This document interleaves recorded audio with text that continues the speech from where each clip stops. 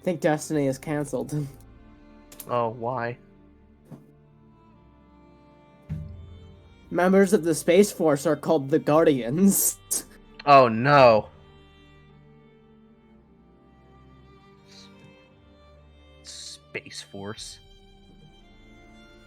So stupid. We can't even get people to the moon reliably anymore. Never could. Yeah, we could. We did it a few times. We didn't do it reliably. How many people fucking died? Hey, nobody remembers those. Except for Challenger. Everybody remembers Challenger.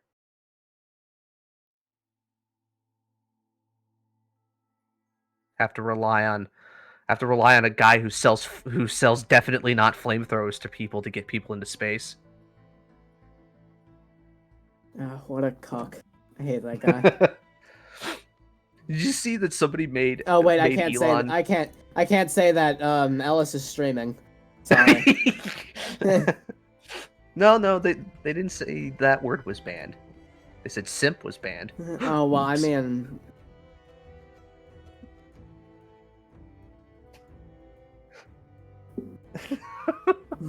No, but you know, Twitch will ban people for using meme words. hey guys, let's ban these words that have been so overused that literally mean nothing, but not racial slurs. Yeah. Mm-hmm.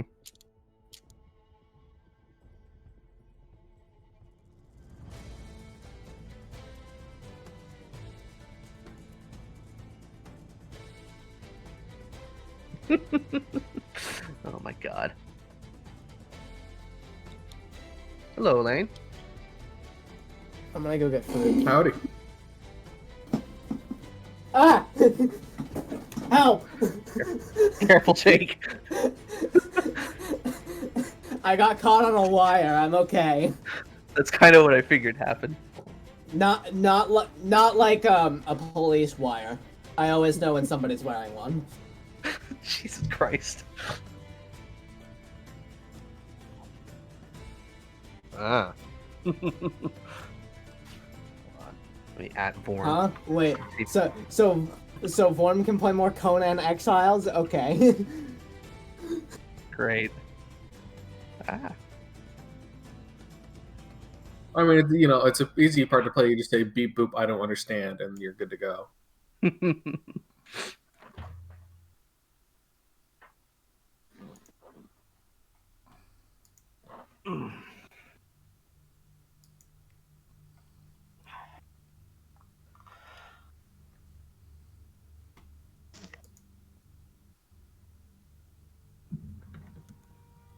Space Force members being called Guardians.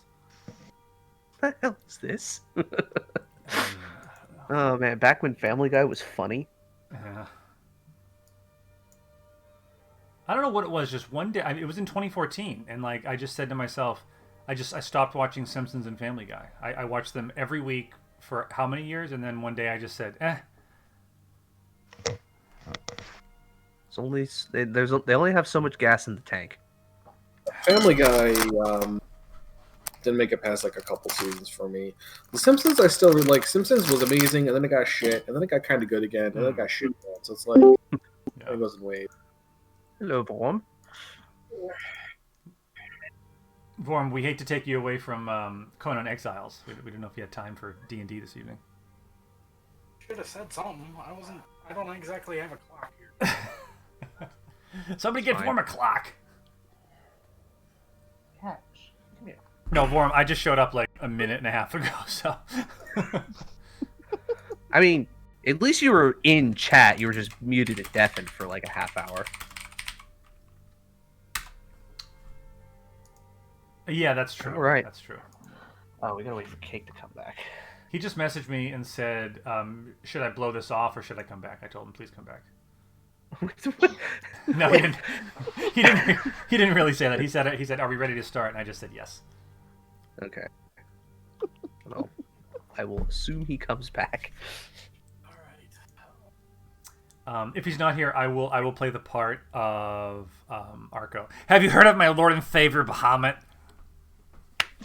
I still can't get over the voice. It's just every time. Hey, guys. Oh boy. Oh, jeez. Half the issue is that he's quiet for a long time, so when it comes at you, Yeah. it's out of nowhere. It's just like, hey, were we having an intense moment? Arco's here to save the day.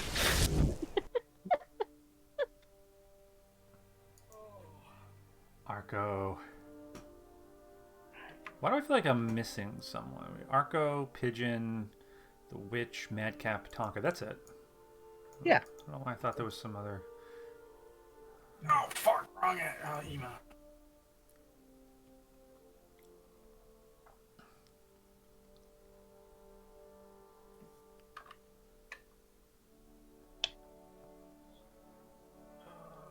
Barnabas. Oh, it's an NPC for one of my other games. I have so many in Grimhall that I'm like, I want to spread it out a little. Is that You can only have so many of them in a campaign. Yeah. Barnabas Bafflestone? No, he's the butler to a one of the NPC, not an NPC, one of the player characters' noble family. Okay. I don't know. I'm pretty sure Barnabas may have been a butler at some point. Yeah, I don't think he was a dragonborn though. No. He is a wizard. He was a wizard. He was a Nomi. So. Yeah, he could have been under Disguised Self or something. Yeah. You know, Polymorph, you mean? Sky Self can only make you so much shorter though. That's true. The world's biggest halfling. He's walking on his knees. Cake said he'll be right back. He had to help his mom with something, so we should proceed. Well, it's been 2 weeks. I don't want to do the recap without him. Just some important things happened They did. last No session. memory of anything. I'm gonna murder someone tonight if I get a chance. Oh boy, No spoilers, Ellis. Oh. good luck. Who am I gonna murder? Let me see. What is it? Too bad you don't know. Too bad you don't know scrying yet. Too bad you don't know scrying yet because you have an article of her clothing. Oh, that's. Oh, I should have taken that.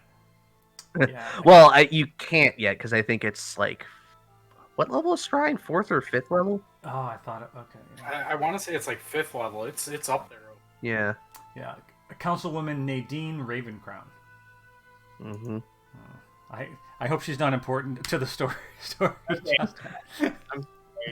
My mom is short, All right. and she was like, "I need you to reach something high up." Oh God, the story of my life. I was like, And I'm I got you, shorty." Just kidding. All right. Come on, cat's being annoying. Where are you? Shorty, that's a nice way to go and say it. All right. Now that everybody's here, and it's been 2 weeks, I shall do the recap. So, when last we left our vigilantes, you all were investigating one of the brothels owned by Don Fat Tusk. After gaining some information from one of Pigeon Man's contacts. There you encountered many different things. One of you had an experience that enlightened them to other things in the world. Others learned of perhaps the goings-on of some higher ups within the city, and others witnessed a brutal murder where the apparent madam of the brothel was engaged in a tense meeting with a gray tiefling man wearing a like quarter face mask kind of thing. Oh, that. He called out a name as a shadow demon, slew her where she stood. He looted the place. One of the Entirely fair. It was dark in the room. They didn't see shit. Heard it. See Yeah. it. Dark. I saw it. um, but and then Lady Quen decided to investigate one of the rooms where one of the council members, Nadine Ravencrown, was engaged in nighttime activities with a young woman, much to the dismay of her own family. There, an interrogation ensued, and when all seemed good and you were on your way out, scot-free, she screamed that there were intruders, and a fight broke out among the John's men. And from there, taking them down, you discovered that Miss Lady Ravencrown had fled, and you all decided to flee the scene before the cops showed up, and are making your way to the Temple of Bahamut to discuss your findings with each other. That is where we shall pick up. I will drag you over there as you guys are approaching the temple itself. It is around, I think I said it was like around 10:30, 11 maybe ish. So yeah, by now you're close, a little bit closer to midnight, just a little bit. Like, did you have the same like moment of realization that, oh yeah, we witnessed a murder that I had? Yeah. Yeah. I remember that part. I just wanted to phrase it that way because I imagine a lot of you would be, oh shit, that's right. All right. I've come to the conclusion now that since I've taken Keen Mind, I really need to go and take Tongues, and then I can just repeat everything back in the exact same voice that I heard. Yeah, that'd be pretty cool. All right, let me turn the music down a little bit on my end. All right. So, I assume then you guys enter into the temple? I believe so. Sure. That's where we were headed, wasn't it? Yeah. All right, we'll just kind of put you guys, whoops. Kind of group you guys. It looks as if the attendants are have retired for the evening. This Do is medieval Simon and Garfunkel. This is awesome. A little. It's Parsley, sage, rosemary, Also, and thyme. what channel is this in? Is it in general? Did I Yeah. actually accidentally? Oh, nice. Yeah, Cool. You're looking at my stuff. Whatever. Yes. Welcome. Welcome. Temple. Temple. What the hell is this? All right. All right. So you guys go over to one of the side areas to discuss what you have, I assume. So the front door was where? For the temple. Yeah, and we went over to the right. Yeah, or you can go to the left. It's whatever you want to do. Oh, that's fine. I was just curious. But yeah, it seems the high priest is not on the main floor at the moment. Good. Wouldn't want to have to cut him. No. My poor priest, please. They kind of be over here. Very, Like, very gently and non-violently. I kind of be over here, like sitting like on the armrest, so like I'm a little bit like taller than I would be, so I'd like kind of like be on the level with everyone. Yeah, perched like a gargoyle. No, like he's still like sitting. I How know. else would you perch? Like a Cake, we're bird? getting some like double audio, like a weird echo. You know from why? you. It's because I'm coming through D&D Beyond. I need to figure. I still haven't figured. Or it's coming from Roll20. My bad. I still Yeah. haven't figured out how to make it so that I always come in without my microphone on. Not very Sometimes smart. Yeah, this. Okay. Oh, Follow me. all right. Let's go. An adventure. We're going on an adventure. You hit the settings cog in the right-hand corner, and my Roll20 just froze. And mine just So did reset. mine. Yeah. Ooh. Okay, so I go there. Then what? If you Scroll down to the very bottom. Yeah, I can't scroll down to the very bottom. There's nothing down there. Usually at the very bottom, there's an audio setting. I think I turned that off. You. Yeah, I think there's actually like a thing where you can have like the DM can control audio channels. I think I turned them off. You need to turn that back on so he can turn off his mic. I mean, I just muted myself, so I should be okay. I mean, not getting honestly, it as long as I mute Shouldn't myself matter. It's fixed. every time, it should be okay. If the DM shuts it off, it doesn't matter. It won't come through. It's been shut off and disabled by the DM. Yeah. All right. Cool. Alrighty. So, anyways, so Madcap is kind of sitting on the armrest there, on one of the benches.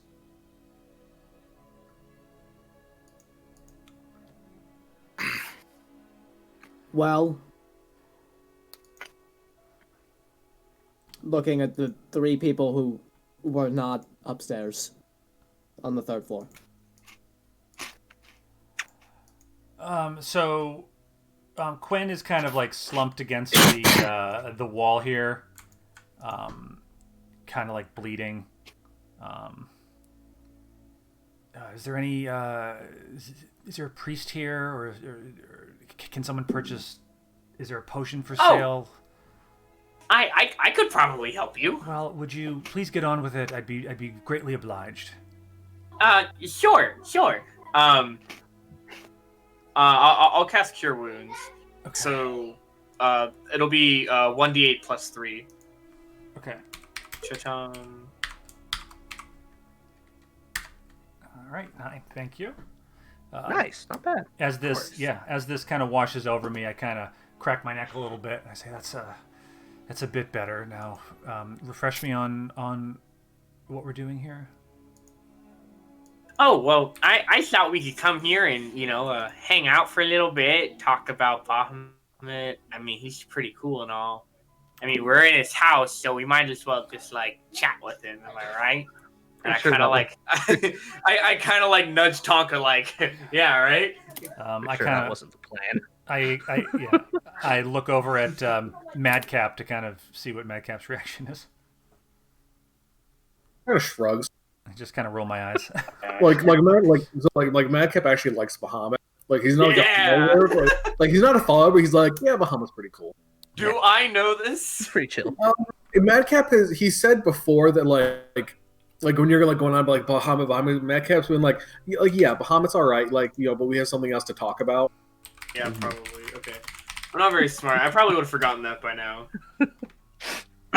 3 seconds have passed. I forgot everything. Right? He's got that fish memory. Yeah, Dory. Wait, why are we in this temple again?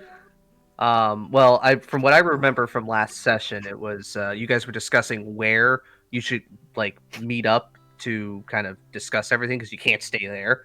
And from what I remember, it was the Temple of Bahamut was closer and safer. We needed a safe place to hole up and discuss our next step forward, because we didn't get anywhere near as close to what we needed from the brothel. Yeah, and if you're like, well, we can do someone's residence, and Madcap is like, fuck that, you come to my house. Let me think how to phrase this. I look around at the other party members. Does anyone else look injured to me? I've taken a touch of damage, but nothing that I won't recover later. Okay, well, it's quiet enough here. Does anyone want to rest for a short period, or do we want to just get on with it? Madcap reaches up to his nose behind his mask and kind of cracks it sideways, aligning it again. I'm pretty good. I have no more spell slots, so I might want to take a nap. Wait, what was the question? Do we want a short rest? Yeah, I have no more spell slots, so I might. Unfortunately, Kate, you get yours back on a long rest. Mm-hmm. I was wondering that. I should have healed you, man. It's fine. Dang it. I'm pretty sure I broke a rib. I don't think an hour is gonna fix that. I mean, I can. How do I phrase this? If we were to rest, I believe I could infuse our rest with additional restfulness. I don't know how to phrase it. I Got a shut magic all the way trick. down. Yes. I got a magic trick. Yes. As we're like just a little ASMR. Yeah, Oh, exactly. God. Like somebody like tapping. Hold on. Shh, listen. Oh Ah, God. Wait, can I one up you really quick Yeah. No. with ASMR? Check this out. I don't hate it. I hate everything about it. You don't like the sound of my keyboards? Hold on, ready? Do you want to hear a bunch of D&D dice inside a giant glass jar? Hold on. No, Yes. please Yes. Oh, fuck. I have a bunch of D&D dice in a bag. Okay. Do you guys like the soft the Guys, sound of my guys, knife stop. running You're across getting my me. mic? No, stop. All right, no ASMR. No Oh more ASMR. man, I had a bunch of coins I was gonna shake in a tin can. Whoa! Alright, that was pretty cool, actually. That would be so That great. was Alright. made like If you had a bard and their like instrument was ASMR, or like just like a glass jar with like ball bearings in it, that would be great. Ellis, you are the I College love of that. Whispers. That's true. That is true. Yeah. Oh shit. Okay. Pair So of spoons, you know. yeah. If we were to do the Song of Rest, I'd be like, you guys are doing great. Oh no. Do you feel better? You guys feel better. Most aggressive whispers and mouth sounds I've ever heard. Holy shit. So sinister. I am 100% having a nightmare right now because of this. All right. So, I think I'm in one right now. I don't think we're playing D&D. It's definitely So, not Friday short- night. short rest, yay or nay, folks? I don't. Yeah, yay. we might as well. All right. So, go and do what you guys need to do on your short rest. Okay. Not and that it's going to help our paladin much, but yeah. I am going to utilize my Song of Rest, so everyone will get an extra 1d6. Nice. Yay. Yes. 1d6 of As what? long as you expend Health. one hit die. Yes. Well, I'm.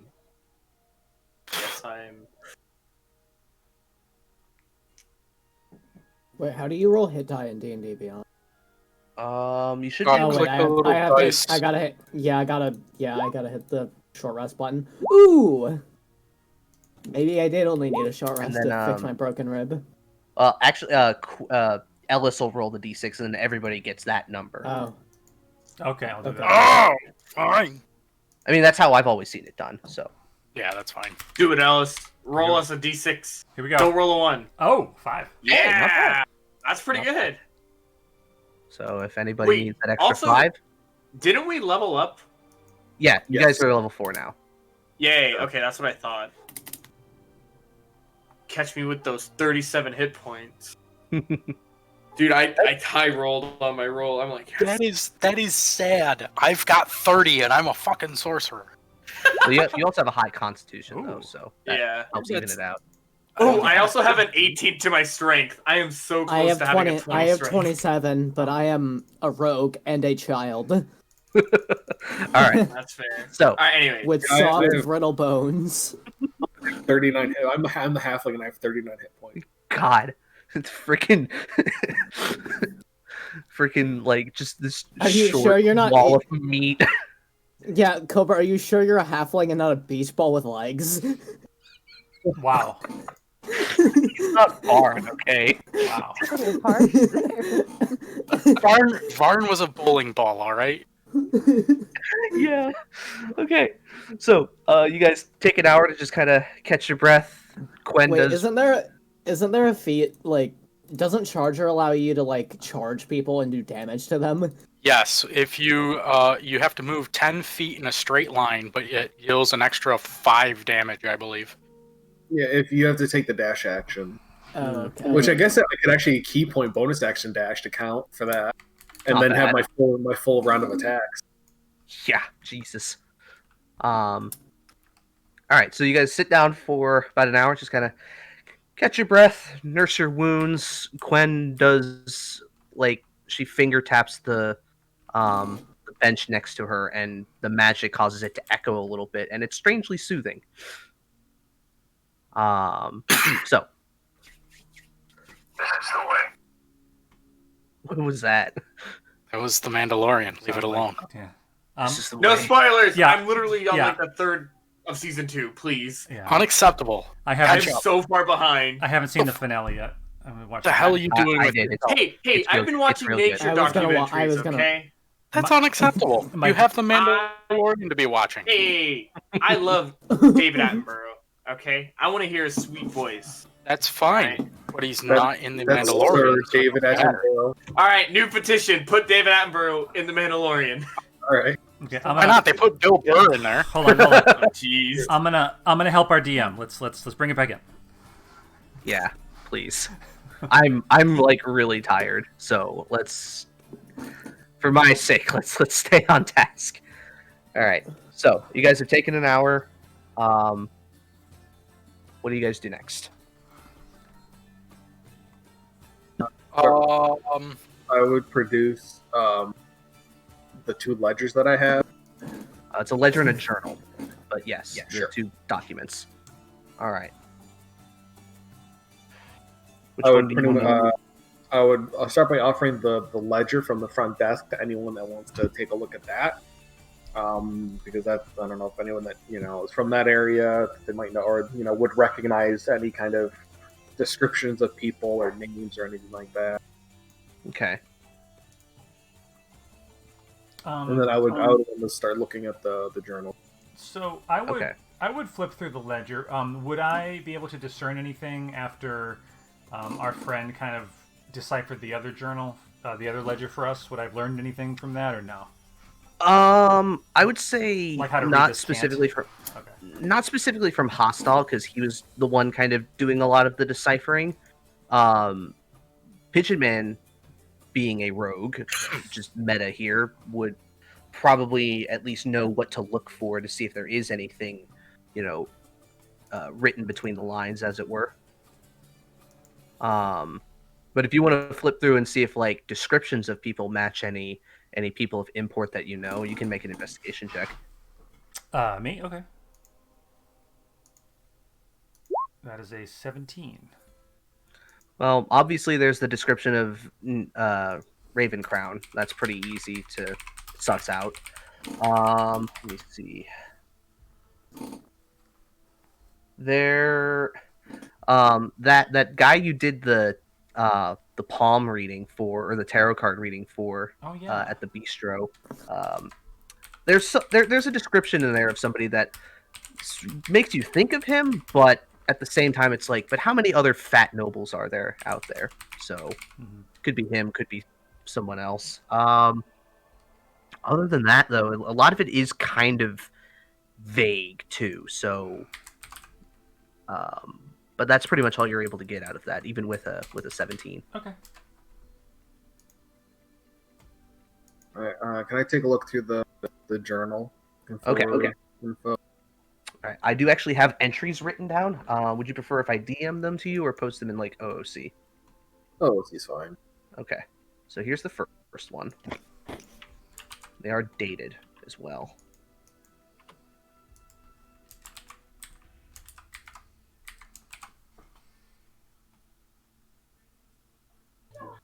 Actually, you know what? Fuck it. I'm just gonna copy the rest of them and put it all in one.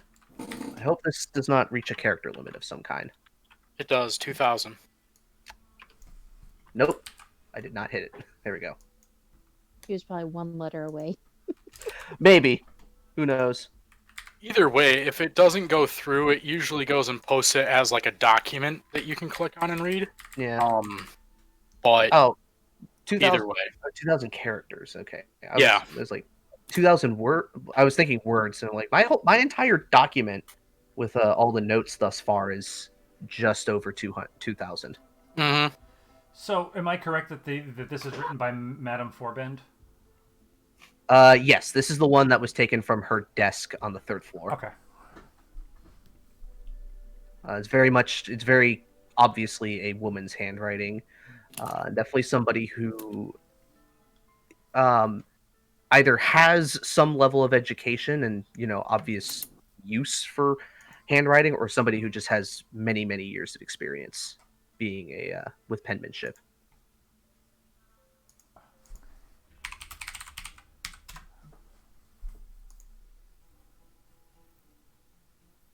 Do I know who Lord Sarvin is? Sarvin, you can roll a history check.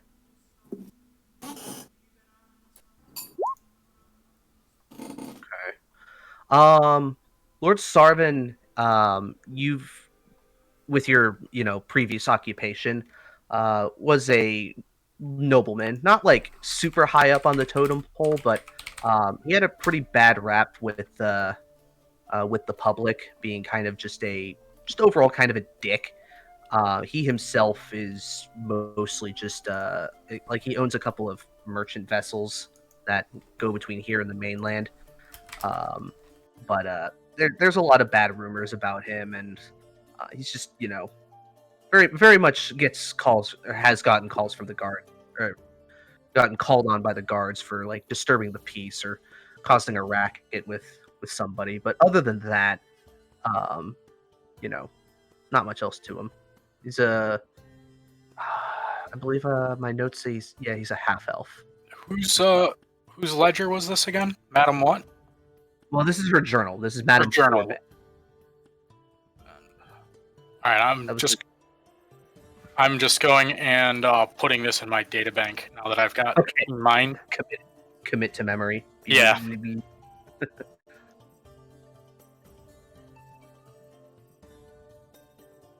Right.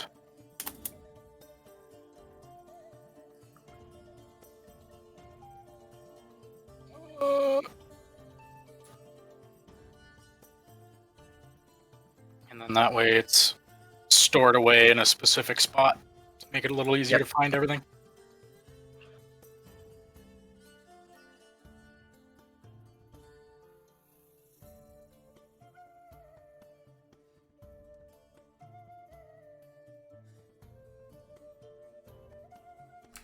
Would the masked tiefling, would that remind me of anyone? Yeah, I'm guessing that's the guy that we saw. Oh, yeah, that was a tiefling, the guy who murdered the madam. Mm-hmm. Okay, I forgot. I'm gonna say Madcap.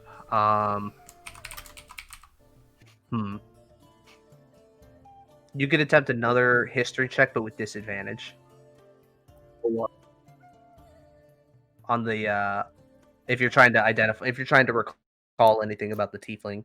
I mean, nothing specific. I mean, a masked tiefling that goes by demonologists. I mean, that sounds like the guy we met upstairs who summoned the shadow demon.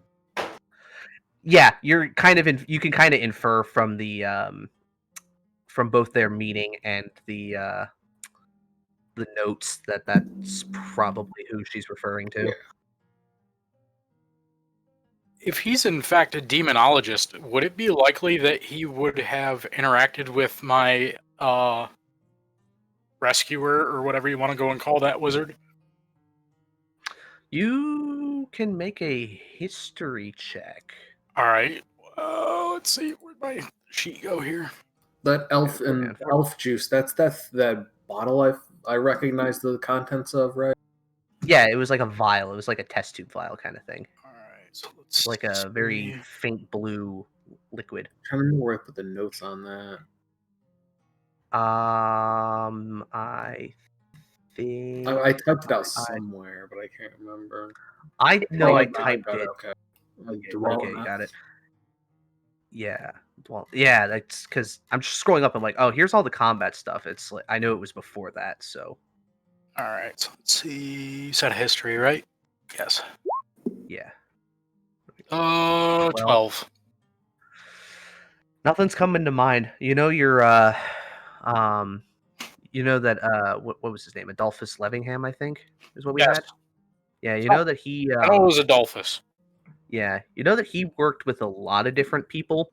He had a lot of connections with magically inclined people, both in and out of the city. And you do recall tieflings, but none that match the description that Madcap and Pigeon Man give you. Okay. and especially none that you know who specialize in stuff from the lower planes. Okay.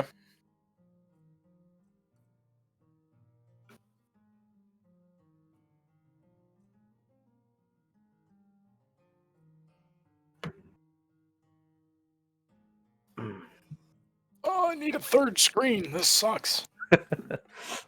So, all right. So I remember that we got the name Levingham.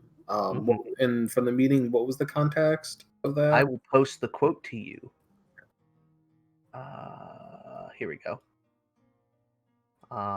Basically, they were talking about the delay / theft of a product, and this is what the tiefling had to say.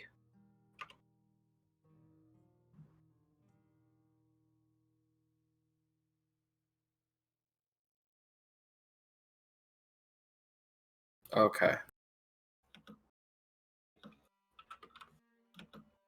Wait, May 1st, 1329. That is Is that's a few days before you guys met. That's like the day after you guys met.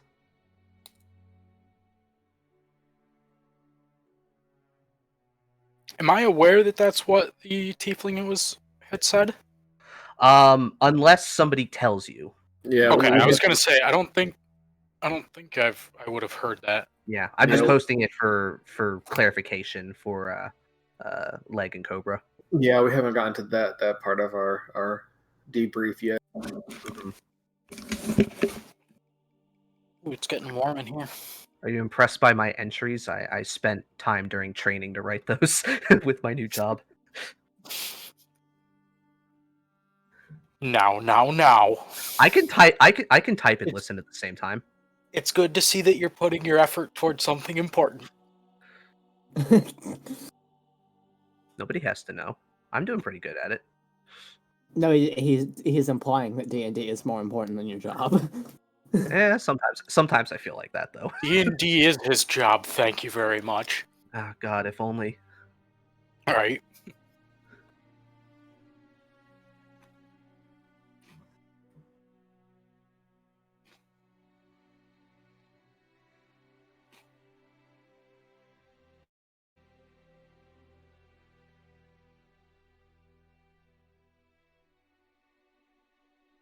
Nothing else seems in the journal seems to be important. Nothing beyond like just her entries are pretty sporadic. Like it sometimes goes months at a time without any sort of entry. It's definitely not a daily journal. But these are just some of the ones that kind of stick out to you as being the most verbose and the ones written with the most intensity. Where are those crystals currently? Do we still possess those? Madcap has them. Okay. Not on his person,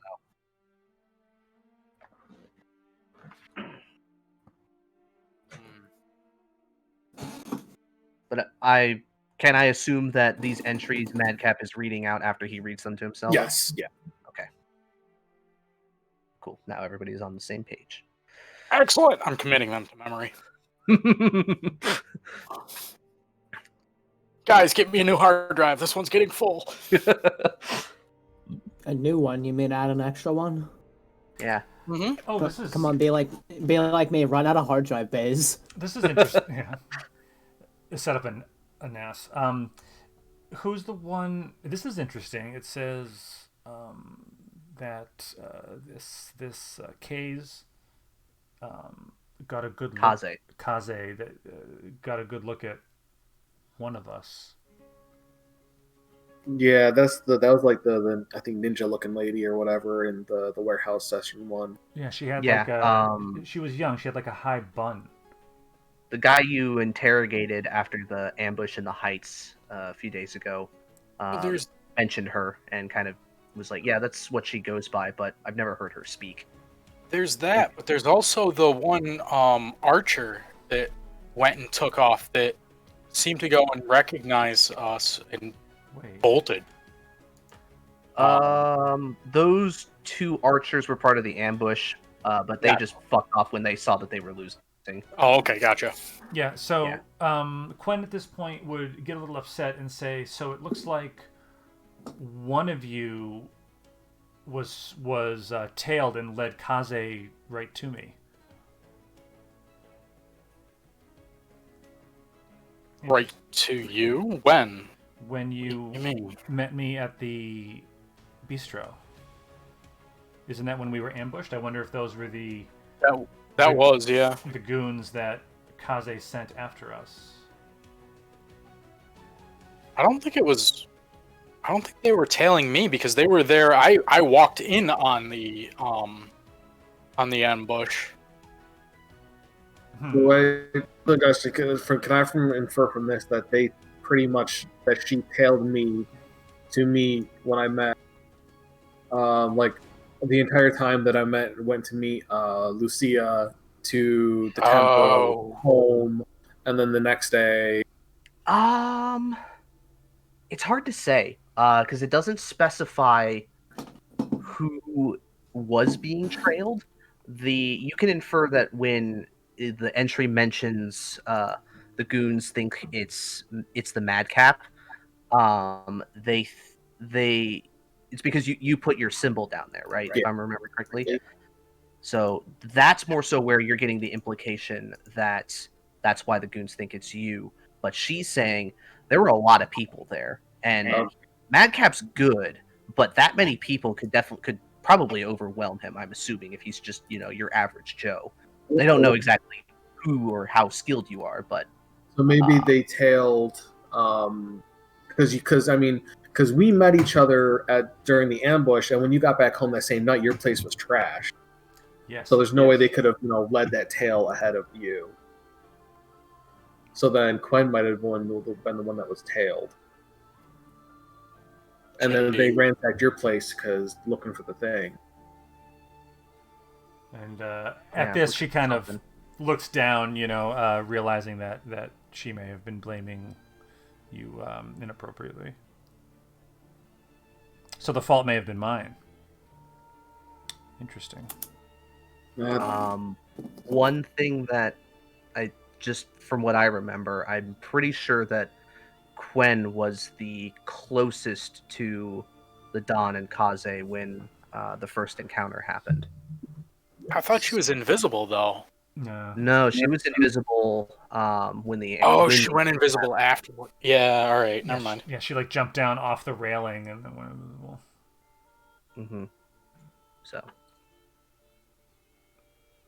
I wanted you guys to come to that conclusion first before I clarified that. Yes. But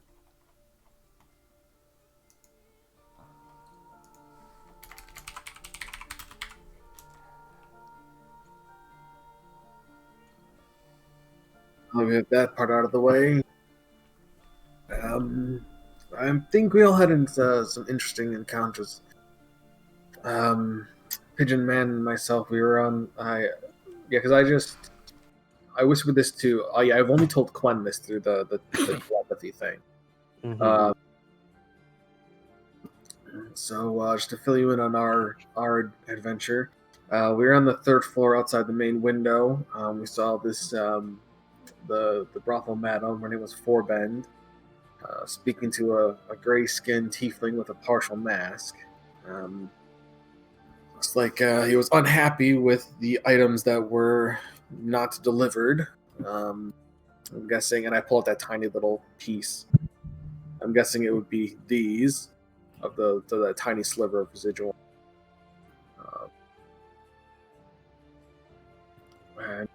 But he summoned some kind of shadow demon and fucking offed her.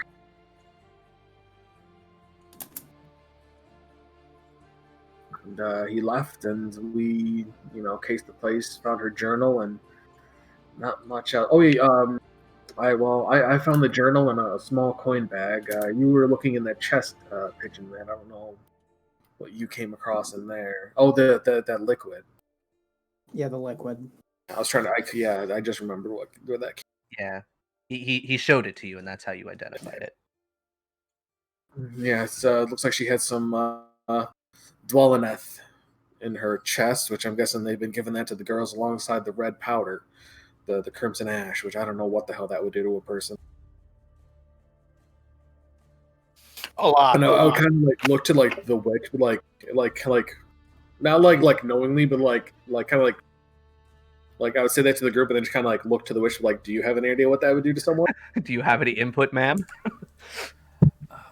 We're talking about the crystals or the ash. The liquid, the Dwalaneth. It's an elven concoction.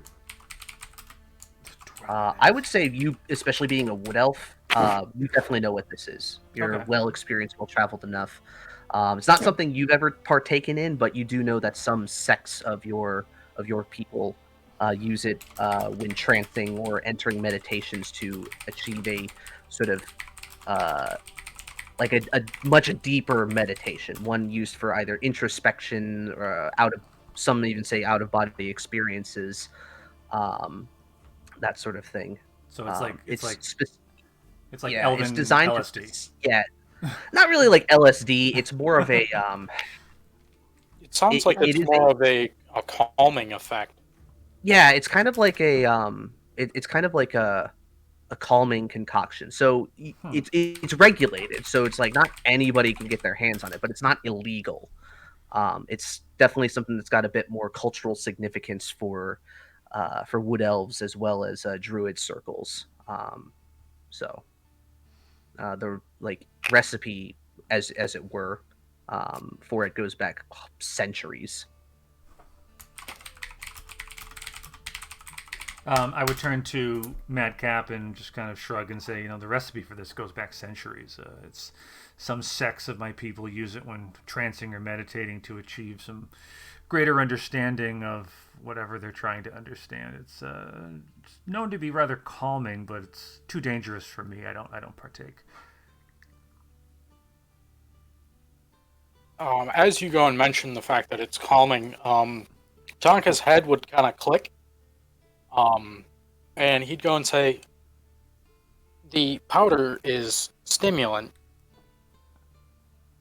Liquid is calm. Could be energy production. Hold on. Well, on that thought, I'm gonna look at Tonka's skills real quick. It seems like an odd combination of uppers and downers that I've ever heard. Well, if you think about it, maybe it keeps the person up, but it tones down the effect enough to the point where they don't go fucking crazy like they did in the warehouse. Yeah. Basically, that was my thought process. Maybe if they cut them together, it would be a very profitable. Prozzies seem like an odd test group for that. Think about it. It's one of those frickin' what is it? Four Locos. Well, okay, that's a lot more tame of what I was thinking of. My real life comparison here was a thing called speedballs. Well, you guys know what speedballs are? Yeah, the fuck is speedballs? All I know is it's what went and killed John Candy, actually.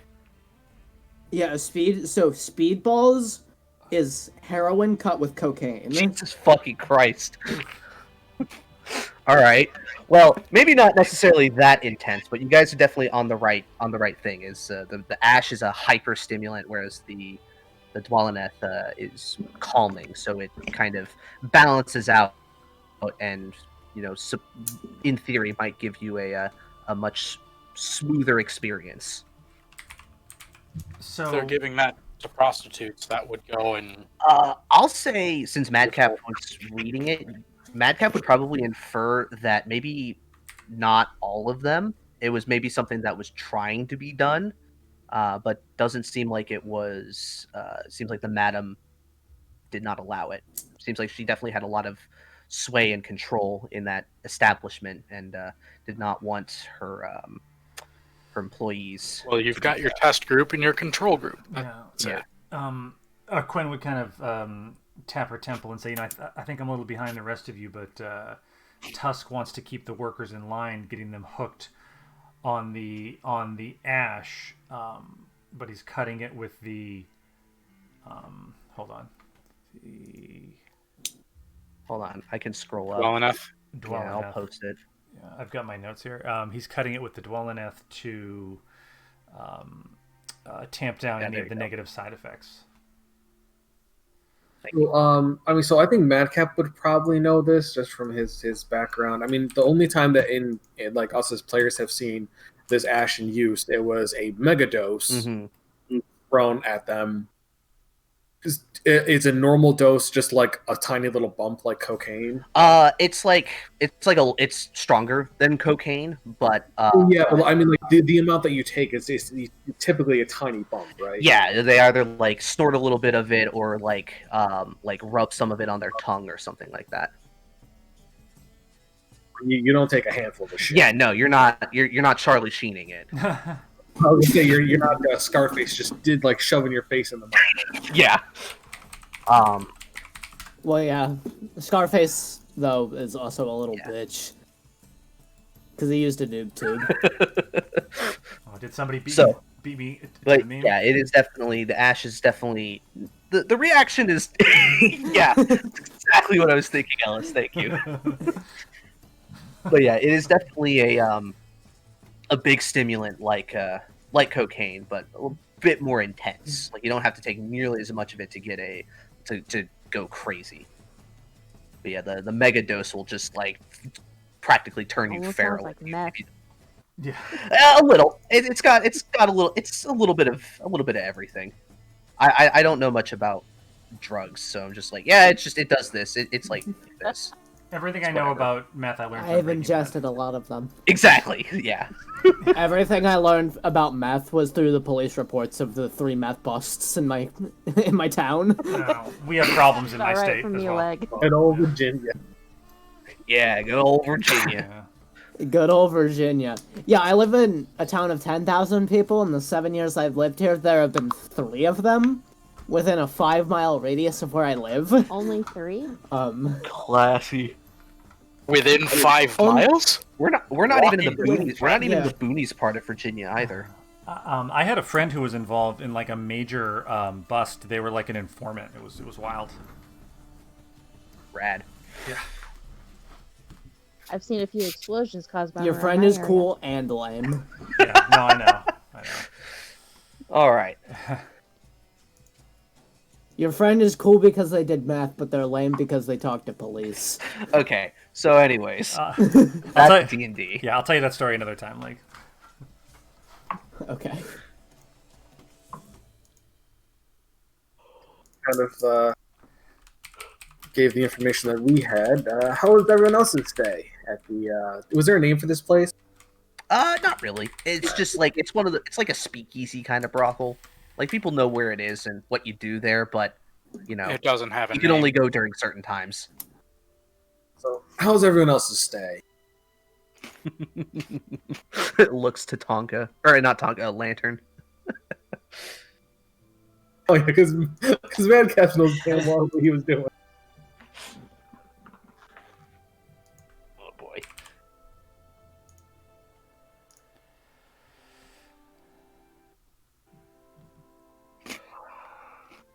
Did he fall It's asleep? Lantern. Huh? He is awake. How was Yeah. your stay at the brothel? How was my stay? Oh, yeah. Did you hold hands Well- with someone? So my stay, I didn't really get to hold hands, but I learned a lot. And when I say a lot, I kind of get like that 1,000-yard stare in my eyes. I'm just like, a lot. and then Bahamut said I needed to leave, so I was like, oh, whatever you say, man. I actually had a really good time with the lady that was there. She was very nice. Oh, I think I'm gonna go visit her again. She's taught me a lot. And she knows a lot too, so she might teach me more. I'm excited. You might those Madcap would probably like stifle a chuckle when you mentioned speaking to Bahamut. Just kind I don't know how much you would notice that, but of shoot a glance at Madcap.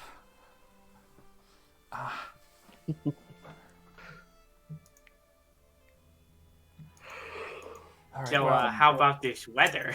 so we obviously we learned what we could at the brothel. Is it too late to go to the casino, or should we? Let's go to the casino anyways. I mean, I just want to ask how yours, looking at Tonka and the witch, how was your experience?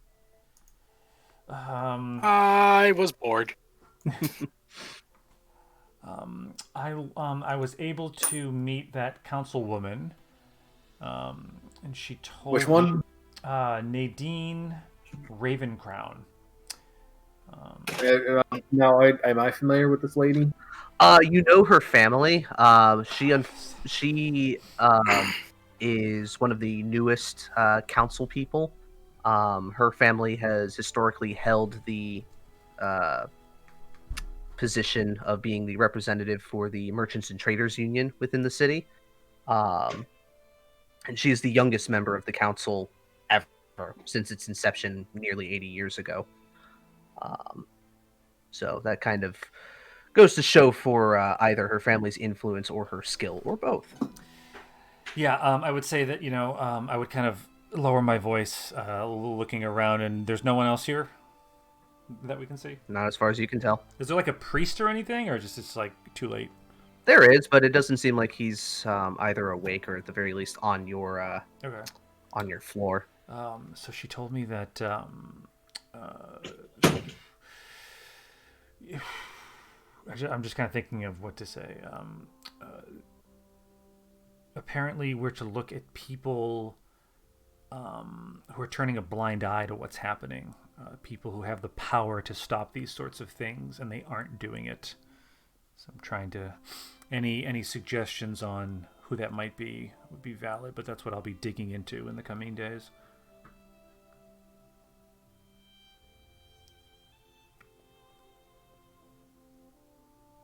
I also stole her coat, and I pull her very ornate jacket out of my bag and try it on. It's really nice. It fits pretty well. She's a similar build to you. I would like to wear it around town, but I'm afraid someone might recognize it. Looking at the jacket, you do see that inside the one of the interior pockets, like near one of the interior pockets, it actually has her name stitched into it. That can be fixed. Yeah. Easily. I was going to say, Madcap would say, I mean, I can fix that for you. I was rather thinking that I might return it to her, but I have a feeling that she's not going to need it, and I hand the coat over. I figured. All right, you now have Ravencrown's fancy coat. What's that? It's the Raven cloak.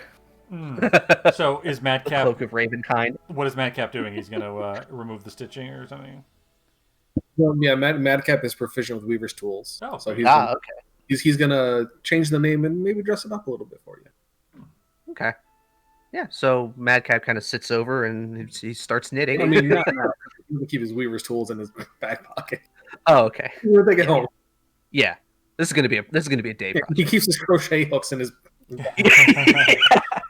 But when I have time sitting on rooftops, I like to crochet. He pulls out a sewing machine. Hey, great way to go and pin it on the granny. Yeah. So.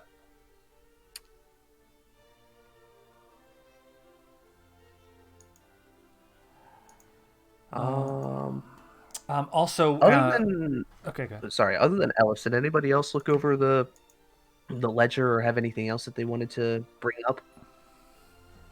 Oh, we went through the journal. I don't know if we went through the ledger. What did you say, Jake? What was the quotes that are in channel? What are those from? Are those from? Those are from the journal. Okay. So that's we looked at the ledger. The ledger he handed off to the witch. Okay. Yeah.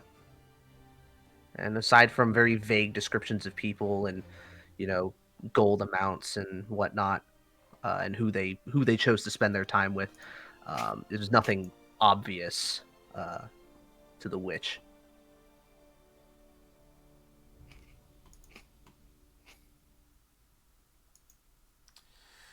And as we know, too, this Vermilion, who's helping the Dawn bring the ash into the city, is also running against a friend of a friend, Barris Thornton. And I look for recognition in anyone's face at the name. Anybody who's privy to the state of the council knows that Barris Thornton is he's the current representative of the Shipwrights Guild. If he is able to get reelected, he'll be on his third and final term. Mm-hmm. So he's been in this position for about 10 years. And now Vermilion is running against him. And I rather thought that Vermilion was the one in the Dawn's pocket, but I found out that Barris Thornton apparently has extensive gambling debt. So I would be surprised if the Dawn hasn't already, if he wouldn't use that as leverage against council. What is it? Shipwright Guild. Both candidates are. He's in the. Yeah. What's his actual title? Is it? So the members of the council are just councilmen, councilwomen. So he has a councilman, because my notes just say representing the Shipwrights Guild. Right, but the councilors represent an organization within the city. Got it. Yeah. So kind of like how the president has their cabinet. Yep. They each represent different departments. That's kind of what it is. But some of these are like industries or guilds, that sort of things that make money for the for the city as well. Got it. And then there's the Draconia representative. Yes, Kelzaris or Kelzaris. Mm-hmm.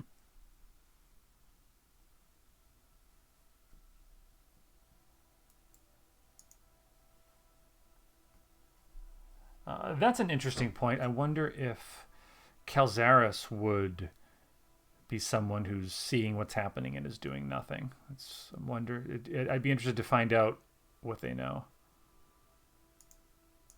And you just see Quen just kind of thinking through things.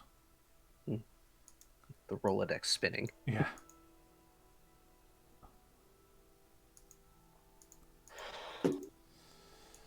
Oh, I guess there's one more thing. So I take out the lockbox that I swiped. Mm-hmm. Is it locked? This is the lockbox from the podcast. Yeah. Right. I'm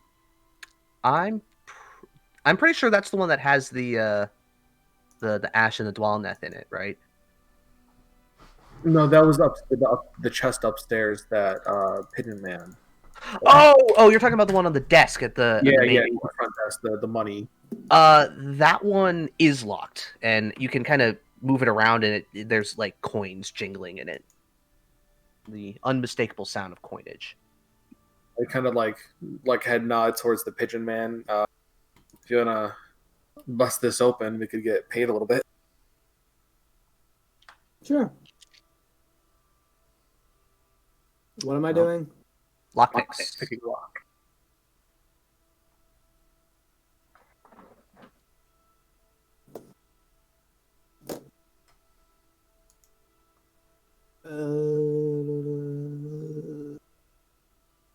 Proficiency bonus is 2, right?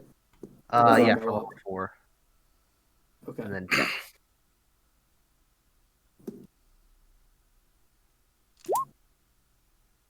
yeah, easy enough. Not a super difficult lock, despite what might be contained within.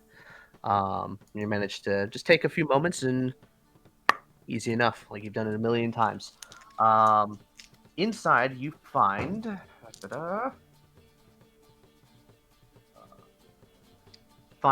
70 gold pieces.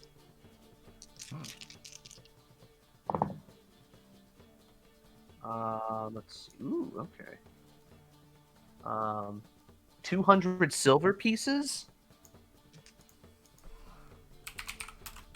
And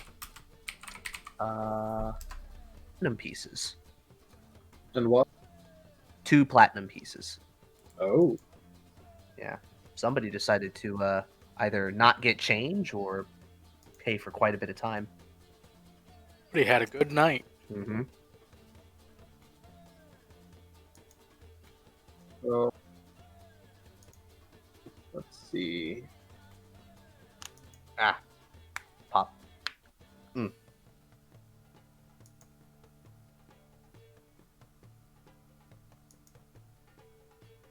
Anyone else get any loot they want to throw in the pot? As I'll also take the money from the coin purse that I took off of her, the madam. Mm-hmm. No. I don't know that I picked up anything. Yeah, I didn't pick up anything either. I Yeah. found this weird mask. Oh yeah, the treasure items. Yeah. What was it? I can link it to you. Yeah. So everyone gets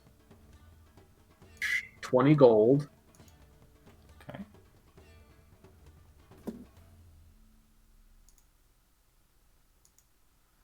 Nice.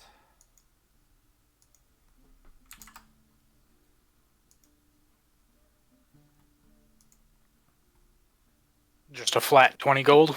I'm working on it. Oh, okay. I was wondering if there was any extra. There's 4 gold, so I'm gonna just keep the platinum pieces, and that'll take care of. I added that to the gold. So there's between the okay. coin purse, the lockbox. If you convert the platinum to gold, there's 104 gold. So I'll keep the 2 platinum. Each of you get 20 gold. There's 4 pieces of gold left. Each of you can take one of those, and I'll count myself out 10 silver.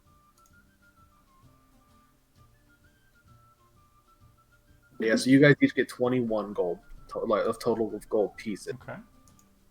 All right. and 46 silver a piece. Okay. Oh, That's a lot of silver. You said 20 gold? 21. Yeah, each of you get 21 gold and 46 silver. Okay. I just spend it immediately on new stuff. Mhm. No, Plus, I knew Bahama action figures. This spend one's it on limited edition.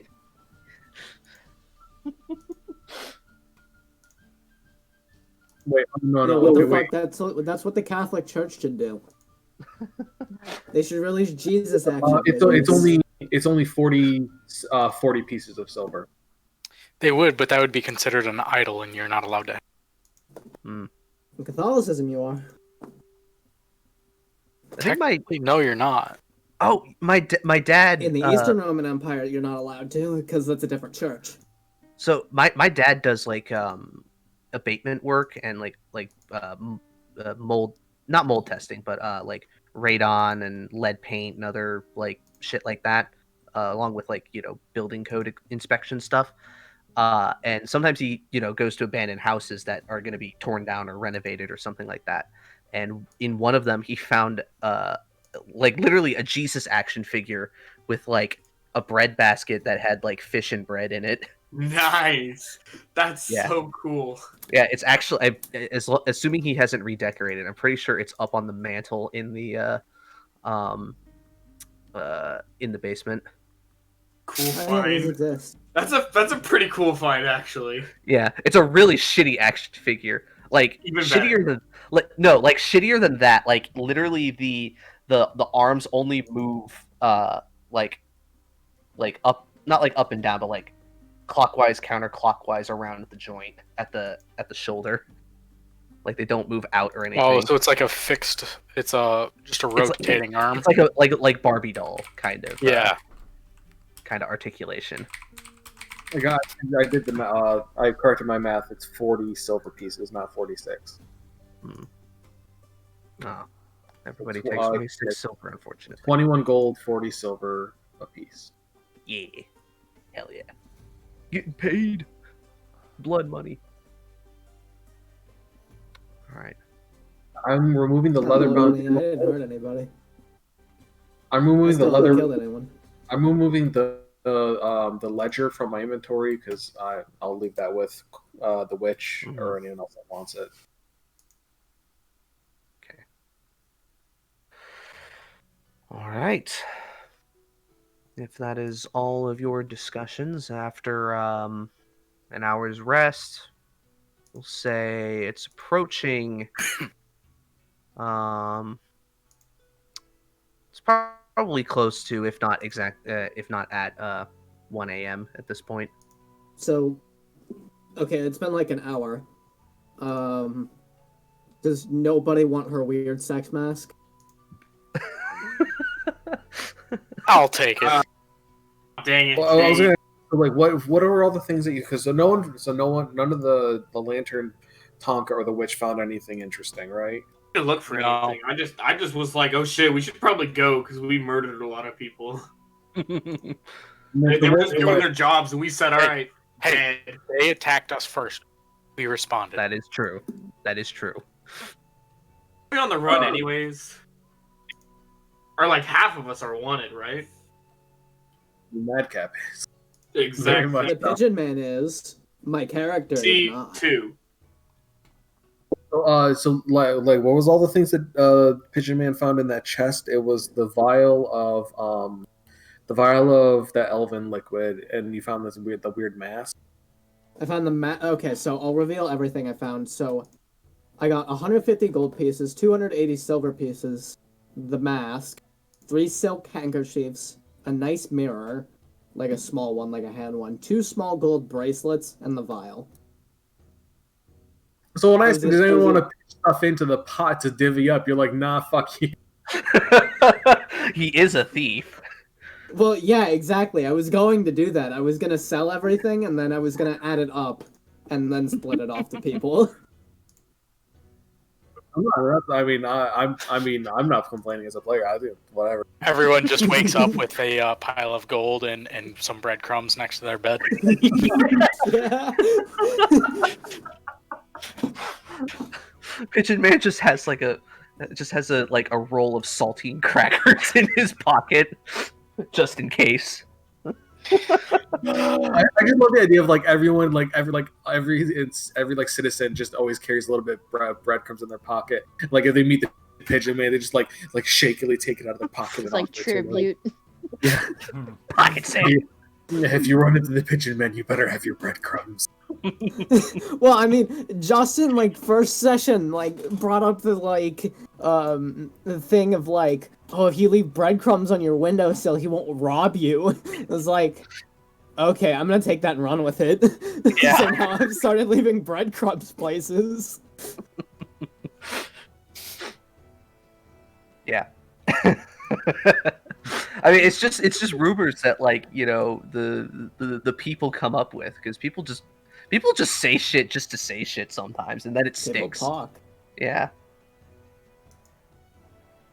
Alright. Though, okay, there is more loot, but also, what do we want to do now? Yeah, that's a very good question. Well, what leads do we still have left?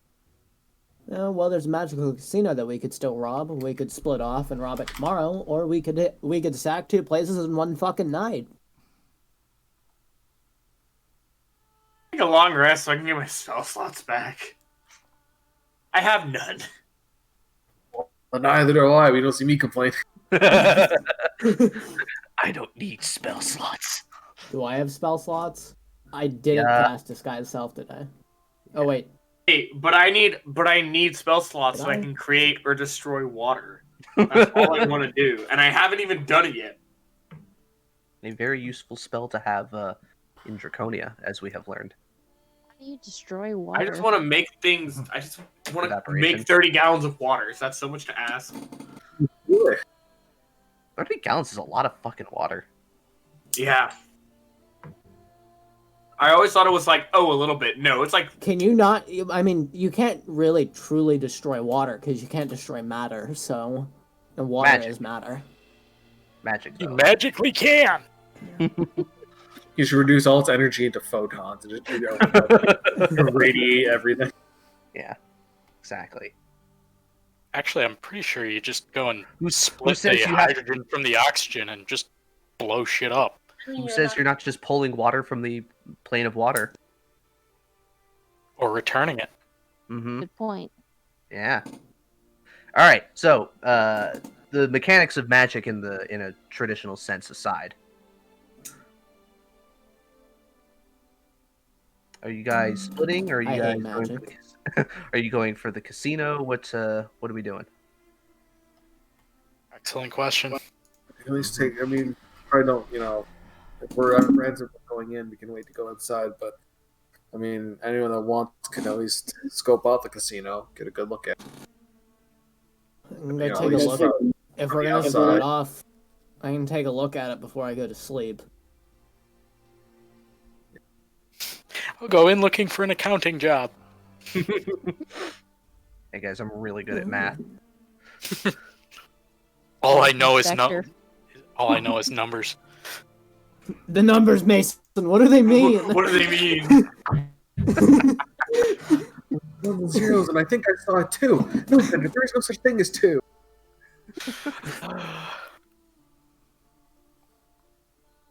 I mean, but Okay, for real. what are What does everybody want to our do? other leads are this Vermilion person smuggling it, being the one to assist the Don smuggling. There's this Raven Crown who, I don't know, doesn't seem like she's involved in anything particular. Question, actually. Mhm. How long has it been in game since we had that interaction where we got like jumped in the alleyway? How How where long- you first met the second time you met the witch and everything. Yeah. Like when we got jumped by everybody. I feel like it's been Like a couple days, right? I think it's been 2 days by this point. 2 days? Okay. Yeah. I just gotta keep track of time. I made a promise, and I want to keep it. Is it just Oh, one yeah. day? Because the next day we met and talked to. Well, that- it's in the AM now, so technically it's 2 days. It's been around 24. I would say it's not been quite 48 hours yet, but you're definitely past 24. You're somewhere in that neck of the woods. Yeah, Mhm. 36 at least. So.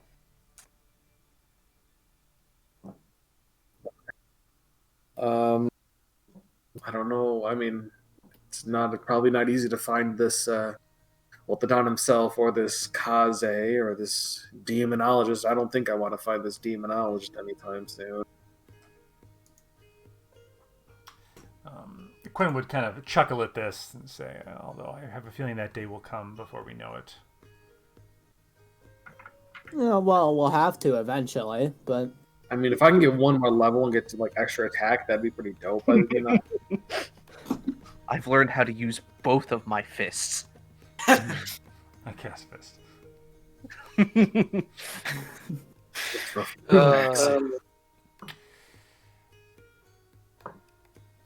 look, there's one person. You will never be able to outcast Fist of Dolrug. That is quite true. He did cast it exceedingly well. I hit him. So, what I'm debating on is if we go to this casino, like, what more do we expect to learn? I'm wondering if we need more. It may not be that we learn anything really. It may be that we just simply disrupt money flow and prevent movement of the drug or prevent some sort of political intrigue due to lack of funding. We don't know. Yeah, I don't really care. I just kind of want to steal things from people. Especially the bad guys. I mean, anything that will ruin the Don's night works for me. I mean, as long as I have a chance to convert some people over to the Temple of Bahamut, get some more friends here, I'm game. More people to hold What are hands you with? gonna do? Let them know that gambling is a sin? Yes. Wait, what's gambling? Oh boy.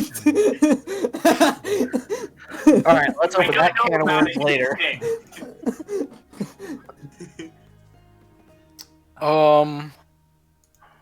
Everybody hears about the devil's lettuce. The devil's What, you lettuce. mean halfling weed? All right, Wait, come on. what? Who's the devil? Oh boy.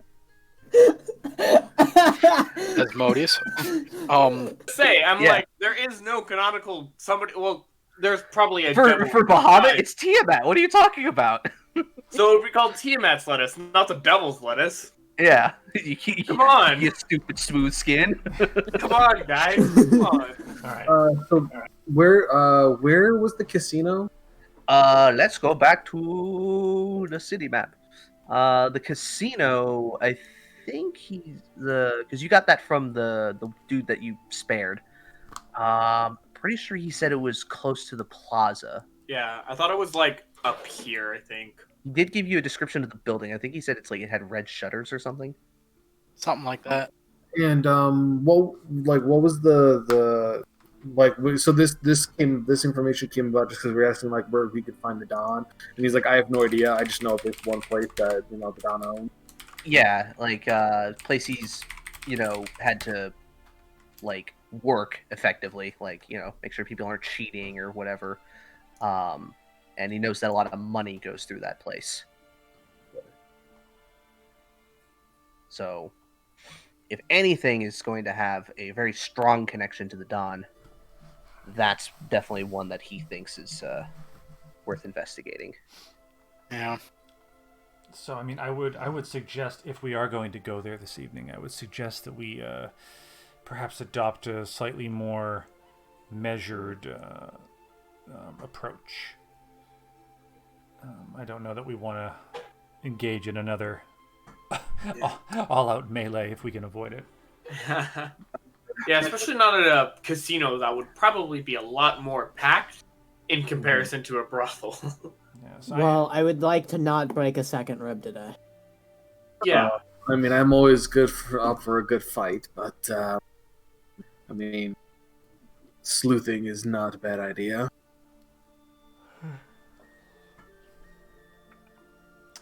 all right, well, let's be on with it. Okay, are you guys gonna go head there as a group? Yes. Well, we weren't gonna bust up the casino tonight. Because I know that Lantern is tapped on spells. Yeah. I don't need spells, but it's really nice to have them. Mm-hmm. So I know Justin's gonna say no, but when I leveled up, it just reset my spell slots. I just kind of went with it. So Oh! I forget what you cast before, but Only cantrips. If you, that's So. mhm. Wait. So if I level up, do my spell slots reset too? No. You had In order for you to gone actually get the benefits of leveling, you actually have to take a long rest first. Oh man. You had Yeah. gone and cast Hideous Laughter, I think, once. No, Yeah. no, I think that was it. no, yeah. You did Hideous Laughter and Dissonant, I think. Oh, That's all Dissonant Whispers? Yeah, Yeah, maybe. that's all I remember. But either way, Well, actually, you know what? I think you're right. Only because I was swinging my my sword around that time. yeah, you were doing psychic blades or whatever it's called. Yeah, that's right. I mean, if you guys want to split up and have like some people scope it out who can maybe afford to get into a fight if necessary, and have other people and then reconvene later, maybe like kind of figure out what's going on there. That's fine too. I'm okay with that. Because like, if we're going to go in and risk a fight, because obviously there's going to be a fight. Let's be real about it. I mean, we could like Madcap would just go and just like scope out the place, looking for like weak spots and or Entrances. like points of entry and egress, stuff like that, and just meet up with everyone. All right, and anyone that wanted to come with is welcome to come with. But Mm-hmm. I'm game. Why not? Let's go. I still have some abilities. and Ellis, I just remembered I was thinking about something. So I'm we were talking about your spells a couple weeks ago that you were thinking about taking. And I don't know if bards get it, but Zone of Truth would be pretty good for your character. Well, I made my choices, but I'll keep that in mind for next level. I don't think bards can learn Zone of Truth off of their list, but once you get your first magical secrets, you can pick from any It's a list. lore You bard could- thing. No, you get bards get magical secrets. It's that lore bards get more magical secrets. Yeah. Lore Yeah. bards, you get it started at 6. Everybody else starts at 10. I did take. I do have friends in Charm Person now. Yeah. Which both Charm person will at least make them like you for an hour, and then they'll hate you after that. Yes. Or at the very Oh, least, that's will be, fine. at the very Sounds least, like be work. miffed. Yeah, they'll be vexed, terribly vexed. Let's get on with it. That's fine.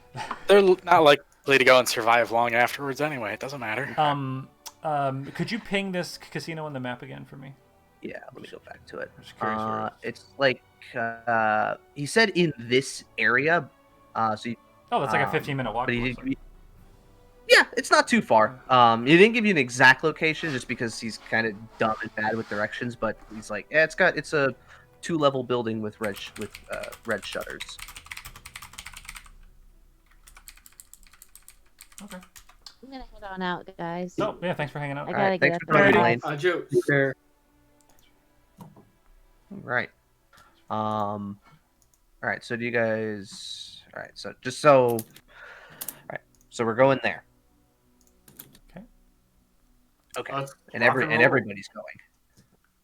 Yeah. Okay. Well, how does everybody go? What is your method of travel? Other than walking, Well, obviously, because oh. you can fly. Alleys and rooftops. I take the bus. Definitely rooftop. Okay. Yeah. So Is there like an Definitely gonna go Uber with- somewhere, or there's like 3 rickshaws in the entire place. what about those little scooters that you can rent and ride around? Those would be useful. Tentured floating disc. Yeah, there you go. I'll say, since everybody's going as a group, it's not hard for you guys to find the building, since you all know what the description of it is, and there's 5 sets of eyes looking for it. And it takes only about 15 or so, maybe close to like 20 minutes to get to it. Let's move over to the map. All right. So just so you guys can kind of see, the little like black bar that you see down the middle, that's a division between floor 1 and floor 2. So Okay. It's not a moat. Gotcha. no, it is not. It is not a black void in the middle of space. You guys are approaching. I don't believe it. Zahando. You guys would be approaching from this direction. This door here is facing the street, and then this rooftop here is the distance between this is exact. So there's no issue there. So coming to the like the corner to view the front door, I would want to just observe for like 5 minutes and just see who's coming in and out. You know, does it look upscale or are they shady characters? Well, the building itself seems, pretty unassuming to, the naked eye, with, no real big identifiers. Let's say observing, you do see, not entering, but exiting, 2 very drunk dwarves. Ooh. They don't look poor, but they don't look rich either. They definitely look like this is just like where they go to get drunk and maybe lose money. They're just like kind of stumbling out a little bit and just having a grand old time, just being really loud, drunk dwarves. So normal dwarves. Yeah, normal dwarves on a Thursday evening. Yeah, exactly.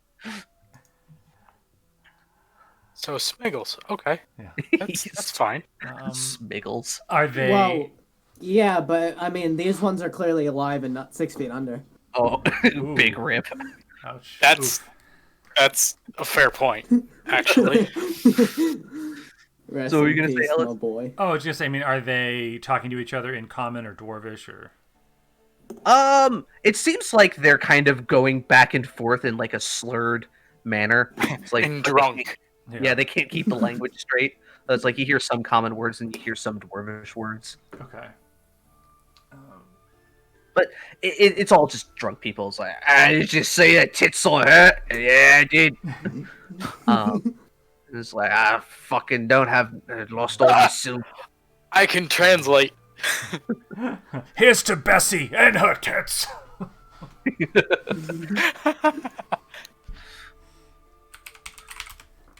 But yeah, observing for like 5 to 10 minutes. That's like the only activity in and out that you see. But you can see that the lights are on. It does appear as if there is activity going on inside. Well, Would I that's be good. able to get the top of a nearby roof? Yeah, this one you would be able to get to it no problem from at least 1 or 2 rooftops before it. So approaching, you would be able. So looking here, you would be able to see the front here, and you can see that they're over in this. Whoops, I'm not on the movement thingy.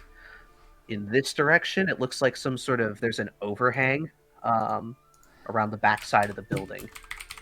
And what looks like just at this angle, you can see it almost looks like it's a balcony, almost.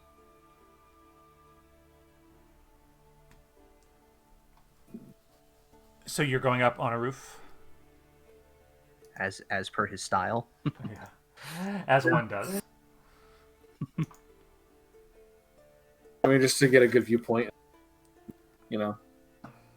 Yeah. You can see from the top as well. There's only there's only 3 windows on the top. I'll actually reveal that on the bottom section. I need to scroll down just a little bit.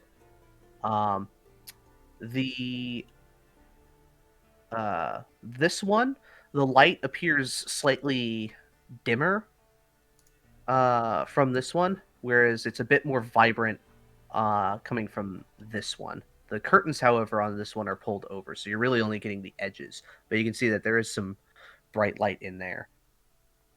Okay.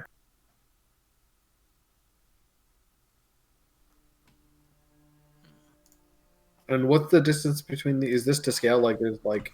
Yeah, that rooftop is to scale. Okay, so that's a bit rough. So step of the wind, I could make it from one roof to the other.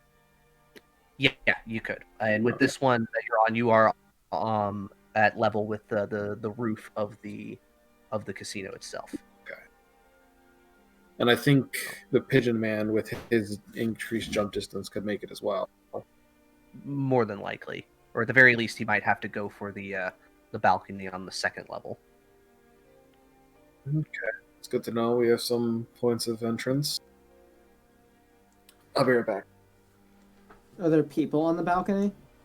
Let's see. You observe for a minute, or for a bit. I'm gonna roll something real quick.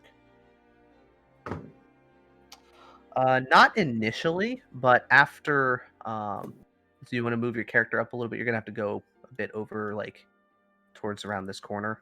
I'll kind of reveal sections of it. Fine. Do that.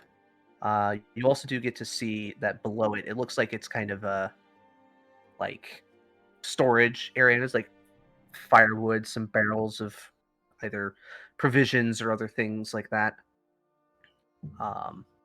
Straight above the cobblestone. After observing the balcony for a little bit, kind of laying low and trying to make yourself not visible, you do see a human man exit, wearing very similar attire to most of the John's goons that you have encountered. He kind of just sighs and kind of leans over on the railing and then reaches for his pockets and pulls out what looks like a tinder box, but as he flicks it open, you can see he puts a cigarette in his mouth and pulls a match and lights it. And just has a smoke break. Damn, he should share. Can I You get roll a me a stealth drag? check. Okay. You could be doing a better hiding job, but he seems pretty preoccupied with his smoke break. Okay, good. But other than that, he just kind of does that for a little bit. Eventually, just kind of gets to the end of it. Puts it in the railing to light it out, and just flicks it off into the distance. Fucking hell! And then he walks back in. I draw my short bow. Fucking letterbug. Okay. This is why we're really vigilantes. We just take out the trash. Fuck it. God, can't believe this guy's fucking causing climate change. Oh no.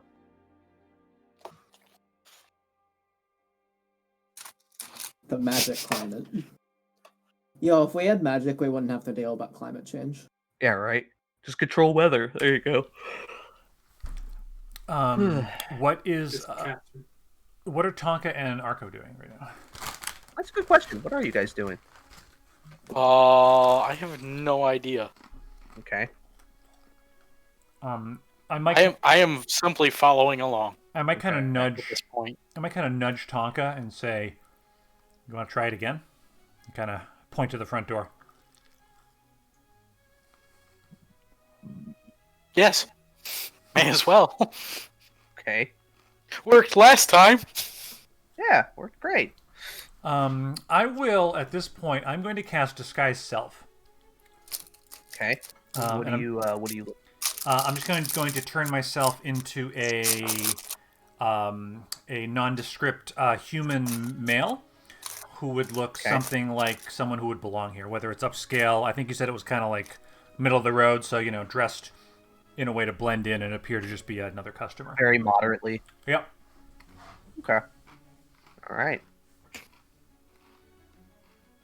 I assume you go there. Tonka follows. And I will take off my cloak so that I can clearly be seen. Right. And we'll follow along. Yeah, I'll gesture to Arco, what do Arco. you do? Yeah, see if he wants to follow us. Yeah, I'll definitely follow. No offense to Madcap and the Pigeon Man. Okay. It's just Arco is scared. Hey, we got our job. I mean, this is what Madcap does. Can I see Can I see Madcap from where I'm standing up on, or has he disappeared? He's a little low, but it's kind of slanted a little, so you kind of know what his silhouette is at this point, so you can definitely see him there. So I don't know if he's looking in my direction, but I would look up at the silhouette and just kind of touch my forehead and give just a little salute and move to head in. Is she within 30 feet at this point of me? Probably not. No, she's a little bit further away.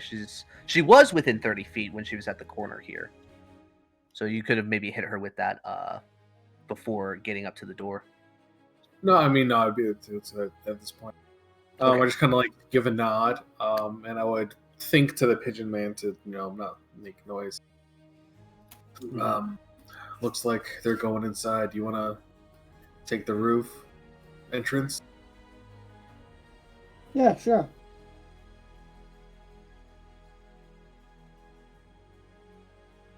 Okay, so I Seems guess like the we'll. best way to get in, honestly. So at least I'll step of the wind to be able to jump on top of the roof. Because I don't want to risk failing a check or something. Right. All right. So just kind of back up a little bit and just kind of focus your inner energy, and then just leap off and stick the landing. Perfect. Nice jump. Pigeon Man follows with cheater. Some parkour. The Pigeon Man also gets over on top of the roof. Just for the sake of it, Not an Arakakra. I don't have flight at level 1. Yeah. Not a real pigeon. Just for the sake of it, I'm gonna move you guys over here because I don't really have a rooftop portion of it, and I don't want to put you guys in the black area. So just kind of maybe measure out with the tool, because I could see where you guys go below the. Put an X on the black. Doesn't that still show up? No, the black is above its top layer. Gotcha. But the roof itself, I'll say, it does flatten out a bit towards the center, but it is slanted for a good portion of it. Other than the chimney over here, you're not really seeing any like attic hatches or anything like that. Unlike the warehouse. Okay. I would say But the chimney also does have smoke coming out of it actively, so probably not a good idea. Santa Claus, bitch. Surprise, motherfuckers! I would think the pigeon man. We could try and I could have a grappling hook. We could try and rappel down to one of these less lighted windows and make our way inside. I mean, who locks the upstairs windows on a build on a side that has like no like balcony? Bam. True. I also have Me pittance. from here so on I could go out. down- Jesus. I can go down by myself and go in after you once you let me know that later. I mean, yeah, I'm game to try. Sure, let's do that. Okay, so you're gonna go look over at this window here. Sure. Okay, I'll move you over here. Kind of securing the grappling hook and looking down, and looking in through the window.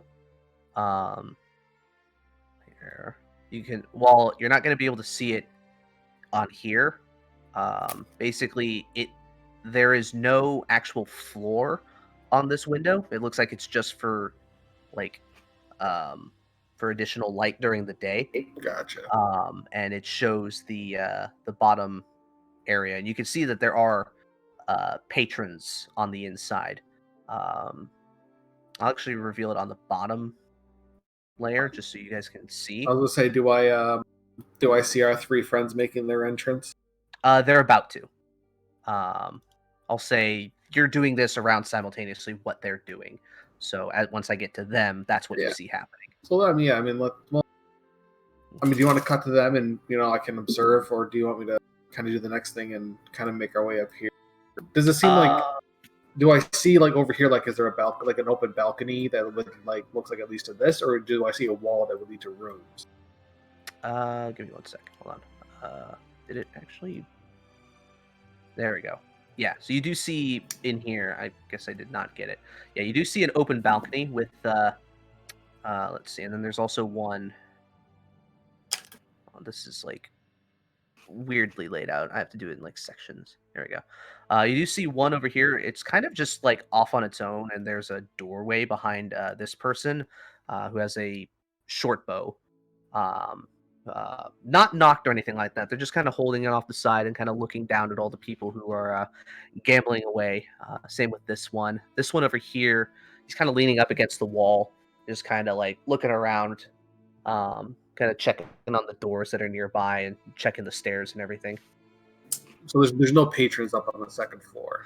Not as far as you can see, but there are. Let's see. There are rooms that could potentially have people inside, maybe. Okay.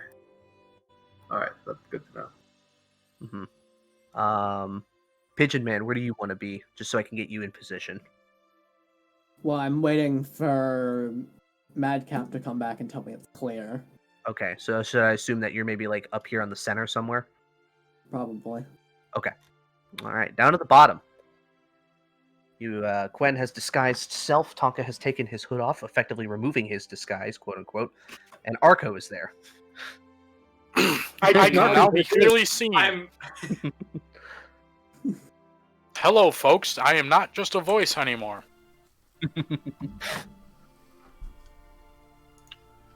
Do you knock? Yeah, so would I have seen anyone go in? I mean, is knocking the custom? You didn't see anybody go in. It was just the group of dwarves that you saw go out. All right. I'd probably just try to open the door. Okay. It does appear to be locked, but as soon as you kind of like jiggle the handle, you hear somebody say from the other side, "It's customary to knock, you know." I'll turn to Arco and say, "Why didn't you tell me it was customary to knock?" And then I knock. Okay. He's gonna.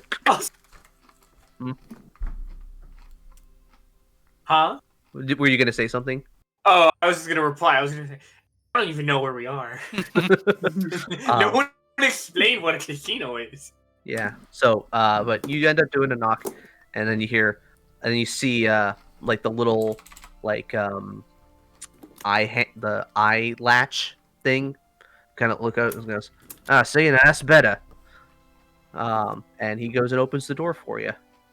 It's a bit late, but there's always there's always open seats in here, and he lets you guys inside. Great. I would say. Oh, thank you so much. I hoped it wasn't too late. Not at all. We'll stay up until the sun comes up. So looking around, does it matter? Like, are there different games that we would know, or So over here, is blackjack. The four people are patrons, and the other guy on the other side is the dealer. So they're all playing like four-person blackjack. I'll put like a little blue thing on it. He's the dealer. Okay. These two over here are just having a conversation. It looks like they're kind of snacking on something. Once you've entered, you do smell like kind of it's got that like kind of tavern smell to it, where there's beer and ale and other alcohols, possibly staining some of the floors around here, as well as the smells of an active kitchen coming from over here. It never selects the fucking reveal tool behind a set of double doors over here, as well as it's got kind of that like got a like games and a kind of like a ye old really dingy version of like a Dave and Buster's or something like that. Yay! Or like when the bar has poker night or something. I don't know. I don't go outside much. You're talking to us like we do. I know. Yeah, well, not so much this year, but in previous years. Over here, these guys look like they are playing some kind of dice game. These two are, for lack of a better analogy, they're playing Gwent. As are these two. I'm not excited. And these ones here are getting drunk as the barmaid is getting drinks for them and trying to not punch them in the face for ogling her. She has a very poor choice of career for such a thing. Or Hey, for not wanting such a thing. Hey, job's a job. We I also get it. don't know how long she's been putting up with it, so That's maybe that's like also fair. Yes, I'll give her that. She's a human, the bartender. yeah, she appears human. Okay, so I assume Arco and Tonka have entered with me. Yes, I would have followed along And behind. the bouncer is not looking at them oddly at all. A Warforged and a Dragonborn. He's just kind of. He's definitely eyeing up and down. It's just like, oh, I ain't gonna. Well, you all seem like those two are here for a fight. Just so you know, none of that shit here. We're here to have fun, win or lose money, whatever you fancy tonight. So, but if you just don't feel like changing, that's fine with me. Would I know that Arco has the look of someone from the mainland? Probably. I mean, is he like? I mean, he's a Dragonborn, but there are Dragonborn that live in Marduk and have lived there for a long time, his family included. Okay, so it's not like super rare. Yeah, it's not super rare. It's definitely the Bahamut iconography is maybe a little much, but Okay. He does mention that. He's like, now look here, Mr. Priest. This ain't a place for proselytizing. So if you're here to experience what it's like to, if you want to have something to repent for, this is the place to do it. Repent? Why would I want to repent? I love Bahamut. He's so cool. He just kind of looks around and just goes, right, sure. As long as you got the...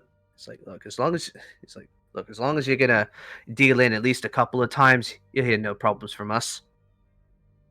I'm gonna try to like walk up to him really quickly and sidebar with him.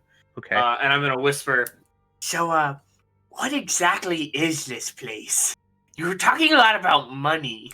What's going on? Before he can answer, I would just say, he's not from around here. They're merchants visiting, and I thought I would show them some of the hot spots in town. Wait, what do you mean? I'm totally from around here. I'm from the Temple of Bahamut. Come on now, you've had one too many dragon ales. Okay. I'm gonna hold on. I don't drink. What are you talking about? Okay, Ellis, make a deception check with disadvantage. I'm sorry, Ellis. I gotta play to my character, man. It's a good thing deception's one of your better skills. Oh damn! Oh nice. Yeah. He goes. He kind of looks him up and down. He's like, and he looks over to his buddy. He looks over to his buddy back here, and he just goes, "Dressed like that." And he's like, "Well, if he's dressed like that, how can I argue?" And he goes, "Fair. Maybe shed some of that weight, buddy, and have some fun." I'm trying to pull him away, kind of quickly if possible. So I would take Arco aside, kind of as out of earshot as possible, and just say, you remember how the other place was where two people would hold hands? Arco? Yes. Sorry, my mic wasn't picking up on my accent. Oh no. Yes, I do. I just need to get closer to it. It's all good. A casino is a place where see all these nice men, and I point to the guards and the dealers and stuff. They want to hold your coin. Uh-huh. So that's what we do here. So I just give them my money to hold?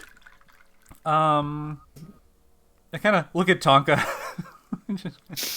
Tonka's not gonna help you, man. I know. You want to hold their money. Mm. They want to hold your money.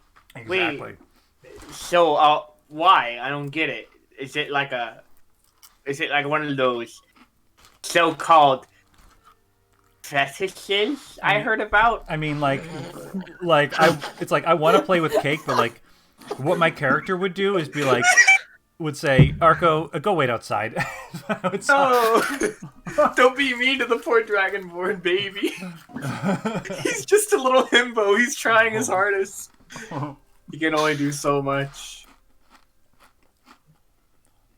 I'll say to Tonka, should we just sit him at the bar and have him drink a juice and just, I don't know, talk about Bahamut? What should we do? I can't have any juice right now. I'll be up all night because there's too much sugar in it. Fucking God. Oh. Cake, I'm so glad I decided to take on a fifth. Yay! I'm glad I made it all worth it. Or at least I hope I did. Good, because my brain is dripping out of my ears right now. I'm just doing my best, sir. You're doing a damn good job. I like how Leg and Cobra are like playing D&D on the second floor, and we're just doing just like a sitcom down here. Yeah, it's just It really is, dude. It's just fucking the Three Stooges downstairs. No, yeah. It's like some like lady who's like been some like, oh geez, how do I describe it? Like imagine like a really like intense nanny with like two really dumb kids. That's basically what this is. And it's like Super Nanny. That's all it's Super Nanny, yeah. And it's like the nanny, she's gonna have her hands full. But who knows? She might learn a little bit about herself. Oh, Mr. I don't understand. How are we playing D&D upstairs? We're playing We're just 22 Jump Street upstairs. Yeah, really. That That's an unfortunately we apt have comparison. we have two movies going on: 21 Jump Street and Super Nanny. Oh my god. Oh man, They're all being filmed on the same set. In front of a What live kind of studio chaos audience. will ensue? Oh, All right. So okay, we can play. downstairs crew. I would go and I I would look at the witch and just simply go and say, I think we should let him play. While he causes a stir, we can go and get something done. At this, I would sort of smile and say, Arco, do you like to roll dice, or are you good with cards? Oh yes, I'm good at rolling dice and flipping cards, but not tarot cards. Those are bad. Sort of like feeling at the deck of tarot cards in my pocket, I just kind of make sure that I shove them down a little bit. I go, yes, Yeah, of it's course. just like, Of course. So I would kind of point to one of the games and say, why don't you try one of these? Just try not to let them hold all your money. sure, of course. I'll totally go to do one too. Does it Alright. matter which one? Which one? Blackjack's full. The Okay. dealer won't let you sit on his side. So That's fair. Watch. um, We send him over to go and fucking play games, and he just cleans house. Yeah, he's like a salon. Crazy. Beginner's luck. What Yeah, can we say? it's Rain Man 2. So, you is could there go here only- and- Oh, I was gonna say, is there only one like casino going, like only one gambling table?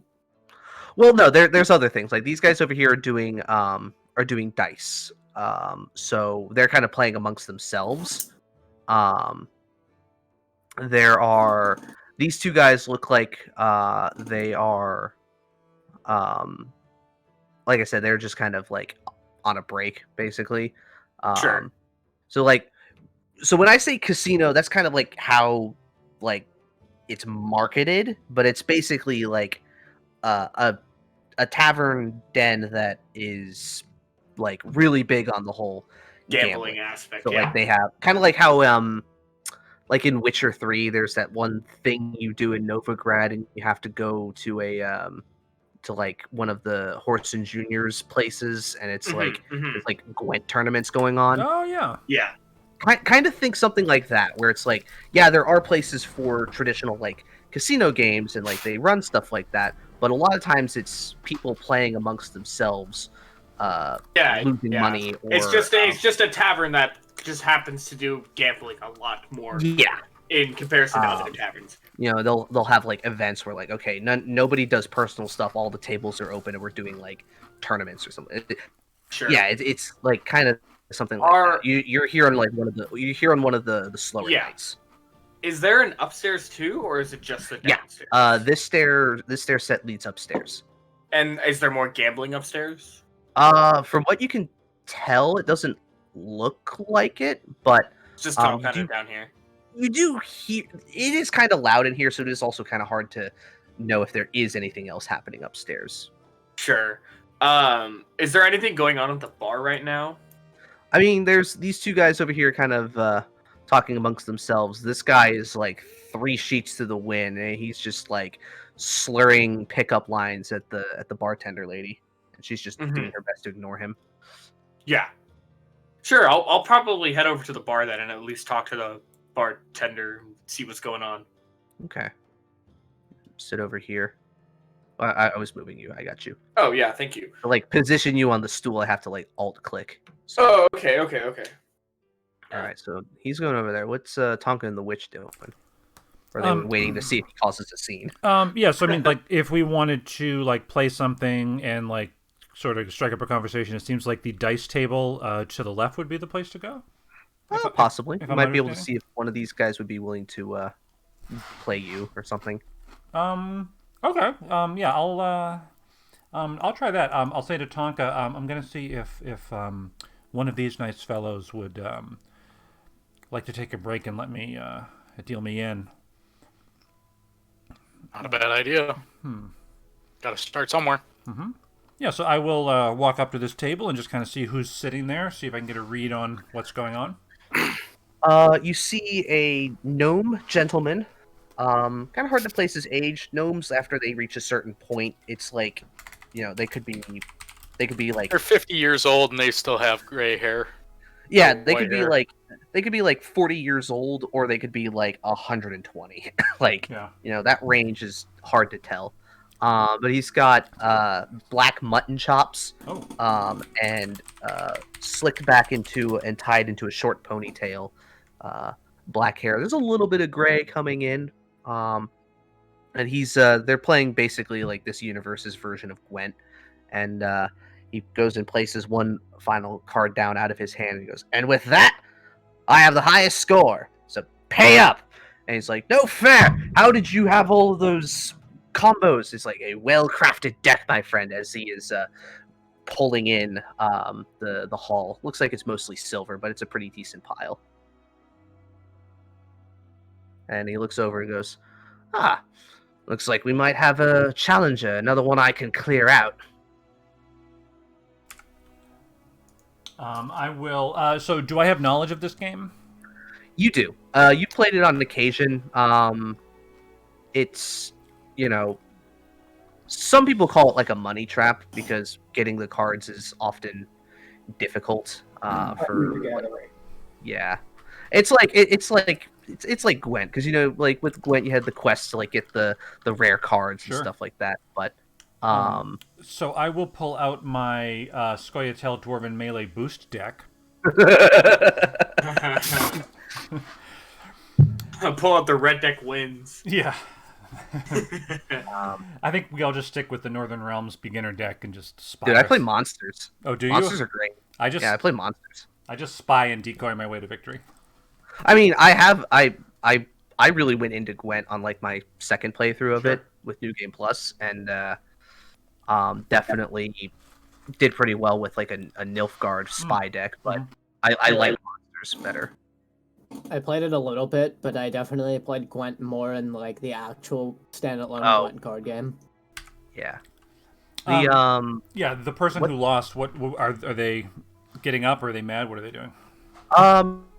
He's like, well, I can, assuming I don't lose anything, I'd be willing to play you, miss. I think he's about ready to call it in. He goes, well, it's more so I have things to do in the morning, friend. But I'd be more than willing to watch and help her out with the rules help him out with the rules if it's their first time. I forgot. He says he's got things to do in the morning. Yeah. I'm gonna pipe up and let him know what time it is. It is exactly 1:28 a.m. At the tone, the time will be. So the gnome with black mutton chops won? Yeah, that's this guy. And now he's getting up because he has things to do, but he's offering to help the loser with the rules. Yeah, help the new person. Oh. It's more so it's like I don't have time to devote to another game, and I don't, and I'm on a streak. I don't want to end it. Not ready to leave, but safe. Got it. Yeah. But he's like, I can help you out with the rules for the first bit, but then I have to leave. Oh well, you're far too kind, and I will look and say, what's the stake? He's just the guy on the other side who you see now is human, kind of like dirty blonde, well kept hair. Like it's kind of short, but not messy or super over stylized. Just pretty basic. Wearing decent enough clothes. He probably has either some sort of non-laborious trade or something like that he applies. Okay. He goes, "Oh, we've been starting bet between me and him have always been starting at 5 silver. Oh. If it's been a while since you've played, or if you haven't played before, probably safe bet to stay there." Oh, 5 silver is just fine. All right, so he puts his 5 and he puts your 5 down. Sure. The guy you're playing against, he's like, I don't have much in the way of cards, but I do have enough for a spare deck. Trust me, I'm not cheating you on this. It's just came with an inheritance of mine. and it ain't much better than what I have. Oh, you're very kind. I used to have a deck of my own years ago, but it's just been quite a while. I think I had to sell some of the cards. You know how it is these days. Eh. It's fine. It's not always something you can keep up with. Thankfully, new stuff doesn't come out very often. All right. So here's how it works. And he basically explains. The other guy kind of explains to you the rules about how drawing works and how certain things work. And you're basically playing Gwen. Do you have proficiency in card sets or any sort of game set? Let me double check. I don't think so. Oh, I actually had your sheet pulled up. It doesn't look like you do, because that would be under tools, I think. Yeah, I think you're right. So I would say I probably should have done because I've got those tarot cards that I'm always playing. Yeah, but tarot cards are more of a show. It's more of a performance kind of thing. That's true. It's not really a game. Yeah, that's true. Well, it is a game. It's Heathen Yu-Gi-Oh. Heathen Yu-Gi-Oh. I'm trying to think. What would be a good stat for this? Oh, I mean, well, or it'd be something like cunning, so it would probably be charisma. Yeah, I'll say. It depends on if you're trying to I think it could fall under a lot of things like perception or insight can be useful depending on how it's what you're trying to do.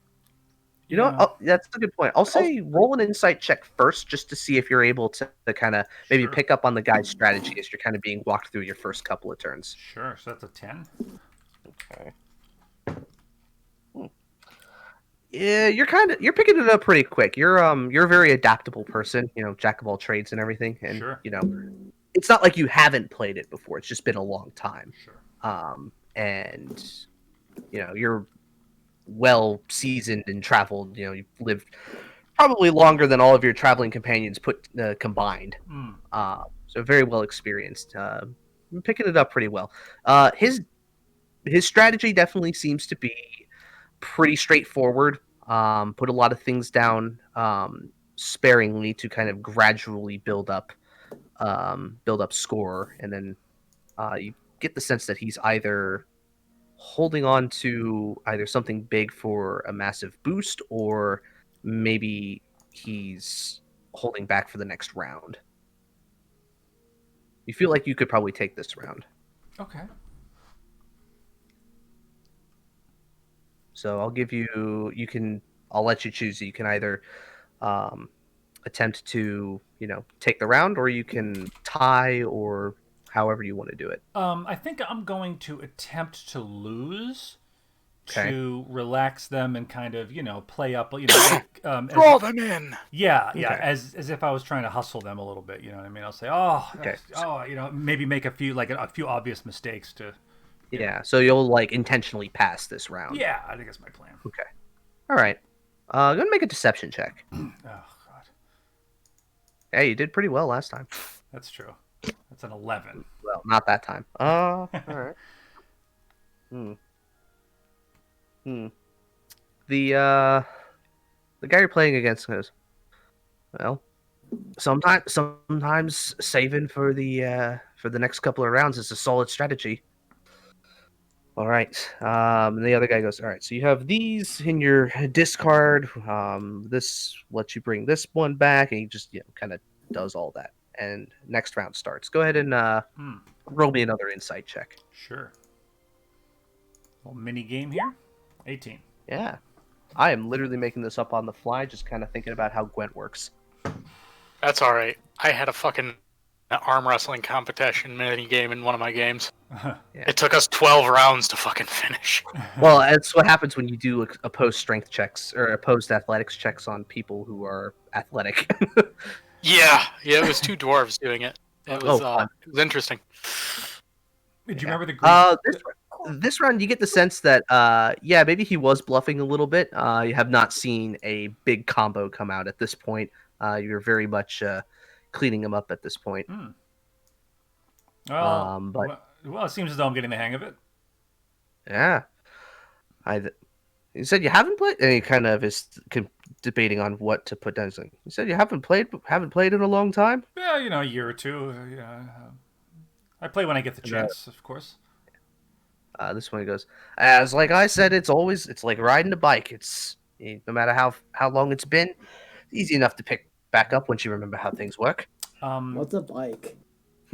While this is happening, I would. Well, let me think for a second here. Would I be able to? Hold on 1 second.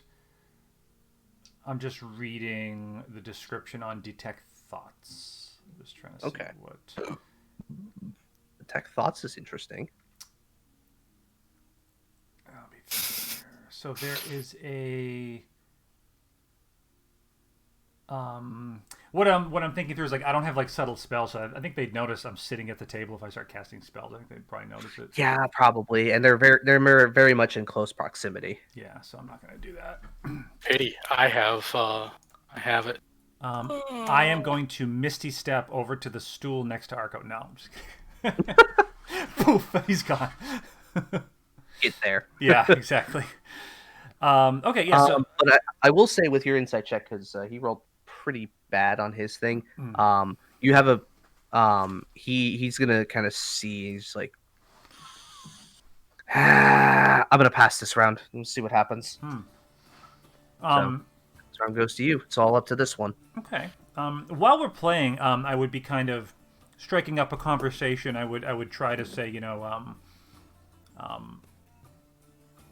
Justin, do you want to RP it, or should I just give you just a general idea of what I'm trying to do? Just give me the gist of it. I don't want to take up the whole session.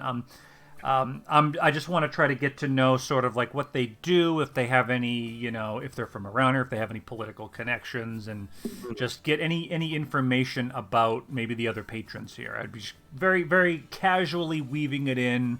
I might tell a story about,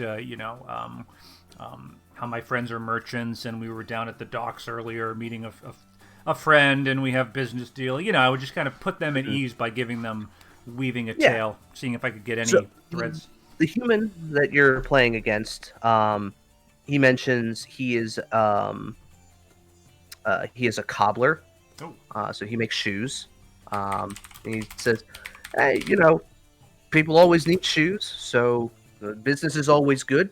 You can get some people who want really fancy stuff. Some people just want something that's functional, and it pays the bills and keeps things busy. And the other guy, the gnome, he says that he runs like an import office. So he handles processing import and export stuff into the city that is not handled by... Or, well, he handles stuff under the direction of the harbor master, basically. So I would ask him casually as we're playing. I'd say, I haven't met the harbor master. Have you heard anything about the election for the Shipwrights Guild? I heard that it's hotly contested, isn't it? I'm not sure the latest.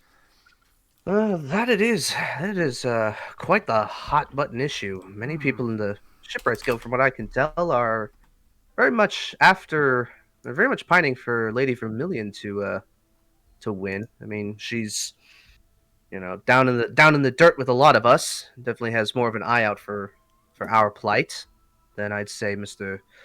Thornton up in his ivory tower. But I can't help but feel like, I don't know, something about her is too, how do I put this? Too up and coming. You know what I mean? I do. I heard that she wanted. My friend was telling me that she wants to increase the hazard pay for the workers. I mean, that's a good thing. That definitely would be for the hardier men who work physically on the docks. For me, hazard pay isn't really much of a big deal, but no. But I can see why that definitely makes her very popular with the majority of people in the guild. I mean, if she's, I'm just playing cards. I'm being very casual. If she's, she kind of came out of nowhere, as you said. It almost makes me wonder. She must have some powerful friends. Possibly. I mean, how does anybody get anything done politically around here unless you either know somebody or can't don't have enough. I'm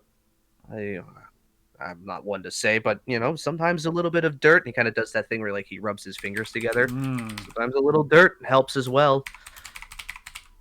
Oh, that's true. But I try to stay out of a lot of that stuff. I'm here to sign paperwork and push things along and make sure things are going where they're supposed to go. Oh, me as well. It's much safer that way.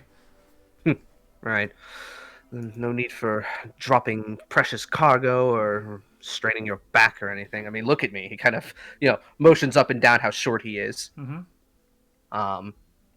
But yeah, you get the sense that that's just kind of what his demeanor is on a lot of things. Doesn't seem like he's really tuned in on everything that but he's been around enough. He knows how things work sometimes. I would sort of. Am I getting the impression that he's very friendly? Yeah, you can definitely smell alcohol in his breath. It definitely seems like he's had a few, but he does seem like a very genuinely friendly person. Like you're partaking in one of his favorite hobbies, so you're very much on good terms with him. Yes. So I would attempt to finish the hand with the human. Mm-hmm. I'll say, considering the successes that you've had on your insights, you're able to clean this up pretty quickly. He pulls out every stop that he can, but you've saved enough, you've strategized enough to where you are able to beat him, and you do win the pot of 10 silver. Okay. Great. I would say I could go for a quick drink. I would say to the I'm trying to think. Do I offer to take the gnome to the bar, or do I ask the cobbler to go get us drinks? It's up to you. What do you want to do? I would say to the cobbler, I would give him a gold, and I would say, I don't want to bore you with a bunch of bureaucratic doc talk. Do you see that dragonborn at the bar there? I do. Yes, I'd say here, take this, and I flip him a gold, and I say, make sure he has something to drink, and get yourself something as well. Much obliged, ma'am. Man. I keep forgetting that you're disguised as a band. Just go. Oh, much obliged, sir. Absolutely. Of course, yeah. I don't want to hear you with a man voice. I want that voice from Ella. What is it, Cobra? I want to hear you pretending to be a woman, pretending to be a man voice. Oh, yeah. I'm a dude disguised as a dude pretended to be a dude. Pretended to be another dude. Yeah. All right. So the cobbler gets up and goes to get a drink. It would probably sound something like, hey, why don't you go over to the bar? Oh, let's not. I already have one silly voice to worry about. So as he gets up and goes, the gnome goes, seems like you got a pretty good handle on it. Try not to clear about too much. Yes. I have things to do. The gnome says this? Yes. Before he leaves, I would just very gently put my fingertips like on his arm or whatever, just to stop him from leaving. And I would just say, forgive me. You mentioned that you're someone who, I mean, you have an eye on what's coming in and out of the city to a certain extent. I mean, I'm not going through every single package or crate that comes through the docks, but what are you getting at? No, of course not. My friends and I, we were trying to, we're just trying to relax and have a good time. And I heard some of the dock workers talking about something new in the city that's just a lot of fun. It's some kind of ash. Do you know where we could get our hands on some? I'd love to try it. Make a persuasion check. Sure. Persuasion. Oh, that's a good one. And that is a 13.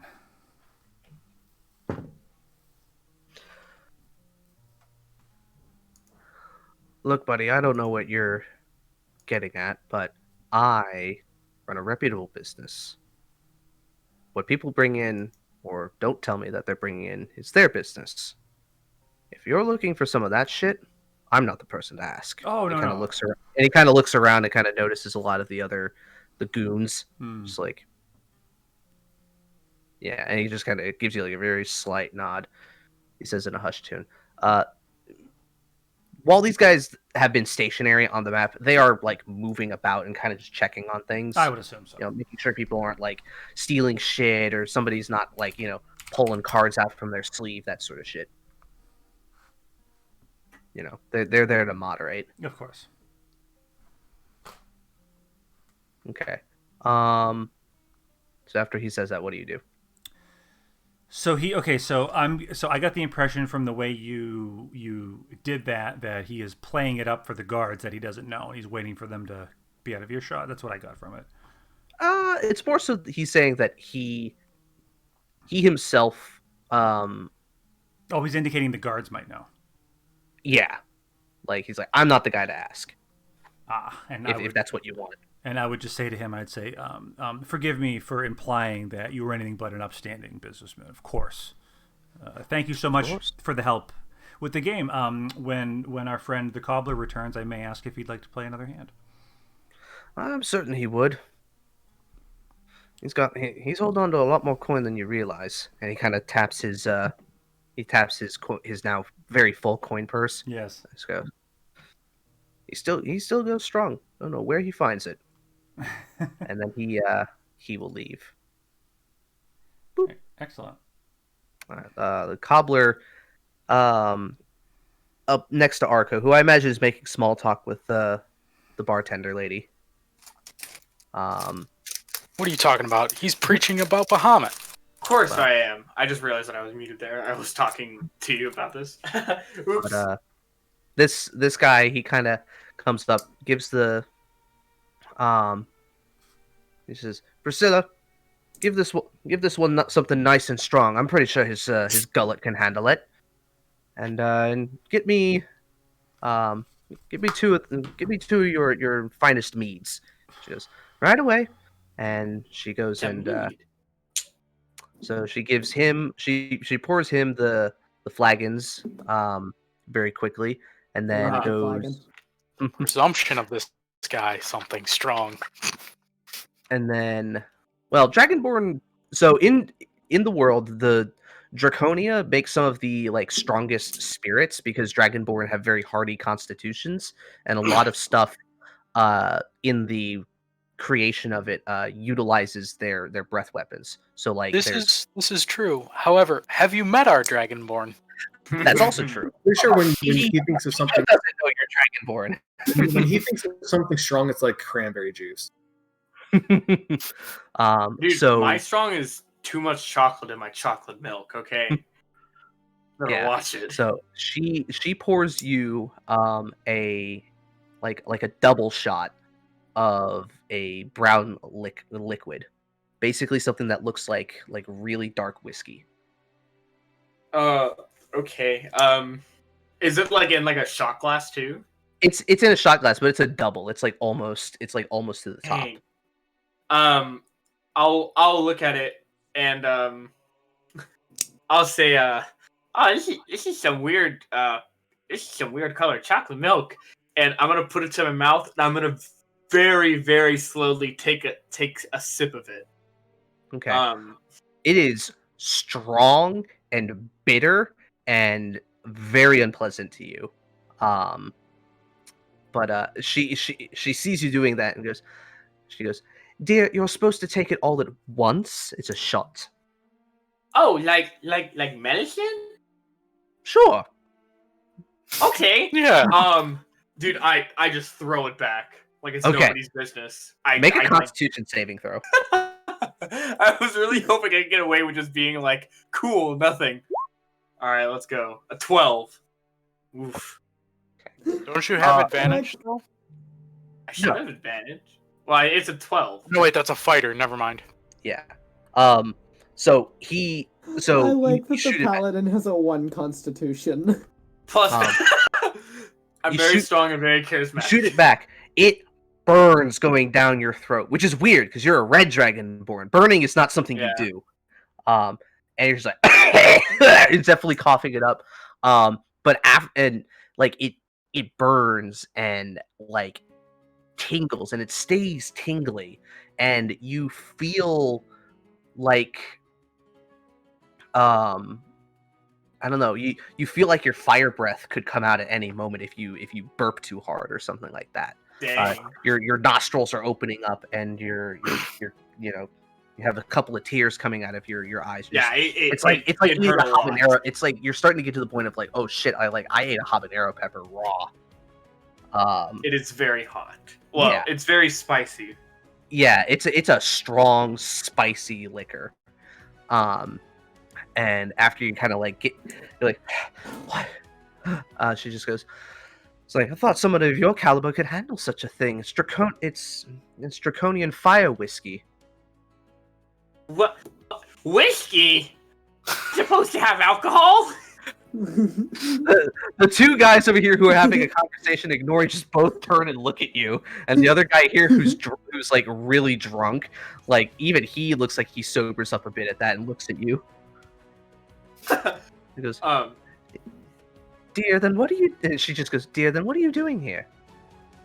Oh no, I thought I could get some like water or something. Fire water. Yeah. Yeah, that's what one of the guys here says. He goes, fire water, more like. Water, I can make that. The fuck else? Oh god. Oh no. That's what it was. The cinnamon challenge. I don't know if this is apparent, but I feel like my character would be very canonically like crazy lightweight. So I feel like this would get me pretty well gone already, even though it was a double shot. Yeah. Not super gone, but I'm there. There isn't an intoxicated condition, is there? I don't think so. Dang. I'll say, for the next, let me roll. For the next 2 hours, you have disadvantage on dexterity checks and dexterity save. However, he's got to have advantage on charisma though. Man, dexterity. However, yes, yeah, I'll say you have advantage, but you have nice. Yeah, you'll have advantage on charisma checks. Yeah. Awesome. All right. But yeah, you're. It started to say you're taking it a lot better. I mean, not like feeling lightheaded in like the I'm about to pass out kind of way, but lightheaded in the sense of like I feel like legitimately lighter. You know? Like, yeah. Very giggly. Yeah. But she does give you some water, and just in case you need to smooth it down a little bit. Oh, thank you. I immediately pick up the glass of water and drink it with both of my hands like a child. All right. Tonka, what are you doing throughout all this? I am observing the game, basically. I'm trying to commit everything that I'm seeing to memory, and I'm basically learning to count cards. The blackjack game? Yes. Okay. I'll put you over here-ish, like right around the corner. If you're trying to learn how to count cards, I mean, I will say make a perception check with advantage, because you are a machine and this is a like mathematical thing. All right, so let's see. Perception. Oop, 19.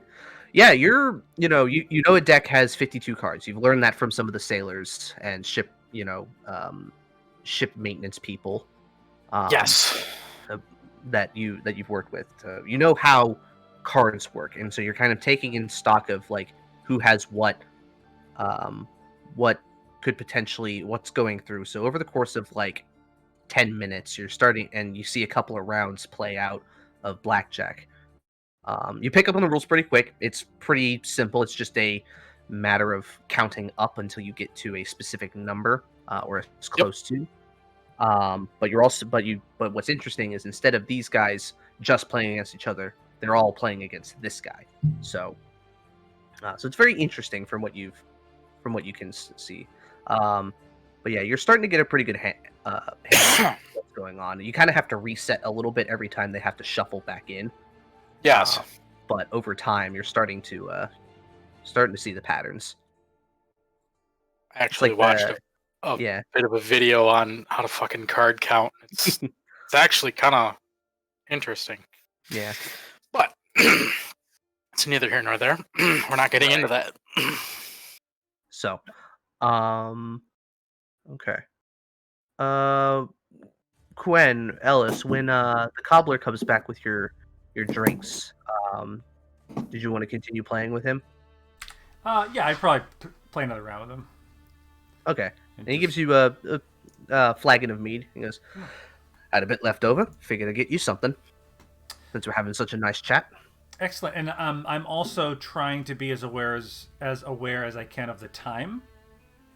Okay. It's been about maybe 30 minutes, I'd say, okay, overall by this point. And I'm keeping an eye on the other people, if I recognize anyone or if anyone looks important and if I overhear anything, the usual. I mean, you've been here 30 minutes just kind of, especially when you had that free moment when you got up and you're just kind of scanning. You're not really seeing anybody specific that you recognize. Okay. You do also see that through these double doors, like occasionally some guys come out and, bring somebody some food or they pick up, tableware. It seems to be a kitchen or something. Yeah, and bring it back. While they're kind of doing their whole thing, what's Madcap and Pigeon Man doing? Oh fuck! You're not expecting me to come back to you so soon. No, I just dropped something. Okay. Oh, is it back to us? Yeah, yes. I'm gonna say that they're kind of doing all of this. It's been about 30 minutes for them. So in that period of time, what are you doing? Because I imagine you're not just gonna hang there forever. Just like creeping in the window, like. I mean, there is also somebody like looking straight in that direction, so you might have to be a little stealthy. If I go back up to the room. Okay. I see that's not an entrance. So I think, Leg, you had a plan. Yeah. So, well, first I'm gonna ask. I assume I'm not gonna say that actually. Is it clear? Not much. I mean, it's this area. There's no second floor in this area. It's just a high ceiling. The other windows down the way, the one closer to us, lead to a balcony overlooking the main area, and the other one looks to be going to private rooms. Okay. Yeah, I saw the balcony earlier. Actually, here, follow me. And on the roof, is there a way we can see where we could drop down onto the balcony, Justin? Yeah, pretty much like right where the wall and like the windows are is like the top of the edge of the roof, and then it's dropped down. So like the roof itself is like an attic space, but it's like really small and low to the ceiling. Whoops. So so it's like a half floor basically for the attic space. Okay, do I know where the door is? Because I saw that guy come out earlier. Yeah, you know where the door is there, and as you're up here on the top, you can see there was another door on the side here. Okay, so there's a door right there and a door right there. I saw one guy come out to smoke earlier from that one. I'm thinking that we'll ambush one of them, right? Coming out. Probably another one coming out to smoke. Or doing something, who cares, it doesn't matter. You grab their legs because you're low to the ground, and I, pulling out of a bag on my side, will get around their neck. Fuck. I pull out the crowbar. Choke him out. Don't kill him, because that's bad. I don't want to fucking end anyone's life. You might, Not yet. but I don't. Looking at him, we can I can... Well, actually, you might not have seen me. I know a little bit of magic, and I cast Mage Hand, and I tap him on the shoulder. I can disguise as him, going in there, and maybe I can peek around the second floor, or anywhere else, as him. And with the body, I guess we can shove it in a barrel or somewhere. That'll work. Is there anywhere up here that we could hide a body? Up on the top, I mean, if you could lift a body on top, there is like a flat portion, right, like in the middle of the roof, that you could probably just lay him there. Yeah, we can give And that a shot. eventually, he might just wake up and be like, "How the fuck did I get up here?"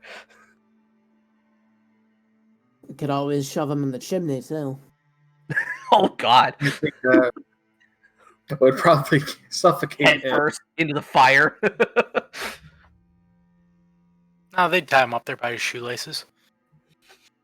Holy shit! Anyways, you're No, gonna say something. we would just shove him in, keep his arms above level, so he can still breathe. T-pose. Yeah, just fucking T-pose in the chimney, dude.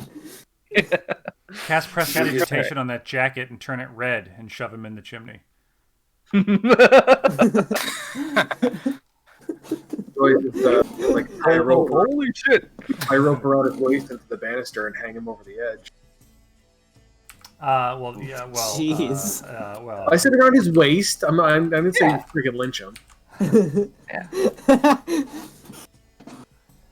Yeah, true. At least he would probably wouldn't have very nice circulation in his legs the next few days. But I did that to a hooker one time, and you're never gonna let it go.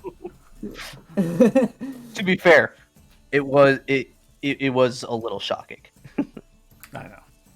It was a little intense, but nonetheless, it is a character choice. So, so your guys' plan is to try and choke a guy out as he comes through the door. yes. Okay. Just go over again what the positioning plan is on there, just so I know. The door open. Okay. Oh, true. The door opens from the inside, so it opens. It opens inward. Yeah, it opens inward, so it goes that way. It goes in. Okay. Oh, that means we can get him from both sides. Nice. We would probably just stay up here. Once he walks out, we can quietly hop down and then go for him. Okay. All right. I'm gonna roll something real quick. And I'd want to kind of get just loopholes of rope on either side and just hang it down on either side. So when we're going down, we have a good handhold to lower ourselves quietly. Okay. So you guys are gonna position yourself on the sides of the door. Yeah, probably on the roof on either side of the door. Okay, just for the purposes of it, I'm gonna put you guys right there.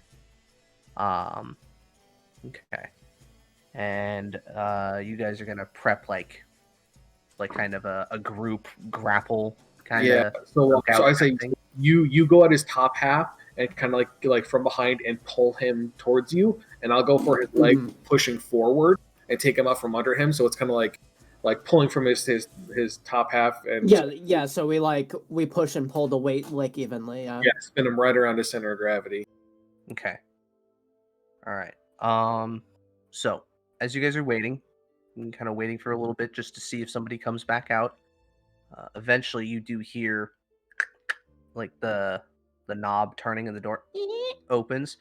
A different man than what you saw before Pigeon Man. He has a darker complexion, still human, but different attire. So a different guy comes out, and kind of we lower ourselves down, and I kind of give the silent telepathic cue, as our go signal. Mm. Okay. So Pigeon Man is putting the crowbar around his neck to kind of hold and choke him. Yeah, that's what I'm gonna do. Okay, and then Madcap, you are kind of going kind of at the knees and kind of like pushing and lifting up and holding his legs together. Okay, so you're kind of stretching almost to kind of give more resistance on Pigeon Man's end to choke him out faster. Yeah, and make sure he can't he can't use his legs as leverage or anything like that to get out. Madcap, what's This your could go either key save? really good or really bad. What's your key save DC? Just so I know what to base it off of. So I feel like that's a good measure for a DC. No, it's 8 plus proficiency plus wisdom, right? I For think key so. saves, I think so. Yeah. 13. 13? Okay. So- Since 2 people are hitting him, though, instead of making one of you do like Oh an wait, athletics, yeah. I think. 13. Oh, I can't find it anywhere because I don't have any abilities that use it yet. Oh. I'm pretty sure that's what it is. Let me double check, just so I know. Class features. Yeah, 8 proficiency and wisdom. Yeah, 13. Okay. So since both of you are hitting him with this, and you're hidden, like your guys' base stealth is so good, and you know, they are none the wiser to any potential intrusion. They give him disadvantage on the save since you're catching him off guard. Nice. I rolled a 14 and then a 3. So, Yes. within, we'll say, see, I don't know how long it actually takes to choke somebody out, but I'm just gonna say 2 rounds. Like the door closes behind him, and then you guys get him, and just like there's like some, struggle and everything like that, and then eventually, both of you feel him go pretty slack. It usually goes and depends on the person. Yeah, I mean these guys are challenge rating like 1/4, so it's like whatever. I mean, you can hold your breath for like a minute or two as a normal person. Yeah. Well, it's I mean, like choking someone out is different from like being able to hold your breath because you're cutting some like oxygen supply to the brain, so Correct. you're out within like 20 seconds. Yeah. So. Yeah, but with it's both like of you 10 to doing 20 it seconds effectively, generally. you got him in 12. You so there scare me go. sometimes, Cobra. Sometimes. Hey, Burn Notice was a good show. All right, get off my back. Oh, it was a good show. Yeah, Bruce Campbell. Yeah. I'm an army medic. That means I can name every bone in your body while I'm breaking it. Jesus Christ. I don't remember where that's from, but I know it's from a movie or a TV show. I forget what it's from. I just hear it all the time. I think that it isn't that from freaking Sherlock Holmes. Wasn't that Maybe. Watson that said that? It might have been. See, I think right. I used to be able to it was name Watson. Or maybe it was like Band of Brothers or something. So I know there was one episode that focused on a medic. Anyways, Either way, it's still terrifying. Yeah. So, you guys choke this guy out and then just very gently put him down. Sherlock Victorian. Yeah, it's a Watson comeback. The quote is, "I'm an army doctor, which means I can break every bone in your body while naming them." Which one? It is Sherlock Victorian. Oh, wow. All right, so he's choked out. He's on the ground. He is out of fully unconscious. We can just stick him in this corner. It's probably dark on the balcony, right? Yeah, there are windows next to it though. Yeah. We can, keep him low. Yeah. But looking at the windows though, it does appear that on these ones there are blinds that are closed, or not blinds, but like curtains that are closed. Yeah. And I mean, look, the worst case scenario, he's found and we cheese it. I mean, yeah. You got the 2 fast boys here. All right, so you put him down there. Pigeon Man, you disguise as him. Yep, I'm gonna cast Disguise Self. Okay. I say if you can, go inside, check the private rooms, and if I'll stay around here on the balcony, and if there's an open room, just open a window, and I'll know to enter. All right, I'll do that. I'll kind of like perch, like kind of like hop over the rail, like the balcony railing, and just be like holding onto the rails on the outside, so like I could just drop in an instant and watch the window. You're doing the like Assassin's Creed, like hold yourself Yeah. before you clamber. Yeah. All right, awesome. All right, so Pigeon Man, do you go back in immediately or do you wait? I'm gonna wait like 15 seconds, Okay, maybe 30. okay. There, so, you can enter through the door at your leisure, and you can see that. So, do you attempt to open that door? Well, first I'm gonna like just walk out. Okay. Do these stairs go downstairs? Yeah, those go down to the first floor.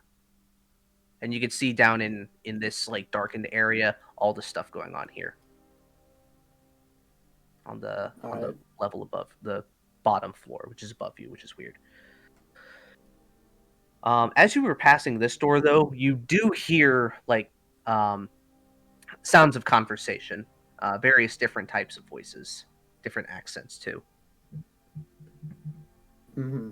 And okay, so I'm gonna go right here and then just kind of walk down here and passing by these. Yeah, this guy, as you come back in, he just looks and goes, "Oh, that was fucking quick." Oh, well, yeah, it was kind of easy.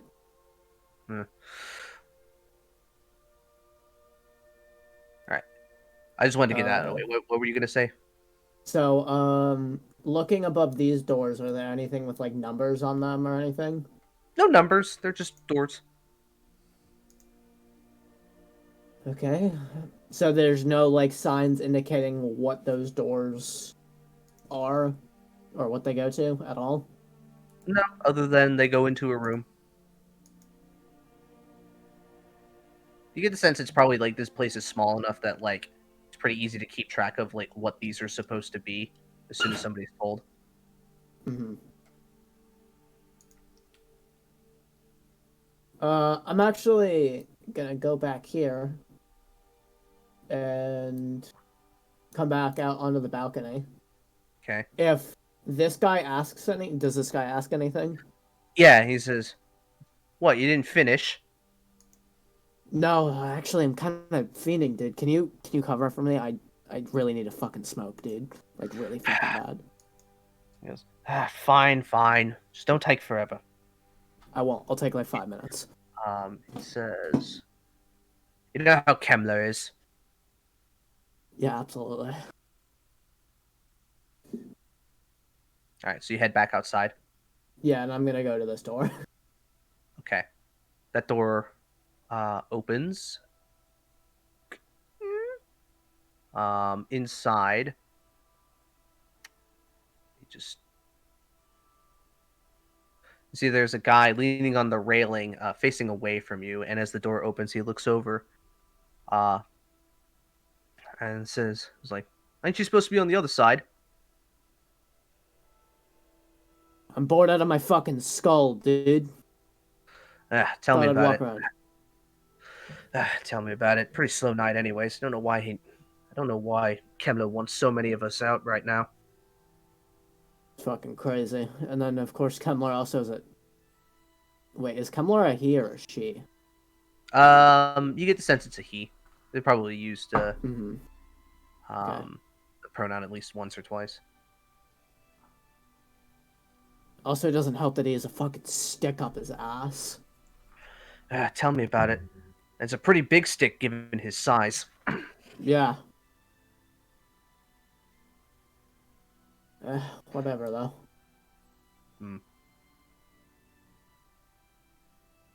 Okay. Gonna walk around here. You can see this is like an overhang on the stairs, and then this area here is stairs that lead up to the attic, and this guy's just kind of watching the. Seems like he's just kind of watching both sets of stairs. There's also the stone stairs here that lead into a different part of the building, so he's on stair duty. Hey, you. Stair boy. Eh? Where did those go? You're having a fucking laugh, right? You've been here longer than I have. I know, I'm just shooting the shit, man.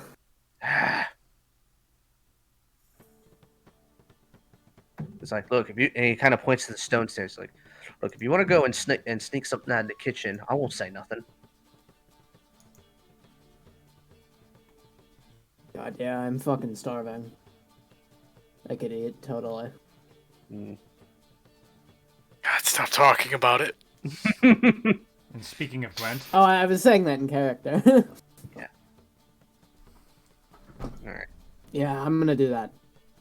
Thanks. Okay. You can move yourself up top in a second. I'm revealing. Okay. That's not the right one.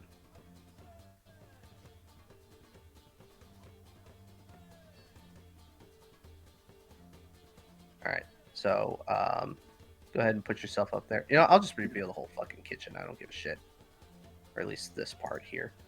You can see there's two guys. One of them here, he's like kind of getting some ingredients. This other guy's like rolling out dough. Looks like he's trying to set up a pie or something, some kind of like a pot pie kind of thing. They both have chef hats on. Yeah. I'm gonna walk around from the stairs, and I'm gonna point out to one of them. Hey, are there any extra apples? He goes, yeah, there's a whole bunch right there. Can you toss me one? He goes, hold on. And he kind of takes this like sack that he's holding, presumably of like some kind of grain or something, kind of flips it over onto his shoulder and goes and grabs one, just chucks it at you. Easy enough to catch for you. You're pretty dexterous. Thanks, I appreciate it. No problem. Alright, now I'm gonna go back upstairs. Okay. Apple in hand. Yeah. Pretty good.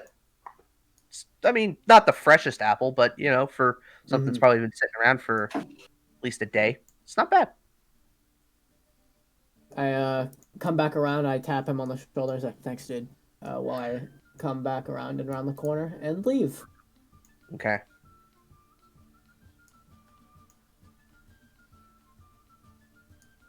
So, also, where on the balcony were the windows over here? They're like the lighter sections. You can see like there's that like, yeah.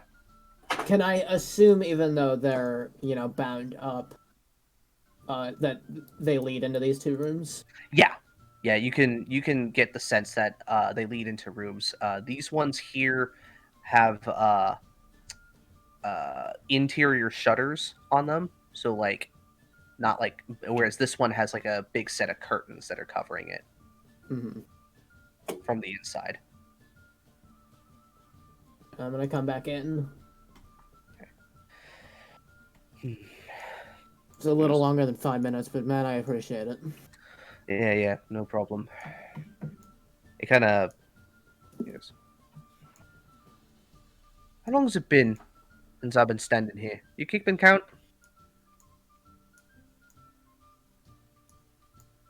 Well, so... I mean, like, this whole night. Like, I feel like I've been standing here for, like, a week. Yeah, no, you've been here for a while. Yeah, probably. To be fair, so have I, even though, you know, I walk around a lot because, you know, I'm itchy, you know. Must be nice to be able to stretch your legs. I'm just sitting here effectively on my ass. Hey, ass would probably... I did you a favor and covered for you a couple times. He kind of yawns. He kind of stirs in, like, yawns. I am gonna try and get like a couple of winks down in the larder. If you mind covering for me now this time. Yeah, sure. Go ahead, dude. All right. You did it for me, so I'll do it for you. Now I can't. Hold on. Let me check something.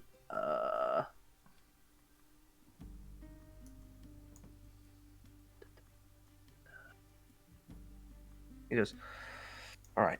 See, here's the thing. I'm on vault duty, so I can't go too far away from it without, with taking the key. It's not safe. So you hold on to it. You fucking lose it, we're both dead.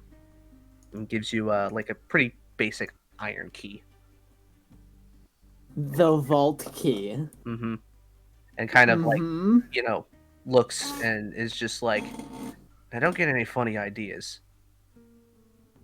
I've been had. It's like, I don't get any funny ideas. He says very seriously and just kind of like jabs your shoulders like, I know you're good for it. And he goes down and away. I'm gonna wait a little bit presumably until I know that he's gone. Yeah, definitely. This lady over here who's got her short bow, just kind of scanning and looking around. She eventually moves a bit closer over this way, trying to get a view on the people doing the dice game. Oh, okay, so that's what they're for. Yeah, lookouts. They literally killed cheaters, guys. She doesn't have like an arrow nocked or anything like that, but she has the bow in her hand and she's just kind of looking. Mm-hmm. I'm gonna open this door that is literally right behind me and go in. Yeah, the guy motioned when he said vault. He kind of looked over there. Make a stealth check as you're doing that. Oh. Okay, like Mr. Fantastic in the really bad Fantastic Four movie where he slips under the door. I mean, all of them? Yeah, the first one, where he slips under the door. It is like full on quiet as a mouse, just like boom, just like that, like, and you move so quickly and silently. The door hinges do not squeak at all. It's perfect. You are inside. I shall reveal this area here. There you go. There's a table in the middle of the room and 2 footlockers. I say footlockers, but like they're pretty big. They're not nice enough to be called or ornate enough to be called chests, but they are definitely storage compartments. Are we gonna fucking Ocean's 11 this shit? Yeah, dude, right? You can see that the shutters are closed on the windows here. Pretty simple, just like open like latch from the inside. Key required is to close it and keep people from peering inside. Yeah, I'm gonna fucking yank the thing up and I'm gonna open the window. Okay. And back into Madcap. Yeah, Madcap, as you're kind of peering over the edge, you see the window open and you see disguised Pigeon Man kind of wave you forward. Get in this window, boy. Nice job. This is their vault. Didn't know we'd be robbing a fucking casino today, but I guess we are. Hey, I love how you pulled that off, by the way. That was fucking great. See, I used my feet in a way that wasn't busted for once. Right? I mean, it's pretty cool. So, all right, you guys are in the vault.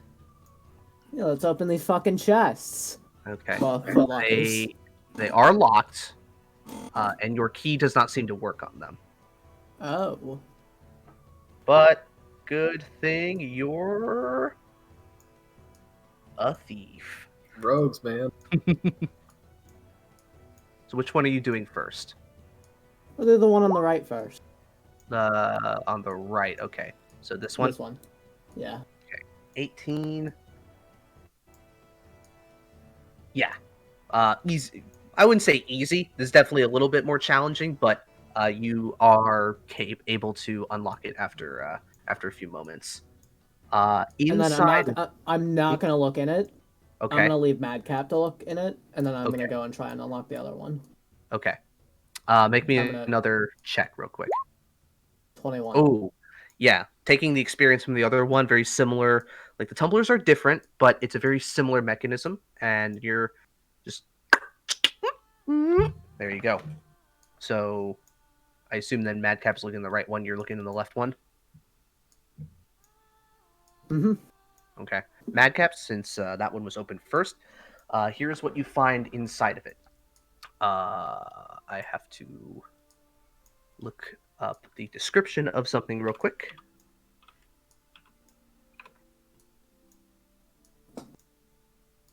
Okay. So the first thing you find are numerous sacks of gold and silver. I can give you an exact amount now, but for the sake of speed, you would not be able to count it immediately. Sacks of money. I got it. Yeah, so you get some sacks of money. They got dollar bill signs on them and everything. A bag that appears to have like a little, like almost like a spice pouch, basically, but inside are dice, 6-sided dice. And then there's a separate one there's a separate bag that's like tied off next to this one that has a single 6-sided die in it, and on that one there's a little like Made of ivory, isn't it? It does appear like it is made of a bone, not necessarily ivory, but all of the other dice are also made of a similar material. However, the one that is in the single bag has a little tag on it that has a very crudely drawn frowny face on it. And the other, That's the dice bag jail. the No, yeah, it's the the cheater other- die. yeah, the other dice are the other set of dice are made of bone, probably whalebone or something like that, given a coastal setting. And that's all you find in here. This one has definitely a lot of sacks of money. Pigeon Man and yours, less sacks of money, but money nonetheless. One of them is small and only has a few coins in it, but judging by the look of it, it does appear as if they are platinum pieces, just by the look and smell of them. In there is a pair of like boots, kind of like made of cloth and leather, green cloth with some filigree of like branches and whatnot on them. There was a note sort of tied off on the laces that says Lord Thornton's fancy slippers. There is an amulet that you find that has a bit more heft to it than you're expecting, just by picking it up. But as you pull, bring it up close to your face to inspect it, you swear you almost hear ticking coming from it. Very faint kind of tick. And then the final thing that you find is a bag that has some gold bracelets in it, 3 to be exact.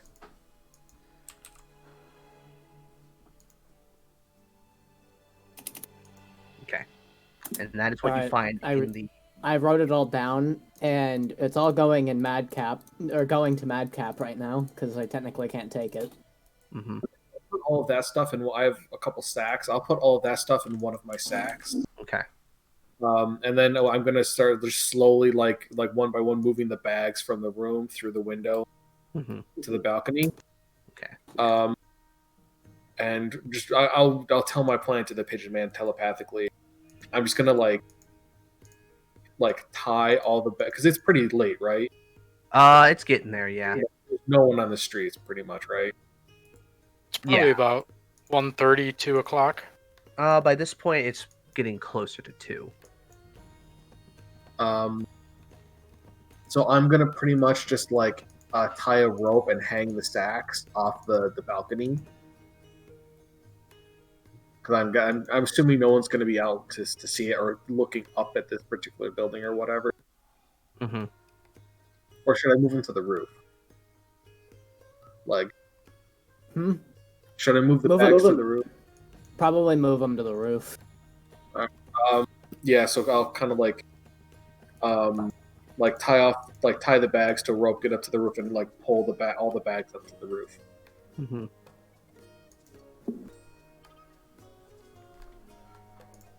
Okay. So just getting all the bags, putting them on the roof takes a good bit, but you're able to do it pretty quickly. You're good at climbing.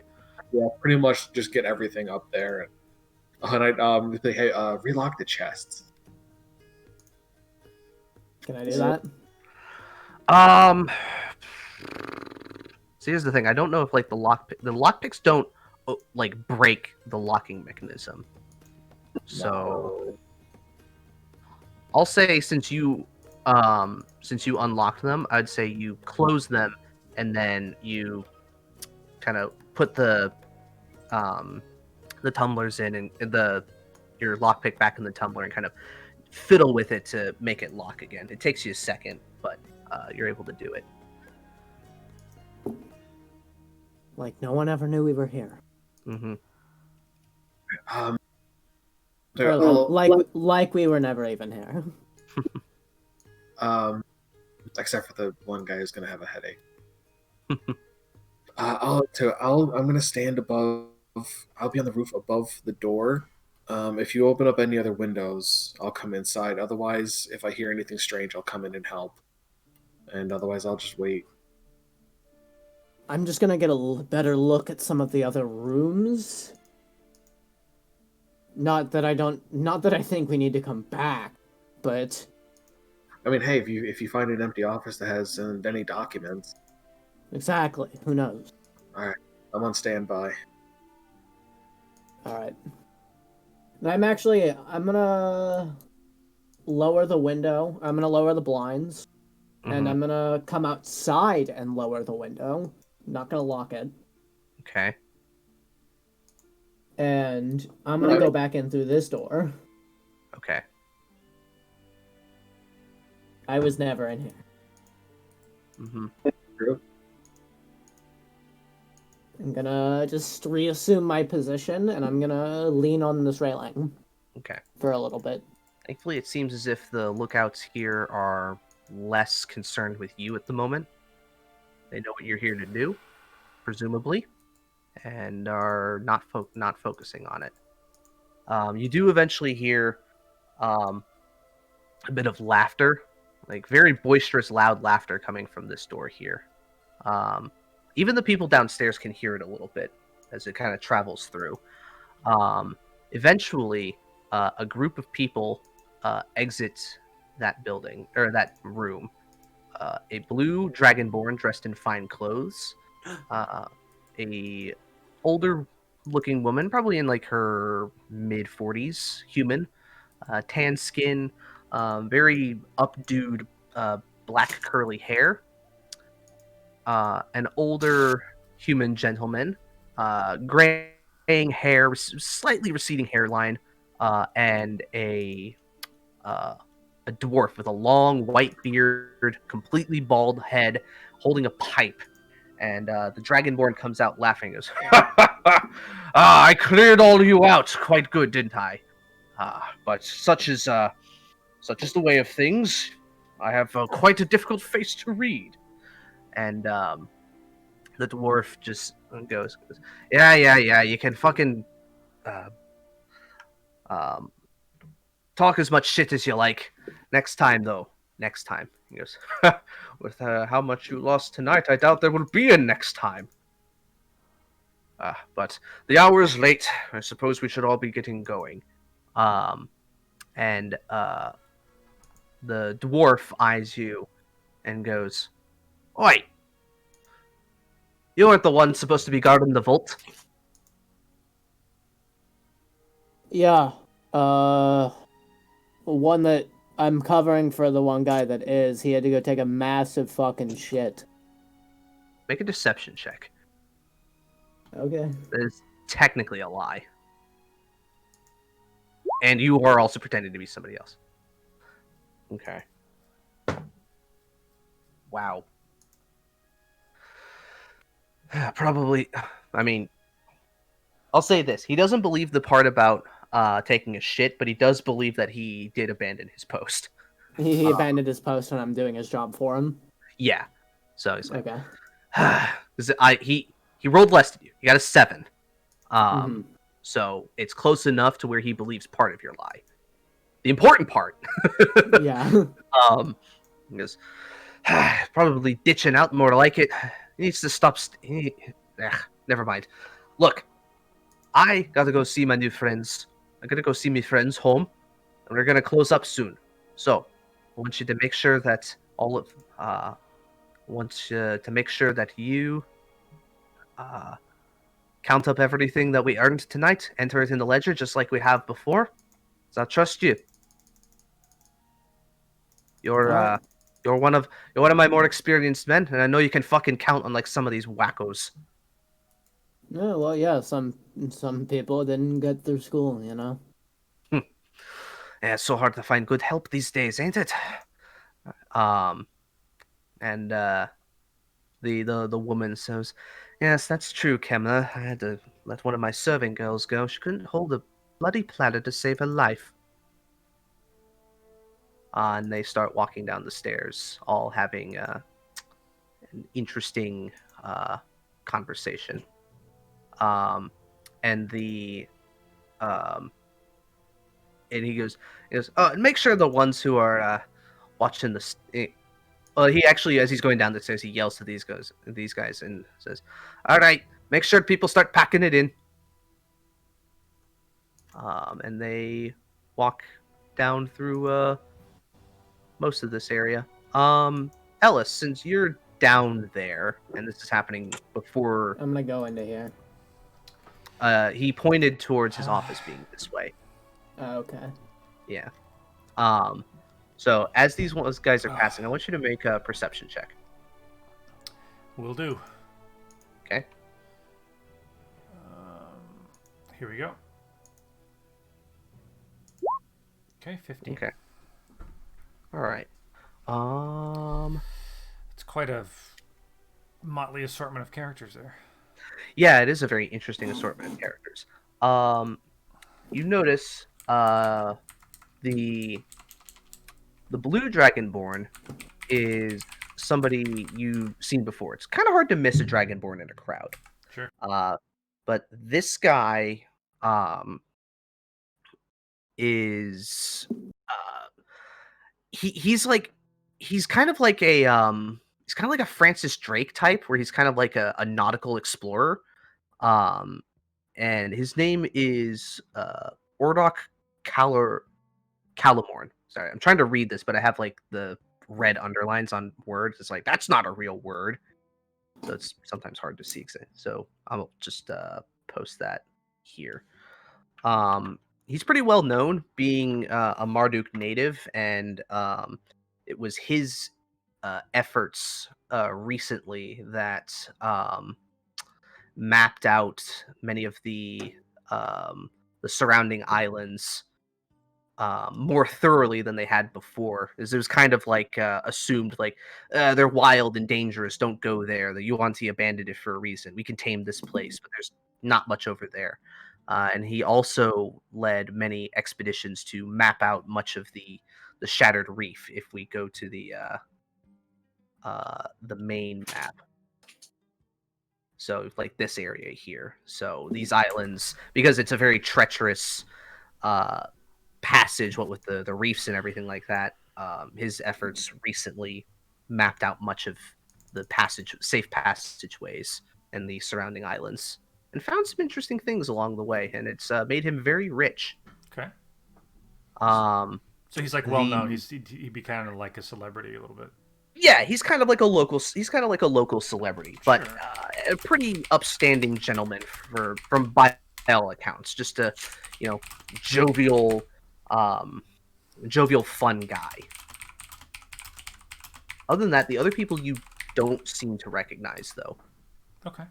They don't look like they definitely are not rich enough to be like counselors, but they're in that class.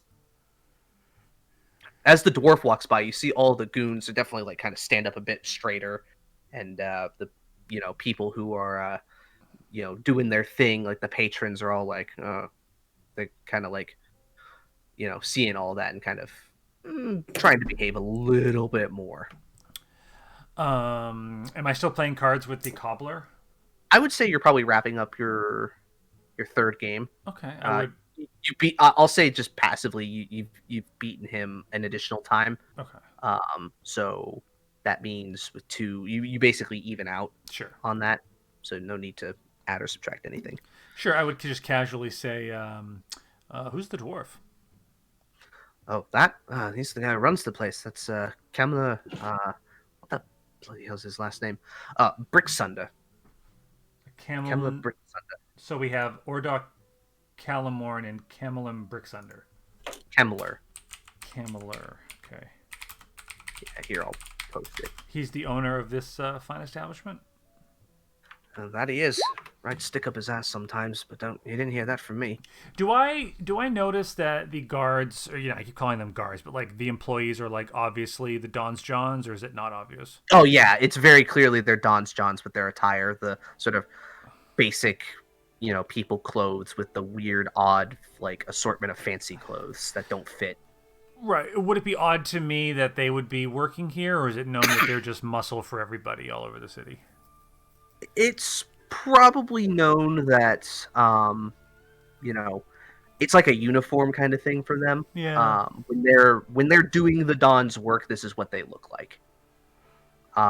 And this place being one of the Don's casinos, it's no stretch of the imagination to extrapolate that Kemler either was placed here to run this place for the Don, or is in a partnership with the Don to split profits, and these guys will act as his employees, vetted by the Don, and whatever other arrangement they might have.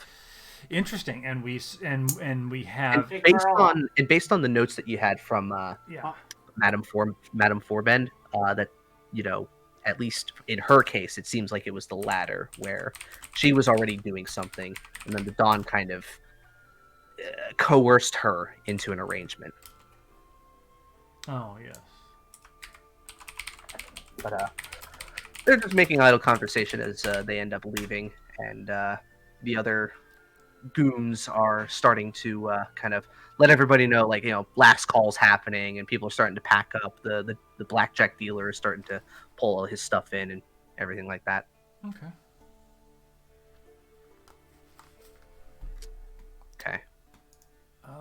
I would actually, the game's wrapping up. I would, the money's on the table. I would thank the cobbler for a wonderful time, and I would, it being last call, if I make eye contact with Arco or Tonka, wonderful. I'll just kind of wink to them or give them a little wave, and I would step outside just to see where the other people go.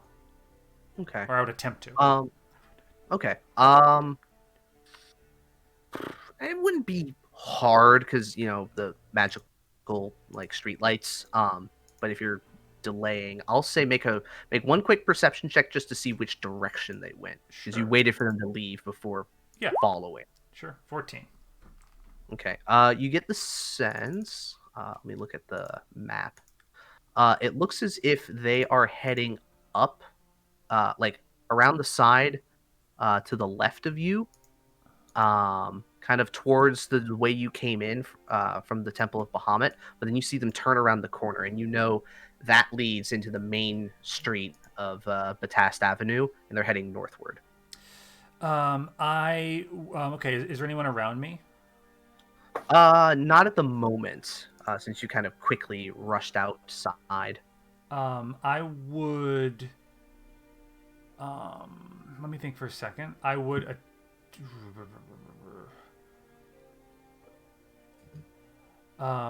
I would begin to follow, and as I do, I would pluck a single eyelash, say a word of power, and I would cast invisibility on myself. Okay. So you go invisible, and you are attempting to stalk them? Yes, I'm attempting to follow the group and see if I can stay, close enough that I can follow them. Make a survival check, just to see if you can track them well enough. Yes. I'll stay with the invisibility. You know how to move carefully, so you don't have to worry too much about sound. Oh, that's a 20. Okay. So you do manage to follow them for quite a ways. They actually... So effectively, the witch will have left the group for now. We can pause. You do follow them past the gates. Okay. into the Dockside North area, which is, while it is very much a industry side of things, is where like a lot of the manufacturing, not only manufacturing, but like the shipbuilding happens, and there's a lot of like carpenters here who make ship furniture for ships or for people within the city. But there are residential things, and there is a set of nice like apartments. There's, every place has like that one little spot that's like just slightly out of place, nice. And all four of them go to this building. Make a history check just to see if you know what this building is. 1 second. Okay. Um, That's a bit off the beaten path. is it basically this? Not really. It's definitely not. Yeah, no, it's definitely not gentrified South Park.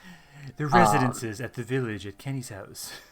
Yeah, it's more so like it's just a nice looking building. It's like made of stone. There's a lot of stonework in it, as opposed to a lot of woodwork with all the surrounding stuff.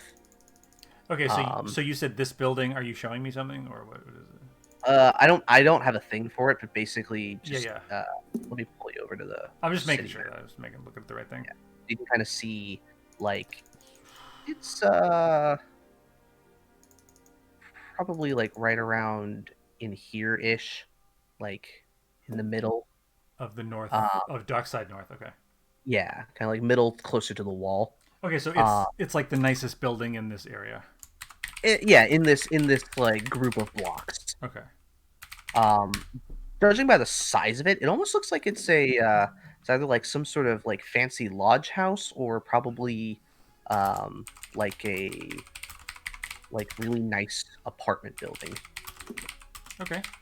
And they all four are going inside? Yep, all four go inside.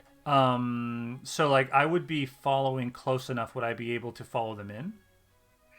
Or is like a door slam, or what happens? The door closes behind them. Okay. But the building is large enough to where you would expect, if it's an apartment building, that the rooms inside would be very large. It's like they're kind of going through the main hallway staircase that leads to the other apartments on each side. Okay. So like, while it is a big building, there's probably like maybe 6 apartments in here. Okay. So am I able to get in the building behind them? As the door closes behind them, it does appear to have locked. Okay. I would probably just kind of scout around the building, see if is there any way to climb up and see in any windows or anything like that. Make an investigation check. Sure. I want to get as much info as I can before I report back to the others. That is a 17. You're not seeing anything within your scope of ability, Sure. But with the 2 people that you do know that are expert climbers, they could probably find a way. There's not like a fire escape, Sure, got it. This is before building code. Okay, so I would definitely make a note of this exact location, as much as I could remember it. And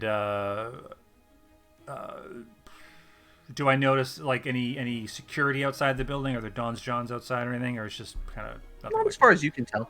Okay, I'd probably head back towards the casino to hope that I would catch them before they leave. Yeah. Okay. I'll make a note of how long that takes, and we'll see what they do.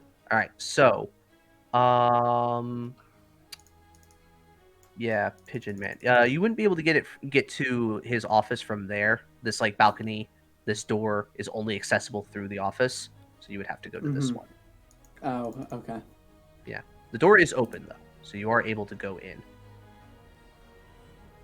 Cool. Just open it up. There you go. Pretty modest. Like there's I forgot to put them down like extra things, but basically there's like a couple extra chairs off to the side, like a few side tables and all that stuff, but not nearly as well decorated and set as Forben's office was.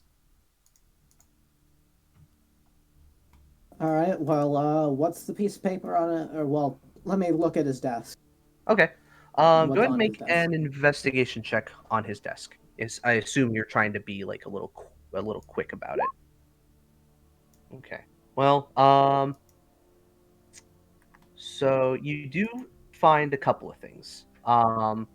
There is a there is a nice looking brass mug on there that has some kind of like stone inlay, probably jade by the looks of it. And it does smell of stale ale, and you look and there's like just a little bit of like ale of some kind on the bottom of it that looks like it's been sitting for quite a while. Mm. But the cup itself is really nice. And you do see an odd looking piece of paper. Just it looks very out of place with a lot of the other paper. It's much whiter and more pristine than the other more yellowy parchment paper that's on the desk next to a closed journal book of some kind. And it also looks as if like the papers are not fully level sitting on it, almost as if there's like an indent of something beneath them. Mm. Well, I'll take both of them. I'll look at the pure white paper. What is Okay. it? So I maybe didn't describe it right. So there's other papers that are stacked on top, but you see like this really pure white paper that is sticking out from underneath that stack, but that stack itself is not perfectly level. So it's kind of like indented a little bit. Okay. I mean, I'll try and pull it out anyway. Okay, so you do, and you see that wrapped up in like kind of folded, the paper's folded over something, and as you pull, you see it is a small silver key, not like super small, a little bit smaller than the vault key that you were given. Recalling the locks of the chest, does it look like it probably fit in there? Based on how the tumblers felt and the way the grooves on this key are set, no. As you look at the key, you do see there's an etched rune on the grip part, like the fat end of it where your fingers go. Interesting. I'm gonna look around the walls or on his desk. Actually, first I'm gonna look under his desk and see Okay. if I see anything like that. Okay. Yeah, go ahead and make another investigation check. The key's gonna open a portal to the dreamlands. You're not seeing anything. I mean, he doesn't. The desk itself doesn't have any keyholes on it of any kind. And you I was even looking for the symbol etched in it, but well, yeah, no, you don't see any of that either. You do still have the paper in your hand as well. okay. Is there any words on the paper? Yeah, so you unfold it. On the paper itself, unlike like what a typical scribe would do, where they have like a quill pen or something like that, and they write out, you know, their wording on there. This looks almost as if it was painted with almost as if it was painted like with a small brush. Like the actual wording itself looks like it's done in brush strokes. Mm-hmm. And it says the following. It's very short and simple.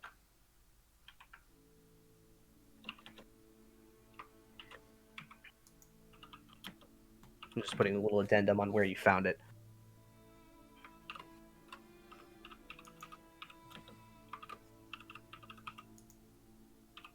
There you go.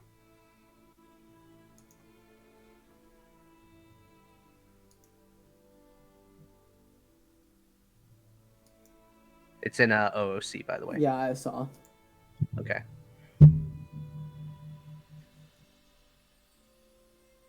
The date is like May 3rd currently, right? By now it'd be probably the 5th, I think, is how I calculated it out. Justin, May the 4th be with you. would this happen to be the address that I'm at? No, this is not Stroman Court. Okay, cool. Just checking. But you don't know that yet. Right. But I will say you would be keeping an eye on like the street signs and everything like that, and you did not go to Stroman Court. All right. Well, I'm gonna. Are there any drawers in his desk? There are drawers in his desk. I'm gonna rummage through them. Okay. Aside from a bunch of like scattered pieces of paper and what look like old ledgers, like with entries that are years old, and one of them has what looks like empty whiskey bottles in it. You're not really finding much of interest. Okay. Well, oh, also, didn't you mention a journal earlier? Yeah, it is on the top of the desk. I'm gonna pocket that. Okay. And then I'm gonna look for the ledger. The ledger would be in the topmost drawer, on this side, the left side of the desk. For the most recent one, anyways. Yeah. Okay. So obviously, I'm gonna locate myself to May. Well, actually, would it be May 4th? Yeah, that would have been most recent. That would have been like today, like tonight's stuff. Okay. Yeah. So tonight's stuff. So May 4th. I'm gonna write, or at least I'm gonna find something to write on May 4th. The owl bear is back. Okay. Better than I thought you might do. All right. You just kind of dip out and just go, all right, the owl bear is back. And just let it dry. You kind of just let it sit and dry. And you close. And then put it back. Put it back. And I feel it's probably almost been an hour, right? You're starting to feel like the spell could drop pretty soon. Yeah, I'm thinking like, yeah, the spell's probably almost gone. And I'm gonna briskly walk out and get back onto the roof. Okay. So as you're getting back up on the roof, you can feel the, dun, dun, dun, dun, dun, dun, or the fucking like the Sonic the Hedgehog drowning music. Yeah. And then the spell eventually fades. You see Madcap up there kind of sifting through the coins, just trying to get a sense of how much money you guys just stole from them. Welcome back. Well, I think I found something more valuable than money, Madcap. I'm keen to hear about it. I pull out the journal, the piece of paper, and the key. Oh, this is good. Madcap, since this happened to you in a previous interaction, you said you had the piece of paper, right, Jake? Mm-hmm. That yes. The brushwork, the script of it, is very similar to the style on the note that was attached to the kunai. Okay. From your ambush. The script looks familiar. Who grabbed the kunai? You were sitting on like a barrel or a crate, and it hit while you were facing and talking to Quen, and it hit the barrel. Yeah, I just don't know which of us took it. Yeah. I remember someone said, because I was gonna, but someone said they grabbed it. I don't remember who. Yeah, I forget, but I know it was close enough to you. I know it was close enough that you were able to see it. Yeah. So. Okay. I don't know. I know I didn't. Well, that's very good. Shall we take our gotten goods? Absolutely. All right. While you guys are getting your stuff, real quick, Tonka and Arco, what you saw Quen, disguised Quen, run out. And you can see that everybody else. It seems like the place is closing up too. What are you guys doing? I'll follow out shortly after. Okay. Would I know that it was Quen leaving? Yeah, you saw her cast disguise self before you guys. If I know that it was Quen, I would probably immediately follow after. Okay. Well, I would stumble out, but I would go. Yeah, your reaction time's a little slower for now. As you guys enter or exit, you do not see her because even no matter how close you guys were, she did cast invisibility, so it's kind of hard to keep track of her at that point. I'll look at Tonka and I'll say, "So, Tonka, where do you think she went?" Don't know, to be honest. I will. Hang on. Do I have anything for that? I don't think I do. I was 100% gonna ask, like, don't you have a way to like scan the room or something? Terminator style. Yeah, really. Nothing matters. No, I've got restore balance, but that doesn't do anything for it. Just do it anyways. No, you're thinking of alarm. I don't have that functioning at this point, but yeah, I'll run perception for it. Or would you rather survival? To try and track her is probably going to be more survival. All right. Nice. Not a clue. Yeah. Not a clue. Like, Can I can't find footprints. This is cobblestone. Could I try to see if I can find them with my sweet survival skills? Wait, what the fuck was that? Oh, I don't know. This is the way. That's right. Do you know the way? Is there any way that I can do with an athletics check to find them? Because I have a +6 to my athletics. Not particularly. He was on every single street, like the Flash.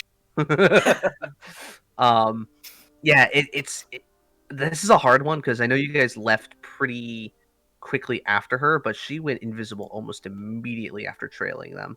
So would we still see the people that she was following, or at least the people that left the bar? Or did they go around a corner and they were no, because she waited for them to leave first, so she gave them a head start. I would say probably not. Oh my god. Why? See, I knew that was a thing at some point, but I had never actually seen an image of that. But I was like, it's got to be there somewhere. Oh my god. Anyways, yeah, that's a hard one because the turn for to go up Batast Avenue is pretty close by. So I would say with the travel time, it's hard to say. Definitely especially with somebody who went invisible. Yeah. So, yeah, unfortunately. I would say while you guys are kind of scanning around and looking and trying to look down in the alleyways and see, I imagine Pigeon Man and Madcap are roof hopping again. Or like one of us is on one roof and the other, and then we're just tossing sacks of gold across. Yeah, you literally just see them on top of the roof of the building, and they're over there. They're just tossing sacks of heavy looking sacks to each other. Looks like they had a successful night. I don't know. I think I'd probably just go and kind of shrug it and suggest that we head back. Back to the temple? Yeah. Okay. Yeah, 'cause, I mean, without knowing where they already are, your best bet to find somebody is to head back to a location that you know that everybody should be at, you know? Mm-hmm. So, yeah, I'd suggest that we just head back. Okay. Do you say that only to Arco? Yes. Okay. Well, I'm not aware that they're up on the roof playing with the money. I would say as you're scanning and looking through, you would see, you would probably you know the people that you're working with tend to like rooftops, so you're like, maybe she likes rooftops, and you do see them up there. Whether or not you pay any Alright. mind to it is your call. Well, I suppose in that instance, I would say that, all right, let's just go and head back. But I'd say it loud enough, and I mean, I'm a frickin' robot. If you can't pick my voice out of a crowd, then something's wrong. Yeah. So I'd just say it loud enough that they should be able to go and hear my voice going and saying it. Okay. All right. Go from there.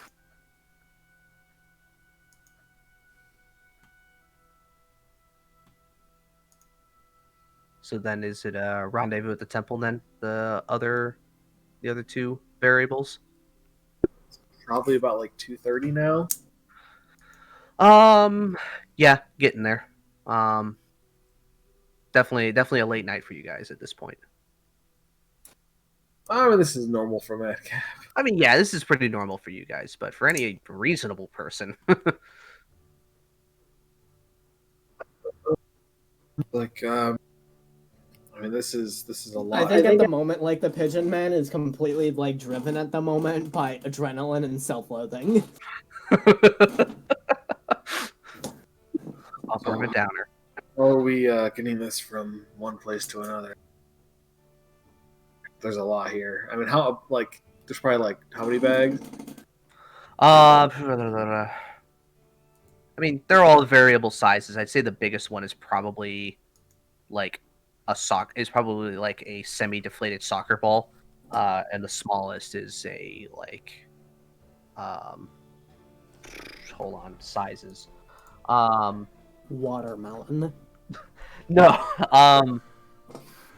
yeah, no, smaller than that, but bigger than like a pretty decently sized grapefruit. I would say between the four of you, you could carry all this stuff yourself. Like you, Tonka, Lantern, and Pigeon Man. Be a pretty easy trek. Be even easier if your fifth was here, but what are you talking about? We got a strong boy here. Like That's usual, which is just wandering on road at night. And charismatic. I can. That is quite true. Yeah. He's a charismatic idiot. I'm a charismatic idiot that can crush anything. That was pretty cute. I'm turning into Kronk with each passing hour. It's awesome. You really are. Yes. That's the point. Pull the lever, Kronk. And eventually I'm going to turn Quen into my Yzma. It will be a slow process. Into your Here's what? the thing. Yzma from Emperor's New Groove. Oh, it's been a while. Oh my god. So good. Watch it with your kids. They'll have a great time. Did you know? By the way, quick little thing. The Emperor's New Groove was supposed to be a musical called Temple of the Sun, and Yzma has a villain song, and it's really good. Although I'm kind of glad that they didn't go musical route because, Nope. The humor of it is very it's almost like Monty Python-esque. Okay. Where it's just very silly. Yeah. I enjoy it a lot. I think it's very silly humor and it makes me laugh all the time. Anyways. Alright. So just for that, now I have to go back and watch it. I'm watching it tonight. On Disney Plus. Alright. So yeah. That is your readout on your loot. Could I unless you're doing something else right now with anyone else with Madcap or Pigeon, could I try to roll a I guess survival to try to find out where Quen went? I'm gonna say by this point that ship has already sailed. Between the fact that it's a stone path and the fact that she went invisible, that's a meta thing. You would know that she did that, but the fact that she did means it's almost impossible to find a trace of her. What's the timing? How long did it take me to go there and then back? Let's look. From the casino to the dockside building. Approximately like that. Well, 30 feet I can do in 6 seconds, so. Yeah, I know. I'm also trying to think of like No, I just mean it says timing and 23 everything. feet. Yeah, I know. So I turned the grid off because I'm just this helps to Yeah. do the roads better. Said it takes like an hour from one gate to the other. Like 20 minutes maybe. 20 minutes forward and back probably, so 40. So Okay. I would say yeah, you would be able to get there before your invisibility ends. But I would say by the time they're out here and they're kind of conversing and everything like that, you're probably just starting to make your way back to the gate. Sure. Okay, back to the gate. Got it. Mm-hmm.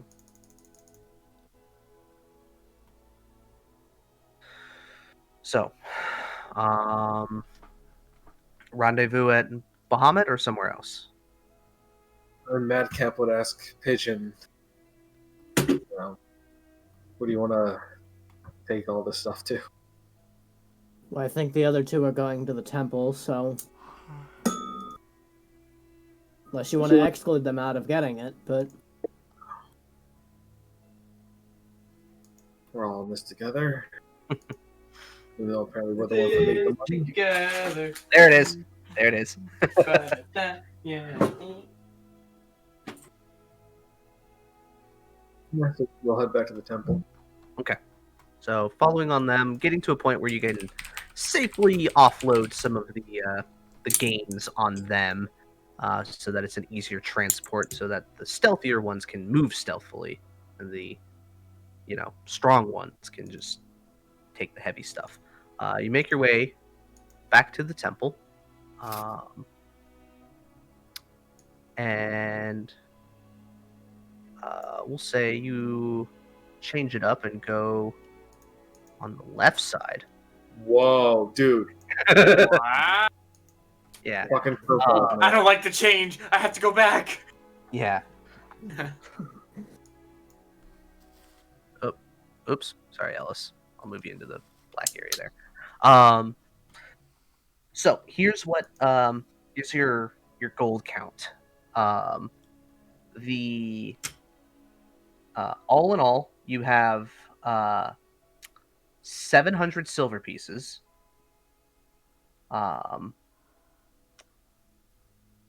Oh shit, math. Hold on. I wrote these in based on which footlocker, just in case you couldn't open one of them. In one of the footlockers, there's 1,500 gold pieces, and then 550 gold pieces from another one. so 1,500 plus 550. Mhm. So 2050. And a meager 10 platinum pieces. So we all get 2 platinum pieces. Oh, Right. I would say, since they're here doing that, Quen, you would make your way back towards the casino and see that it's very much in the way of closing up shop, and you have not seen any of your compatriots or where they went to. Sure. But they do not appear to be in the area. We would all get 410 gold. Ah. Okay, so do you want me to roll anything? Like, I know where they went. I think like Quen would probably go check at the temple, but it is kind of a meta thing, but at the same time, it's like, given 2 of the people that are there, it would be a safe bet to at least check the temple. It is also kind of on the way back to your house anyways. Perfect. So I'll start heading home and I'll say to myself, well, you know what? I'll swing by the temple. Yeah. I mean, that's a hard one to do where it's like, yeah, that is kind of meta, but at the same time, is it really a stretch of the imagination given where you go and what you know about them? Yeah, I mean, like, I could roll insight, but nah. What'd you say, Cobra? I was saying, considering that's been the meeting place. Yeah, so far. Like, if he's going to find us anywhere, that's where it's going to be. Mm-hmm. And she just walks into us with just a pile of money. They're just over here, like, counting out the gold, and, like, Arco's got his own little stack, and he's just doing, like, 1, 2, He's like moving them over to the side. Yeah, I think actually instead I'm gonna go over to the Dry Goats pub and just go throw a few back.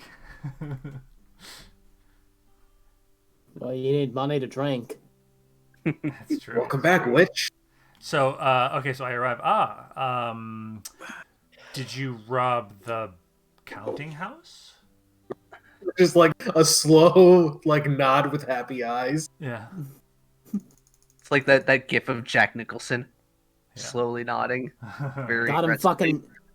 We got him fucking dry, and I got this, and I toss her the fucking journal, Oh. and a key and a crib sheet.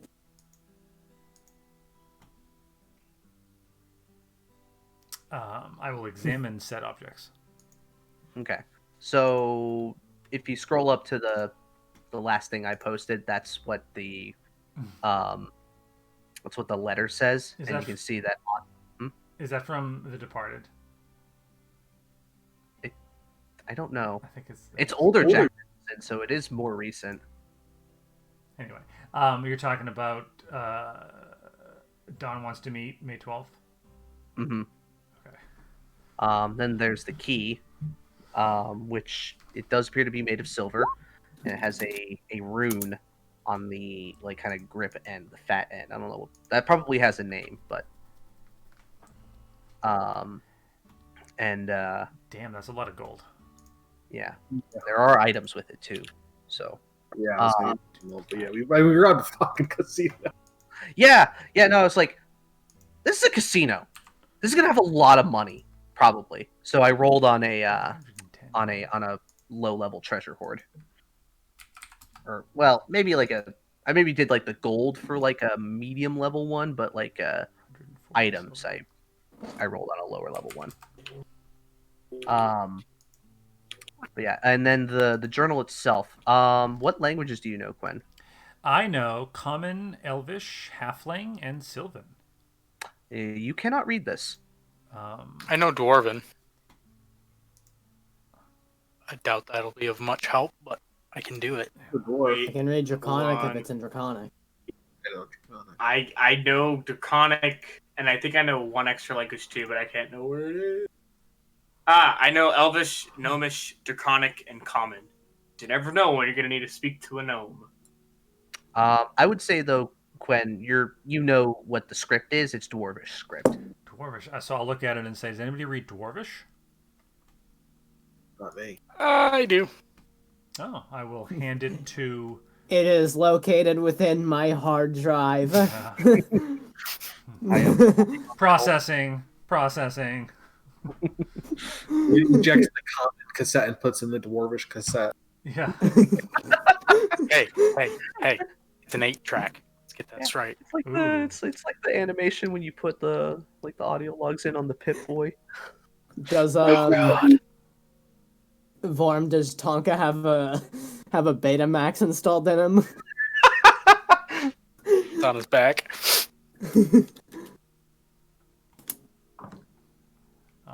I would say, let me look here.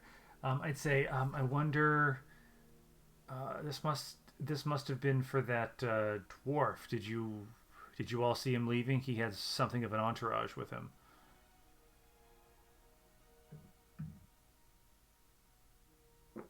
Oh wait. Oh yeah, that's his. I'd get Funny Jake, because I talked straight to him. Yeah, Jake, you get the sense that was probably Kemmler, given the fact that he was barking orders around to everybody. So well, one of the women also called him Kemmler straight to his face. oh yeah, they did. I'm tired. I got Yeah, Ordok is the Dragonborn, and Kemmler Bricksunder is a dwarf. Mm-hmm. Okay. Yeah, I found out that this Kemmler Bricksunder is the owner of that casino. I have a suspicion that, we know he's working for Fat Tusk, but I have a suspicion it might be under duress.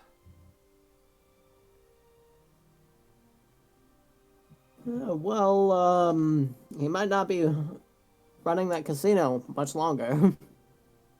just kind of like as I'm like counting all the coins and like shoving them in my pouch. It's like overflowing, and I just kind of look up and go, "Oh."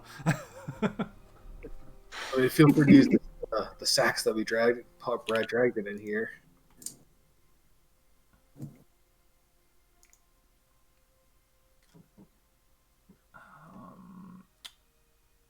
What else? What's this address here? Yeah, we all see it. Does anyone know where that street is? I would say, yeah, it's not hard to figure out for the people who have lived here a long time, like Madcap. Yeah, I've got Pigeon 85 Man, years. Pigeon Man would probably know, at least, or yeah, but that is over here, like this little like center area here Okay. is Stroman Court. Do I know what kind of? Is there any like businesses there, or is it residences? That one is residences, for the most part. What is the date today? You said it's May 4th? 5th. May 5th. Yeah, after midnight, it is now the 5th. So the dawn. So it appears as though. Okay, hold on. Has Tonka translated this for us? Well, the letter is written in common. Oh, okay. But the letter is done in like heavy ink brush strokes, okay. not a quill pen. As far as the ledger itself, because I don't know how Tonka reads things. Would he like literally just start from the beginning and just be pouring through it meticulously, or would he like skim it and go to things that are interesting? Tonka would go and read it all out. Okay, so he's just like starting from the very beginning and just reading out like just his random the sometimes drunken written ramblings of a dwarf running an illegitimate business, in addition to just random little things placed, written down to remind him of things that have happened or things that he needs to do within the coming days. If something comes up, we'll get to it, as Tonka is just loud quietly reading it out in the middle of in the side of the temple. I imagine it's going to take him some time to get there. Oh yeah, definitely. It's like text to speech.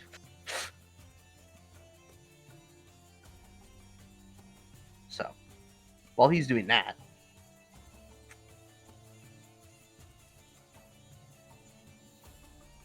or are you guys waiting for him to go through all of it? I guess. Am I reading it all out? I mean, that's what you said you were doing. This is the casino In ledger. character, yeah. Is this the casino ledger or the boss's journal? It's his journal. The ledger, Pigeon Man did not take, but he left a little. Oh, note. right. Gotcha. Mm-hmm. But and do you tell us what you wrote in there? Like, Hmm? do you tell us what you wrote in the? I'll just say that I left a little message for him in his ledger. I won't say what. I'll just say I left a message. Okay. Let's see.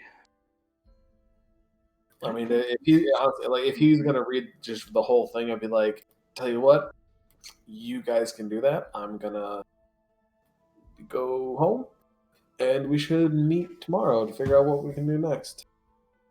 Why are we meeting tomorrow? Not sure. Who takes what items that you found? Oh out? yeah. We get the item. Oh, right. Actually, yeah, we should try and identify some of the items. Alice, do you know identify? I didn't take it. I thought about it, but I did not take it.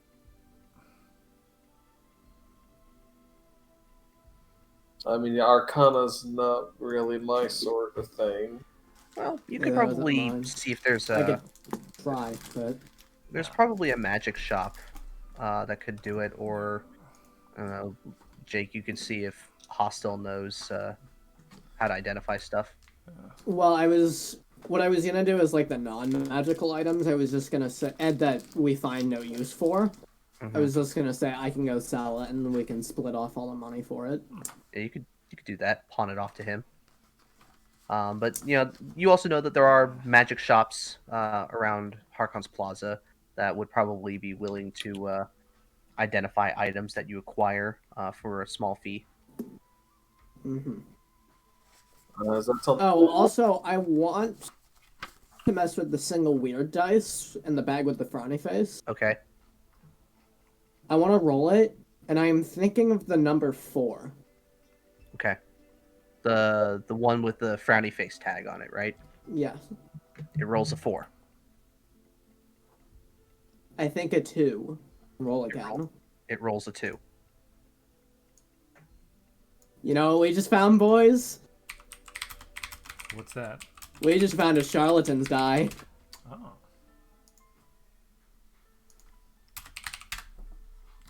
And what does Here, that? I hand it off to Madcap.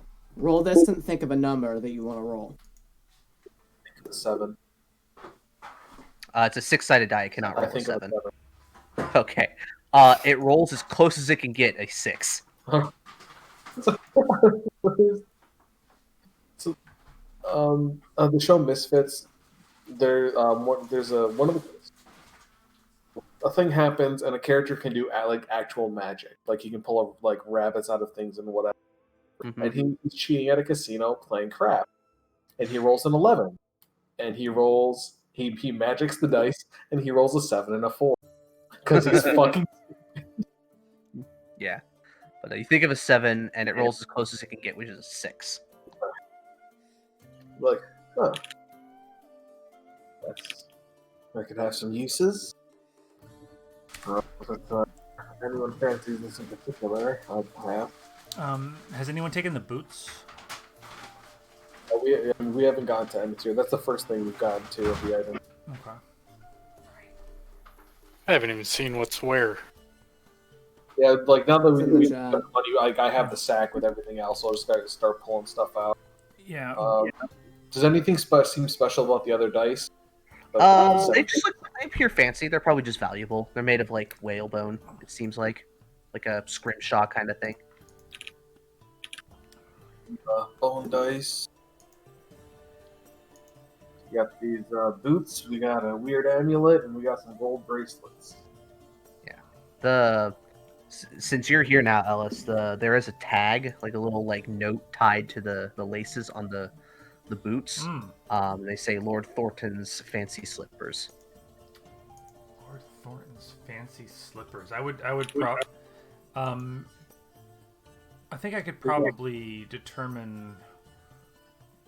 I would go to pick them up. I would read the tag and I'd say, "Do you mind if I investigate these?" Does Lord Thornton mean anything? I laugh. Yes. Yes, it does. I was asking Justin.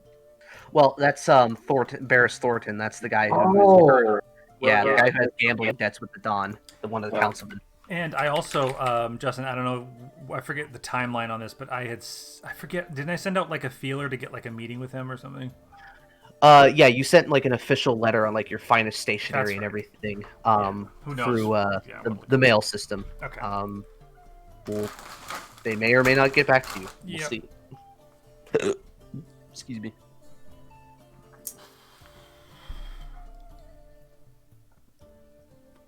Okay, I'm gonna actually look at the amulet.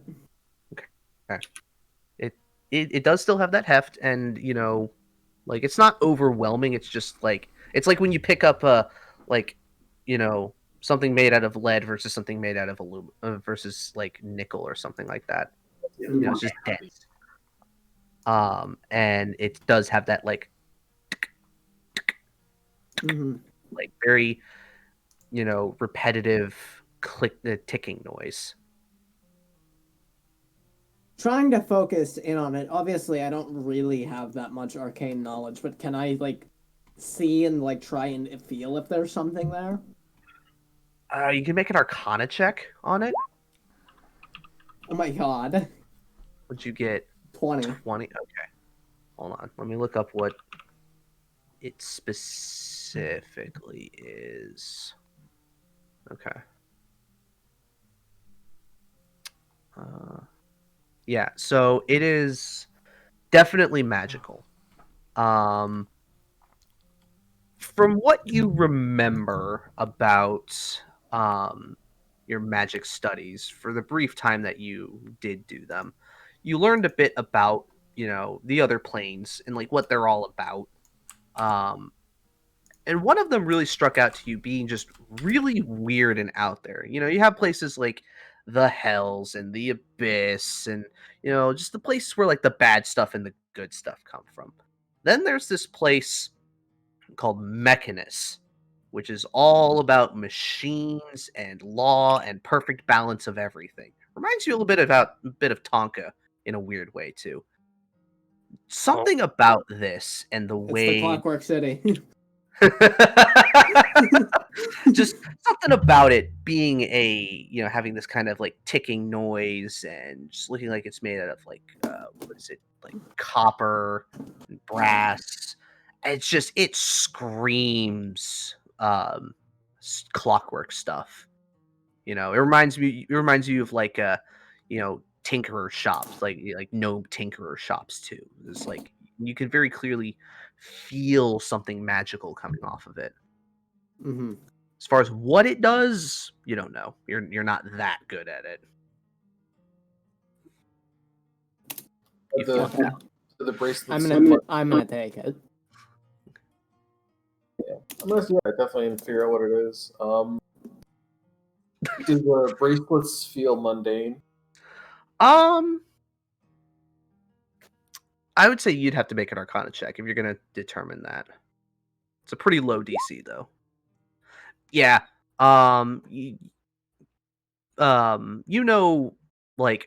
You've had to, confiscate contraband magic items before. It's a, occasional problem that you've had to deal with in the past. The telltale signs of something that is magical. Usually it has some sort of engraved runes on it, or maybe gives off a glow, or just has a slight hum to it when you really put it up to your ear. These do not. They just appear to be nice valuables. Unless someone wants some fashion, I would toss them to Pigeon and be like, see what you can get for them. Will do. Anything particularly special about those boots over there? Ellis, if you want to attempt some sort of in check on them, you can make an Arcana check. If you're... Holy shit. Okay, Here we hold go. on. Hold on. Is it... Nope, I don't have it in my history, so I have to search for it. As I am examining the boots, I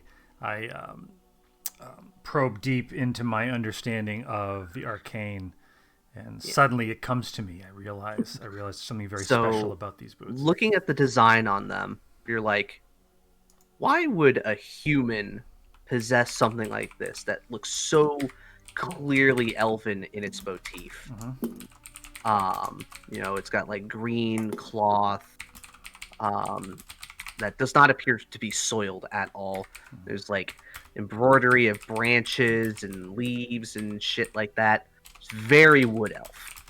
And you, again, while you're not 100%, you have a pretty good sense that these are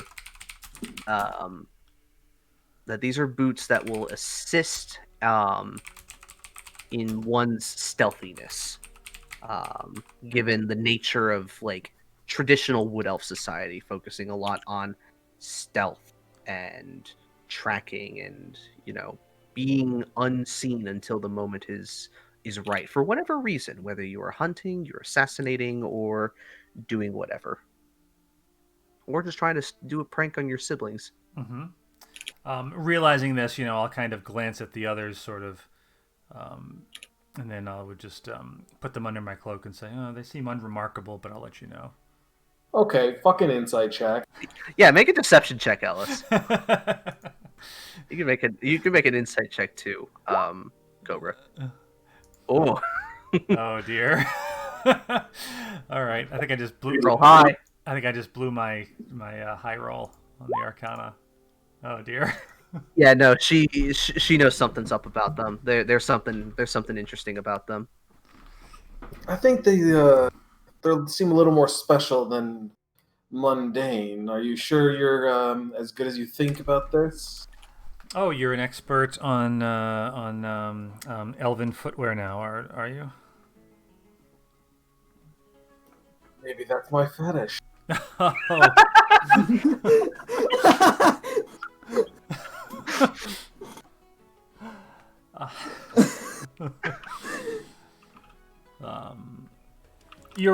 I think God, I hate that. That's gonna be the most memorable thing from tonight.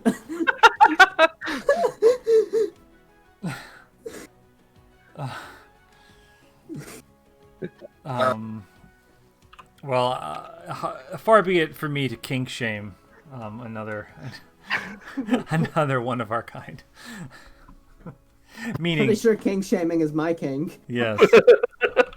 I've put together enough bits of clothing to see something special. Well, that's true. That's true. I mean, I know you've done all of your master crafting writs, so you certainly you certainly would know. Yes, God damn it.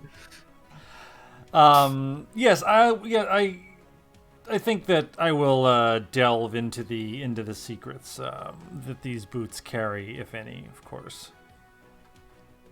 But what I'd like to know is, did Lord Thornton possess these and they were taken away from him, perhaps for partial payment of one of his many debts? That's a working theory that I'm mulling over. We could go ask him tomorrow. Well, yes. I had rather thought to visit him in an official capacity, but I'm starting to think that perhaps we should all visit him in a less official capacity. That would interest me. We can. I don't know. We only have a few leads left.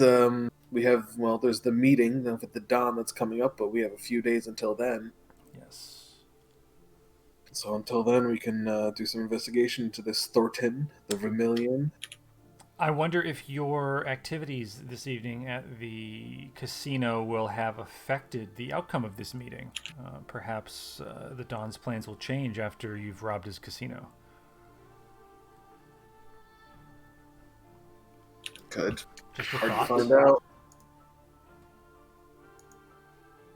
Well, with that, when shall we arrange a meeting? Shall we meet tomorrow evening, or what are you all thinking? I don't have much else to do. I'd normally just be wandering the streets or rooftops, as it were.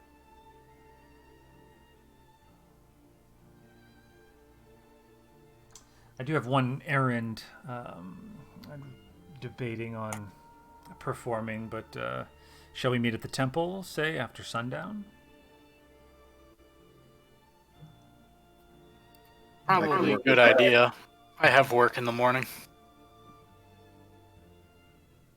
I'll have a few things to do myself. Mm-hmm.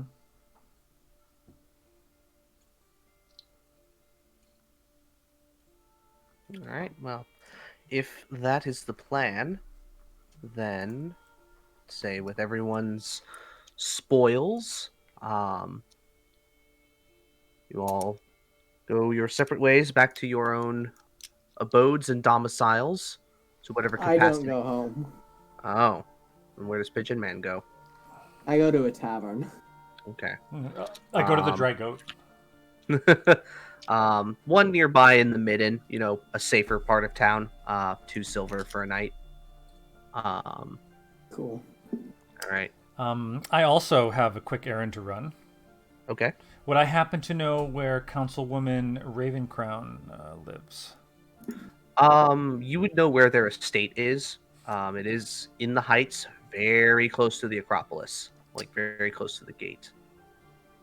But it itself is gated off as well, so it's not like just on the side of the road. Like there is an extra, layer to get through. Okay, so she doesn't just yeah. should just live in a house somewhere. Yeah, it doesn't just have an apartment off the side of the road. No, they have like, an estate. So she's in the heights. Where did we say? So if she's near the Acropolis, where did we say my house was? It's in the heights somewhere. Yours is kind of like, where would it be? I think you like pinged it in a previous week, but I don't remember. I think it was like somewhere down in here. Like it's like a little inside. It's not on a main road, but it's also not like super close to the Acropolis. Okay, so I mean, I would probably just walk home, kind of walking past the councilwoman's estates, kind of near the Acropolis, and just kind of, very casual. No, it's like hers would be like closer up here in these two areas. You would be closer down here. Okay, I was just thinking like I might walk like the long way home just to take a look at it. Yeah. Just to. I mean, you only need 4 hours, so I only need what? You only need 4 hours of rest, anyways. Oh, that's true. Not even really rest, but yeah. Just a small bit of reconnaissance, just to see how many guards I see, how high the gates are, that kind of thing. Oh, yeah. It's not really like a gate. It's like those tall, like kind of gothic fences. Okay. That do appear to have like the cast iron fence. Yeah, the big cast iron like black fences. There are guards patrolling the courtyard that's there, and there's one that you can see stationed outside of the fence gate.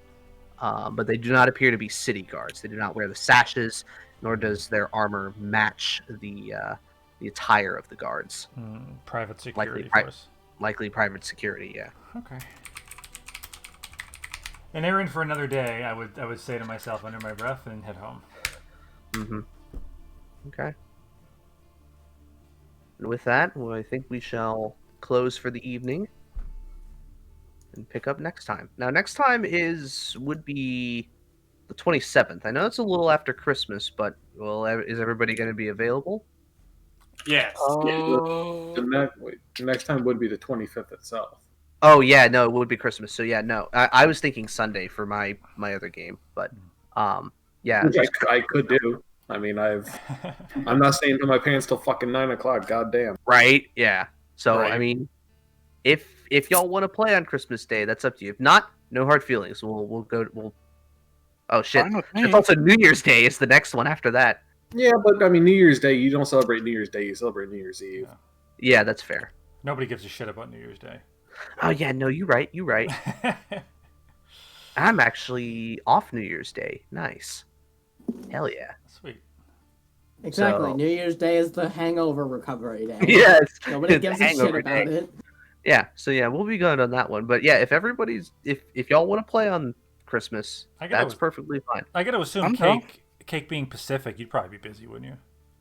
Yeah, no, I would 100% be busy. Yeah, it would be Okay, so then we'll reconvene on New Year's Day, and then hopefully after that we can get back to a more regular schedule. Yeah, I mean, like, That's fine. You make a good point. Obviously I'm Eastern, so like 9 p.m. Yeah. everything, everything's done, whatever. But for Yeah. 6 p.m. is kind of like dinner time. Yeah, pretty much. Or whatever. All right. That at least gives me a little bit extra time to prepare. Maybe. I know, Vorm, we kind of skipped over it a little bit. I will write up some stuff for the journal, because I realized I don't think that's saved into my document the last time I was working on it. Yeah, no worries. So I'll write that out. I'll throw it in OOC when I have it ready. All right, no worries. Yeah. Cool. Whoever has the charlatan's die can add that to your character sheet. And don't worry about attuning to it. I feel like it's kind of a dumb thing to have to use an attunement slot for. So, haven't done it in previous games, so I won't do it now. But you can have it. I was say, how about fucking leg, man? Robbing a goddamn casino. Dude, Yeah. you fucking like Splinter Celled that shit. Yeah, that really was good. so sick. Nice job, Leg. All right, Dude, guys, I'm gonna call it a night. See you, Vorm. I liked my Night, use Vorm. of disguise self. Hell yeah, dude. Well, like, what Like- did Cobra say? Everybody gets 2 platinum, 410 gold, What, 140 Alex? silver? You sound like you're talking underwater with a fucking sock in your mouth. Oh, do I? Yeah, Is this better? Yes. yeah, that's a lot better. I think it was just an internet thing. I was just going to say the amount of money that Cobra said everyone gets, like, split 5 ways, that still would have been pretty good. Yeah. Yeah, I'll spoiler when the number one errand that Madcap is going to run is to find someone who can make enchanted weapons because he wants a returning throwing axe or a returning axe. Well, let's see. What's the best light armor I could get? Studded leather? Yeah. Yeah, I'll probably pick up some studded leather during the day. I'm gonna move out. Mm. Oh no.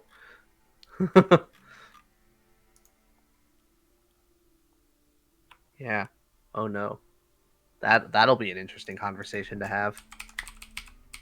Hey, yeah, I robbed a casino. Now I'm gonna move out. Is the weapon of returning an actual item? There's like returning in the system. There's like returning like daggers and stuff. There isn't one for hand axes because that's not normally a thing. Oh, okay. I could probably just make a homebrew thing and just write it in as a description. So it's not really a mechanical thing. It's literally just like when you throw it, it comes back, so you don't have to worry about picking it up. Yeah. Or I mean, like I can literally just copy the in D&D Beyond returning Yeah, dagger do and that. change the word to be hand axe. What rarity is the returning weapon? All right, guys, I'm jumping out. I'll catch y'all later. Hey, later, See you, Cake. Cake. Bye, everybody. Like, what rarity? Because Uncommon. uncommon. Okay. Yeah, dagger of returning is uncommon. Okay. So I will. Oh Okay. shit! Hmm? The time for return is too long for it to be used multiple times in the same round of combat, so I can't throw it twice. Hmm. That sucks. You can get 2 though. Oh, that's true. I could get 2. Now, if I was to throw one with each hand, would you make that count as offhand attack? Like, If I always do, if you're doing like, so like that is weird. So what I've always done is, so let's say you have multi-attack and you're dual wielding. I usually flavor it as you can attack with either weapon in your hand, regardless of which is your dominant hand, just because your action, it doesn't, when you take the attack action, it doesn't specify that you attack with your dominant hand. So I assume then you could do, like, if you had a +1 sword and a regular sword in your hands, you could do like an attack with your offhand, technically, if that's part of your character, and that's the non-magical one, and then attack with the other. It's only when you do like the bonus action with two weapon fighting is an offhand for me, because that's how I've always read into that sort of stuff. So, and I mean, it's a throw. It's like, it's not really an offhand. You're just throwing something. That's a lot less complicated than attacking with something, in each hand, right? Just aim. I don't know. That's how I've always done it. So I'm not too picky about that stuff. oh, it'd be super cool. Like, I chuck it, and while it's like flying through the air, that's when I use my unarmed strike to punch a guy, and then it comes back to my hand. Yeah. Fucking cool. All right. See, I had like stat blocks for all those guys. I mean, nothing new and crazy, but like, I didn't need it. It just the people downstairs just kept the lookouts attention, and same with all the guys down there. I mean, you have a heavily armed dragonborn walking in and a warforged. that definitely turns some heads. But they're not bothering anybody. But make sure they're not. I'm gonna hang out to the bag of bone dice since I already got that. I'll just leave that in my inventory. Okay. Did you expect me to chase those people down the street, or anyone to? Hmm? Did you expect anyone to chase those 4 people kind of to the docks? Not particularly, but at the same time, it's like I knew where they were going. I know what they were doing. Oh, sure. But, It wasn't expected, but it also wasn't unexpected. yeah, it was like I knew where they were going. I just wasn't prepared to have to describe where they were going. So I forgot. I think I forgot to tell the group, but I'll tell them the next night when we meet at the temple. I'll tell them. I think that's where I'm going to show up, and I'm probably going to be like, okay, this is where we're going, and we'll see if anyone agrees. But that'll be my plan. Well, we'll see what happens during your daytime stuff. Oh, yeah, who knows? I could end up dead. Who knows? Maybe you did have an imp ransack your place. That's true. And you are aware that there is a guy known as the Demonologist, who seems to be some sort of adversary of some kind. Who knows where I live? Possibly. Ooh. Bum bum bum. And who probably knows where I really am, who I really am too. Yeah, maybe. That's not good. It's not like with your face you really hide who you are out in the daylight. But you're crafty. Mm-hmm. Interesting. Yeah, we'll see. I actually, for a lot of stuff like that might end up happening over the thing, I roll for a lot of that stuff. It's like I don't really determine like one of the things I will say, one of the things I am rolling for is the speed of Thornton's response, if he responds at all. Sure. That is not something I am choosing to do. It is something I am letting the dice decide how long something like that takes, if it happens at all. Yeah, so this is kind of meta-y, but like my what I'm like debating on how to handle is like I want to have the witch and like they're like all the vigilantes kind of like present how do I want to phrase this? I want Quen to profit politically off of what the vigilantes do. I want to use that to be like, hey, maybe we could solve this problem for you. Maybe we could get rid of your debt and take care of Vermilion, but in return, right? That's kind of I'm trying to figure out the best way to get the most out of them.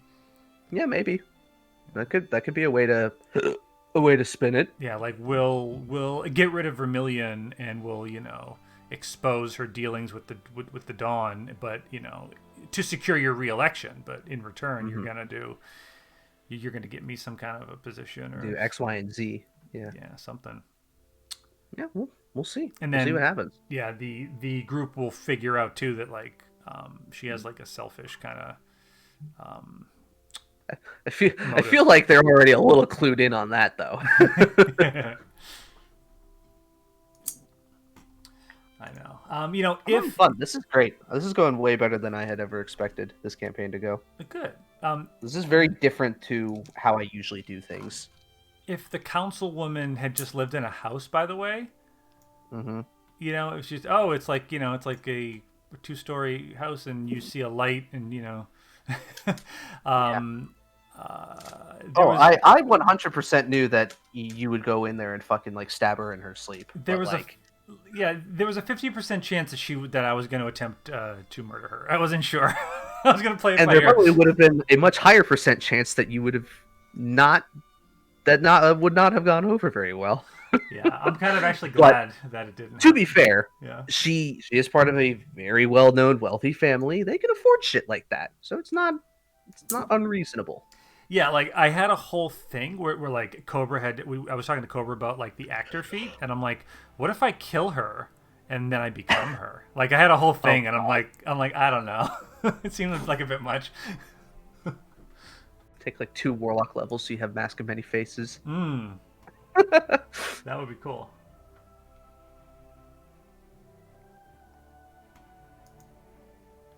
Yeah, that'll be quite interesting.